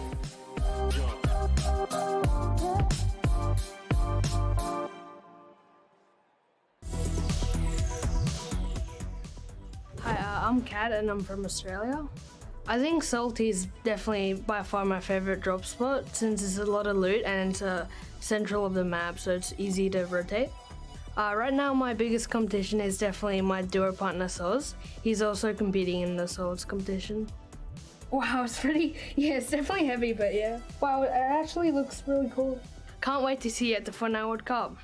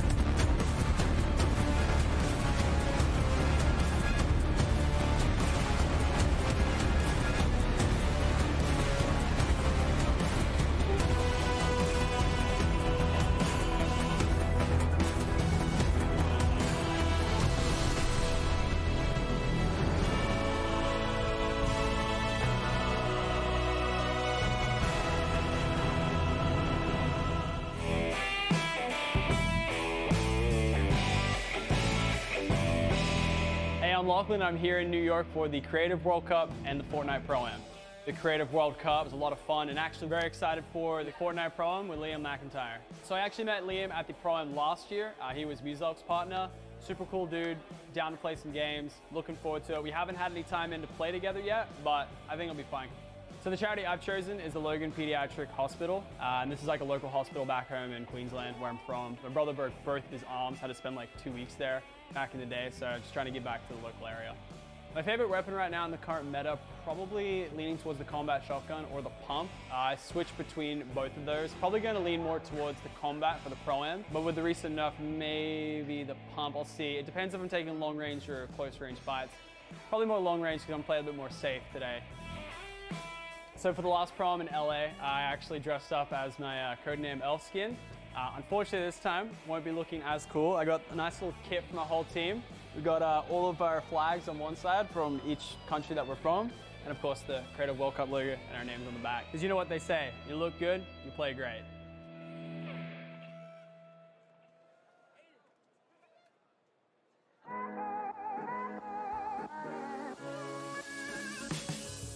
What's going on, guys? Jordan Fisher here with Ewok, Sundown and Zeke, and Ewok and I want to show you guys some ASL that we use to communicate when maybe where we're dropping, certain things that need to happen late game in competitive situations. Are you guys cool to learn some of that with us? You guys can try this at home as well, maybe if you're in the stadium here. So it's very important, obviously, to be able to call out where it is that you are going, maybe where you're going to drop, right? You want to talk about it a little bit beforehand. It's very important. It's really simple, actually. You're gonna have the letter that you, like the beginning of it, maybe it's Salty Springs, right? You're just gonna have Salty an S Springs. and Okay. then show what it is on the other side, right? Gotcha. There's a handful of them. You could do Lucky Landing, Landing. right? You could do Paradise Palms. Paradise Palms. Those are some general POIs, right, that are very important. Some late game tips, right? Maybe you need to tell somebody, okay, tunnel. Tunneling, gotcha. So you like make a tunnel. You with your can literally hands. just make a tunnel with your hands. It's that simple. It's right here, right? This last one is interesting. I don't really know how to explain it per se, but we're just gonna show you, and it's Gotcha. this right here.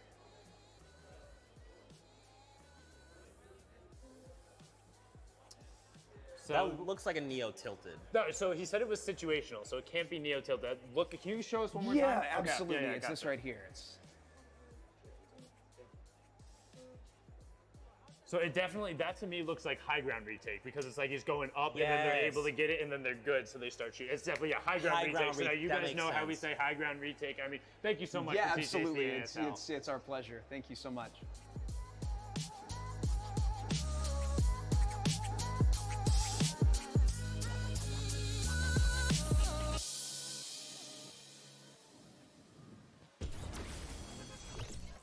Ladies and gentlemen, boys and girls, Jonesies, Bonesies, and everyone in between, welcome back. We are now into the Pro-Am pre-show. In just a little bit, you're going to see 100 of the top Fortnite players and celebrities battling it out on the Battle Royale Island. My name is Sundown, joined here by Bala TW. Bala, how you doing today, man? I'm doing amazing. Literally, we couldn't have a better ending to the Creative Finals. And to top it all off, we get to go right into the Pro-Am. We paired a lot of our favorite Fortnite personalities with a celebrity figure, and it's, as it proves to be many times, it's gonna be awesome again.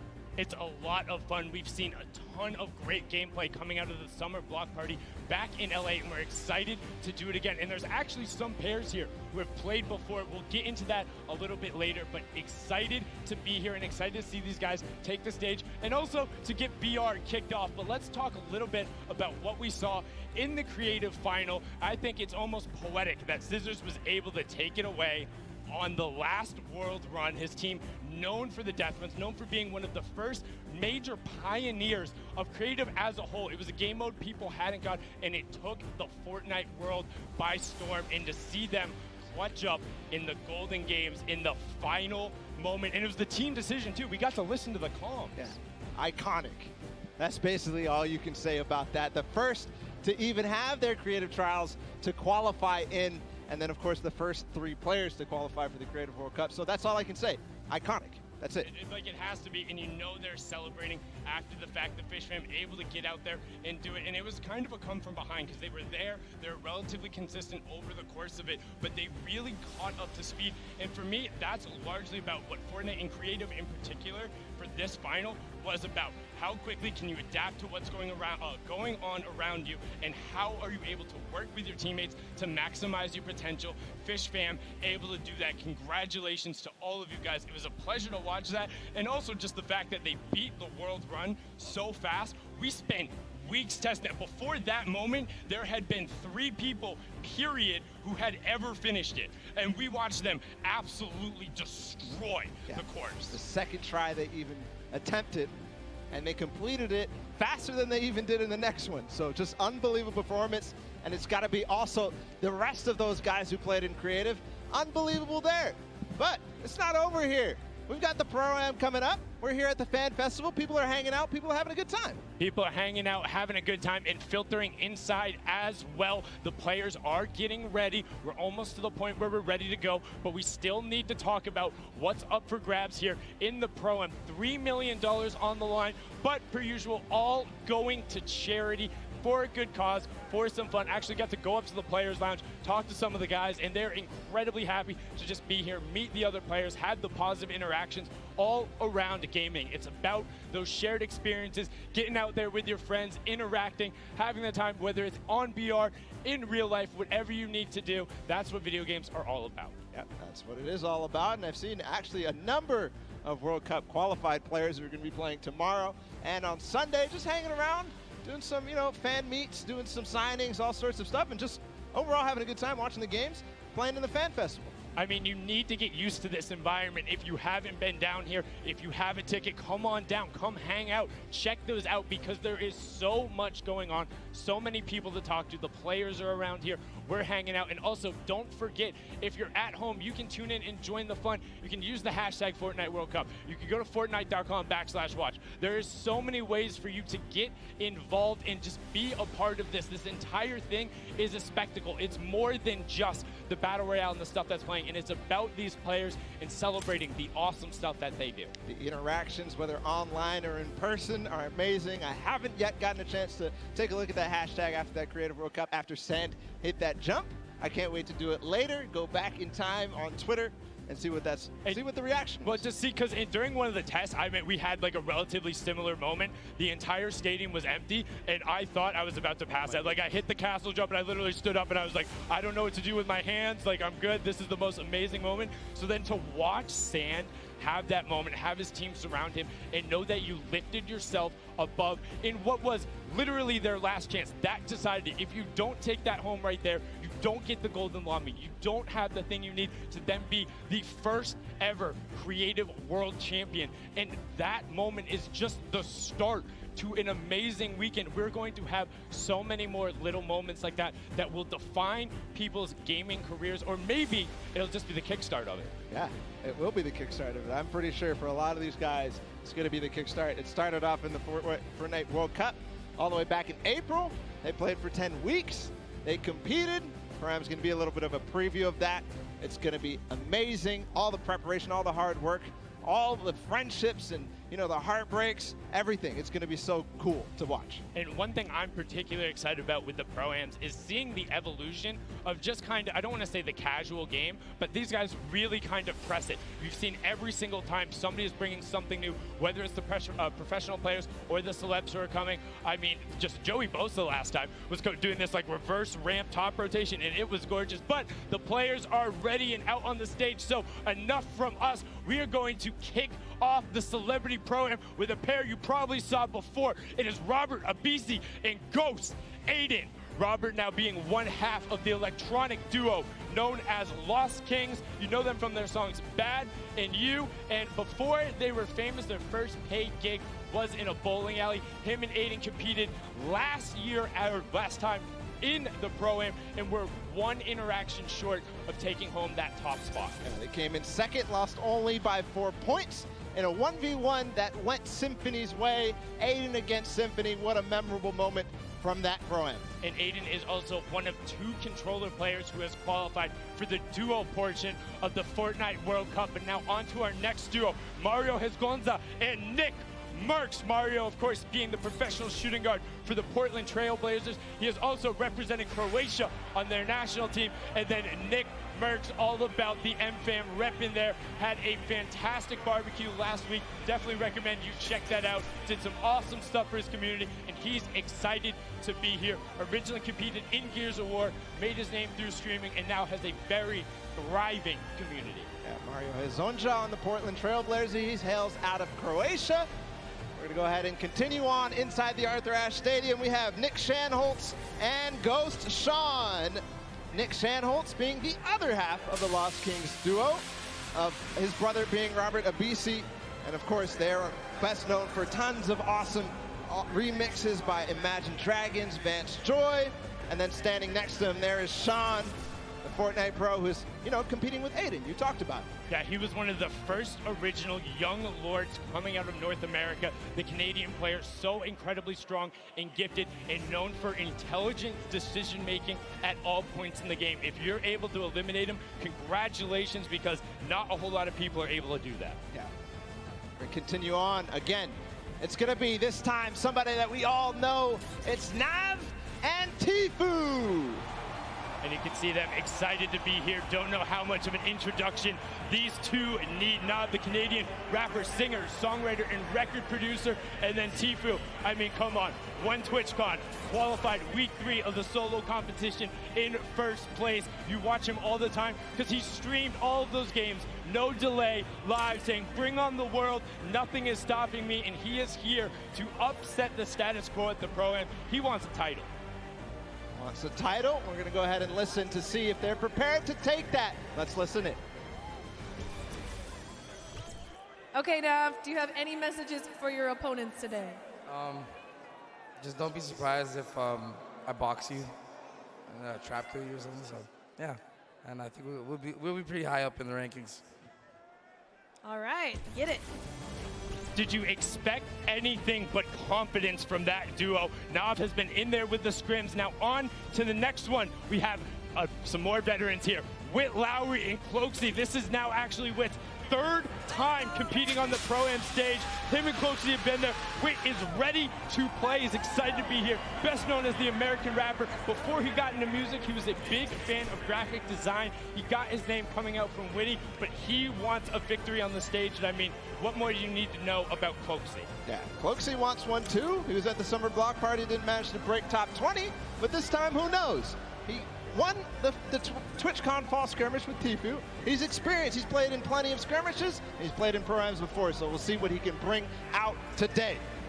And he's used to playing on the main stage. And on to our next duo, we have Ashley Rickards in Exile. Ashley, best known as the actress for her roles on One Tree Hill and Awkward. She also rides and trains horses and works with a pet therapy program that helps special needs children and the elderly. That is the best fact I've heard. Big fan of that as well. And Exile, one of the famous Russian Fortnite streamers. He's a big fan, wanted to be on the stage, wants to compete among the best of the best. And honestly, he looks ready, busting out the floss emote right there.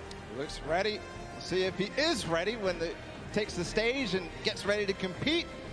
And now it's time to hear from them, of course, from Ashley Rickards. Let's listen to see what she had to say ahead of the competition. All right, Ashley, do you have any words for your opponents today? I'm coming for you, and if I'm not, I'm hiding from you. But I'm coming for you first, so watch it. But like, not too hard. If you cannot see me coming, that'd be amazing. That doesn't seem like indecisiveness. That seems like a solid plan. Hide or go for them.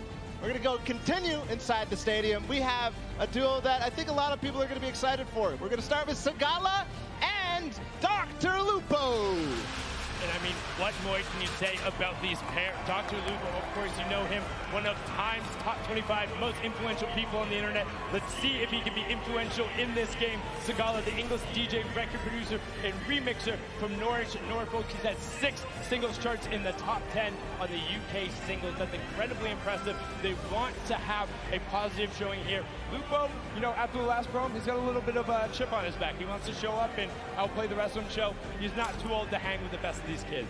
He is not. We'll see if he can perform. I've been playing all sorts of games with him this week. He's ready to play. We're going to continue forward with Dante Basco and Tim the Tatman.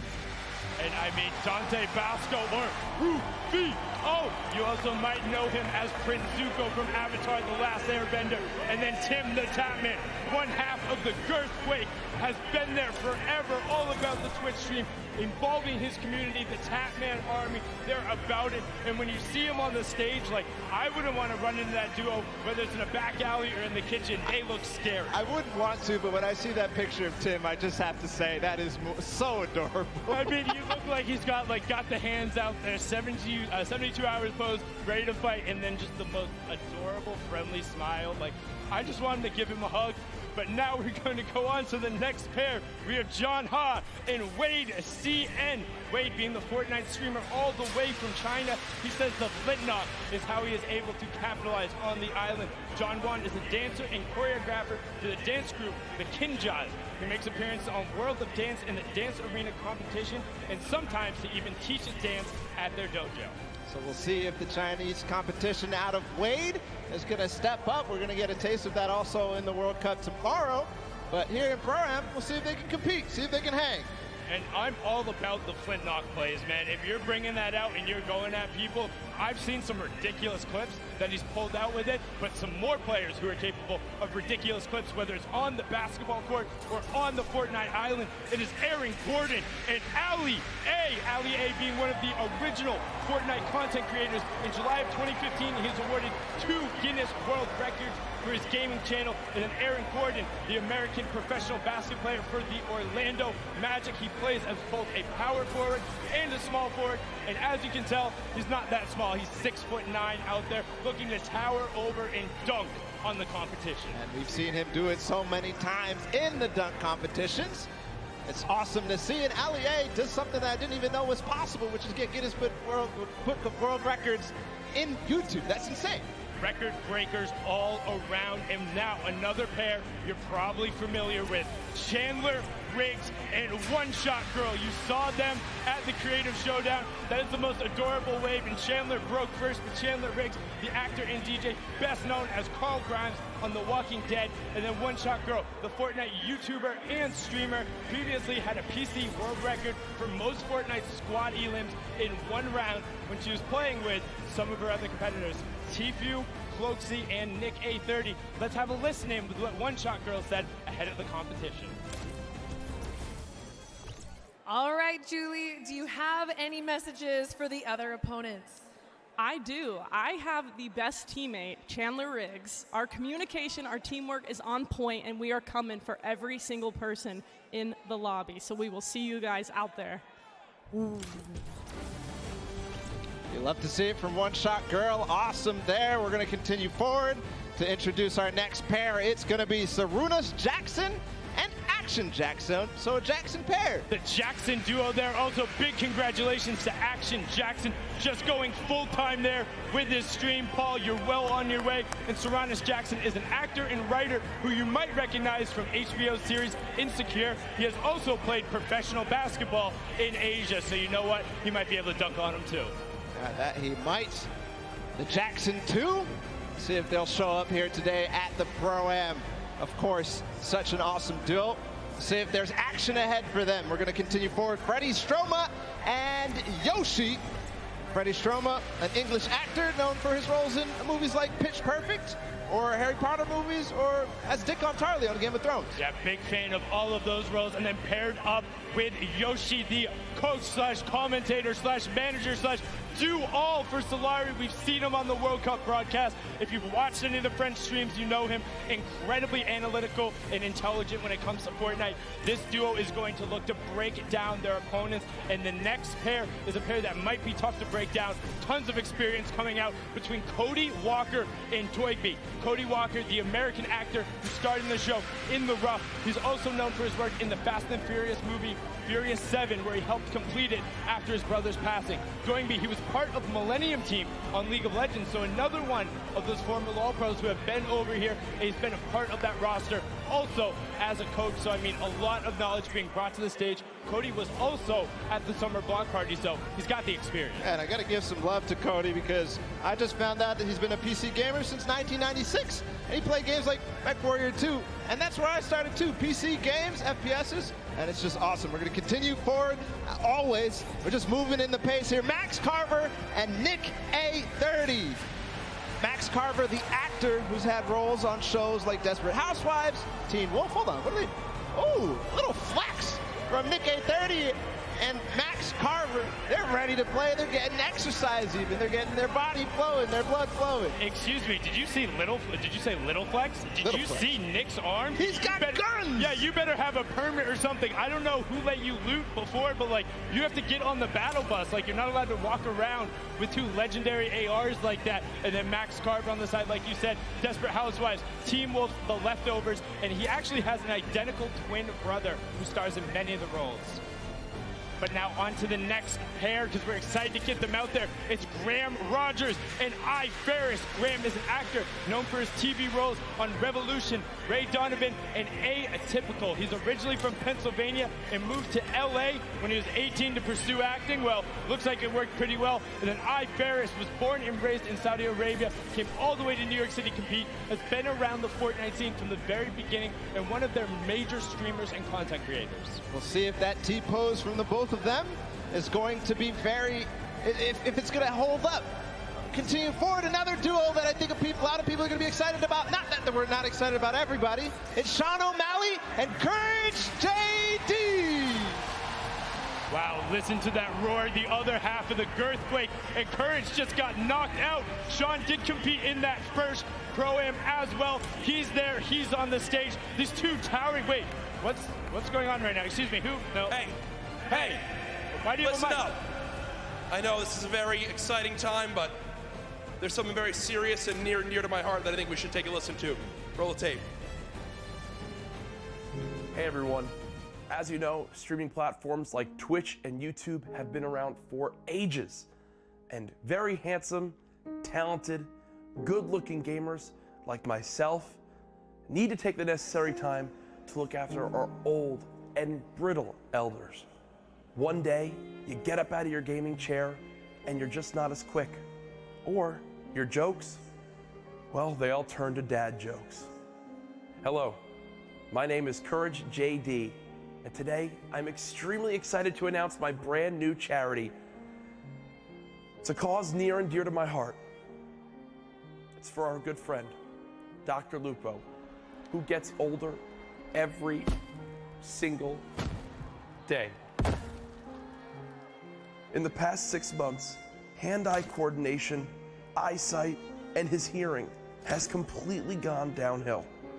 So please, join me in supporting the Geriatric Gamer Foundation so my friend, Dr. Lupo, can get the help he so desperately needs. Thank you. All right. Wow. I mean,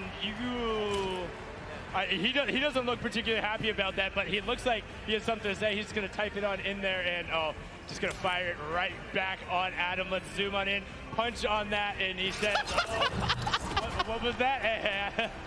Was able to, get Courage back a little bit, give the opportunity there. But you know what, Jack? I appreciate the foundation. If you are going to start it, Ben could use all the help he could get. Now we're going to go on to our next duo, and I'm going to need you guys to do something important up in the stands. Rather than clapping or yelling for them, I need you to put your hands up high in the air and wave them back and forth for Jordan Fisher and Ewok. make sure you get a nice and loud, give them that applause. Jordan Fisher, the American singer, dancer, actor, quite literally does everything. I'm not even sure he's human. And then Ewok, the 13-year-old Twitch streamer, is completely deaf, uses ASL to communicate both with her partner and then uses the visual indicators. She's best known, well, for chasing down that man right next to her in the Pro-Am and making him pay. Yeah, the most memorable moment from the Pro-Am at the summer block party when she chased down Jordan Fisher and Dr. Lupo, just unbelievable. And we did see a bit beforehand. They might be the actual best Fortnite duo ever.com.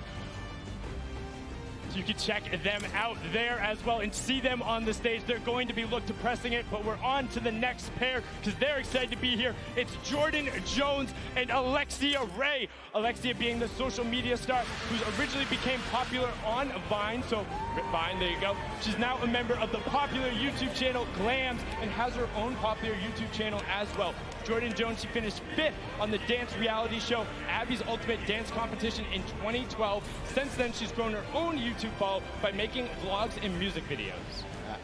This is an awesome pair together. We'll see what they can bring to us today on the Pro-Am. And continue forward, of course, introducing all. We're actually going to listen into what Jordan Jones had to say ahead of the competition. All right, Jordan, do you have any words for your opponents today? Oh yeah, I got my game face on today, and me and Alexia, my partner, we got the girl power. All you boys, just watch out. We're gonna be sniping. We're gonna be getting that victory royale. So peace out, boys. Go to sleep. Hey, get it!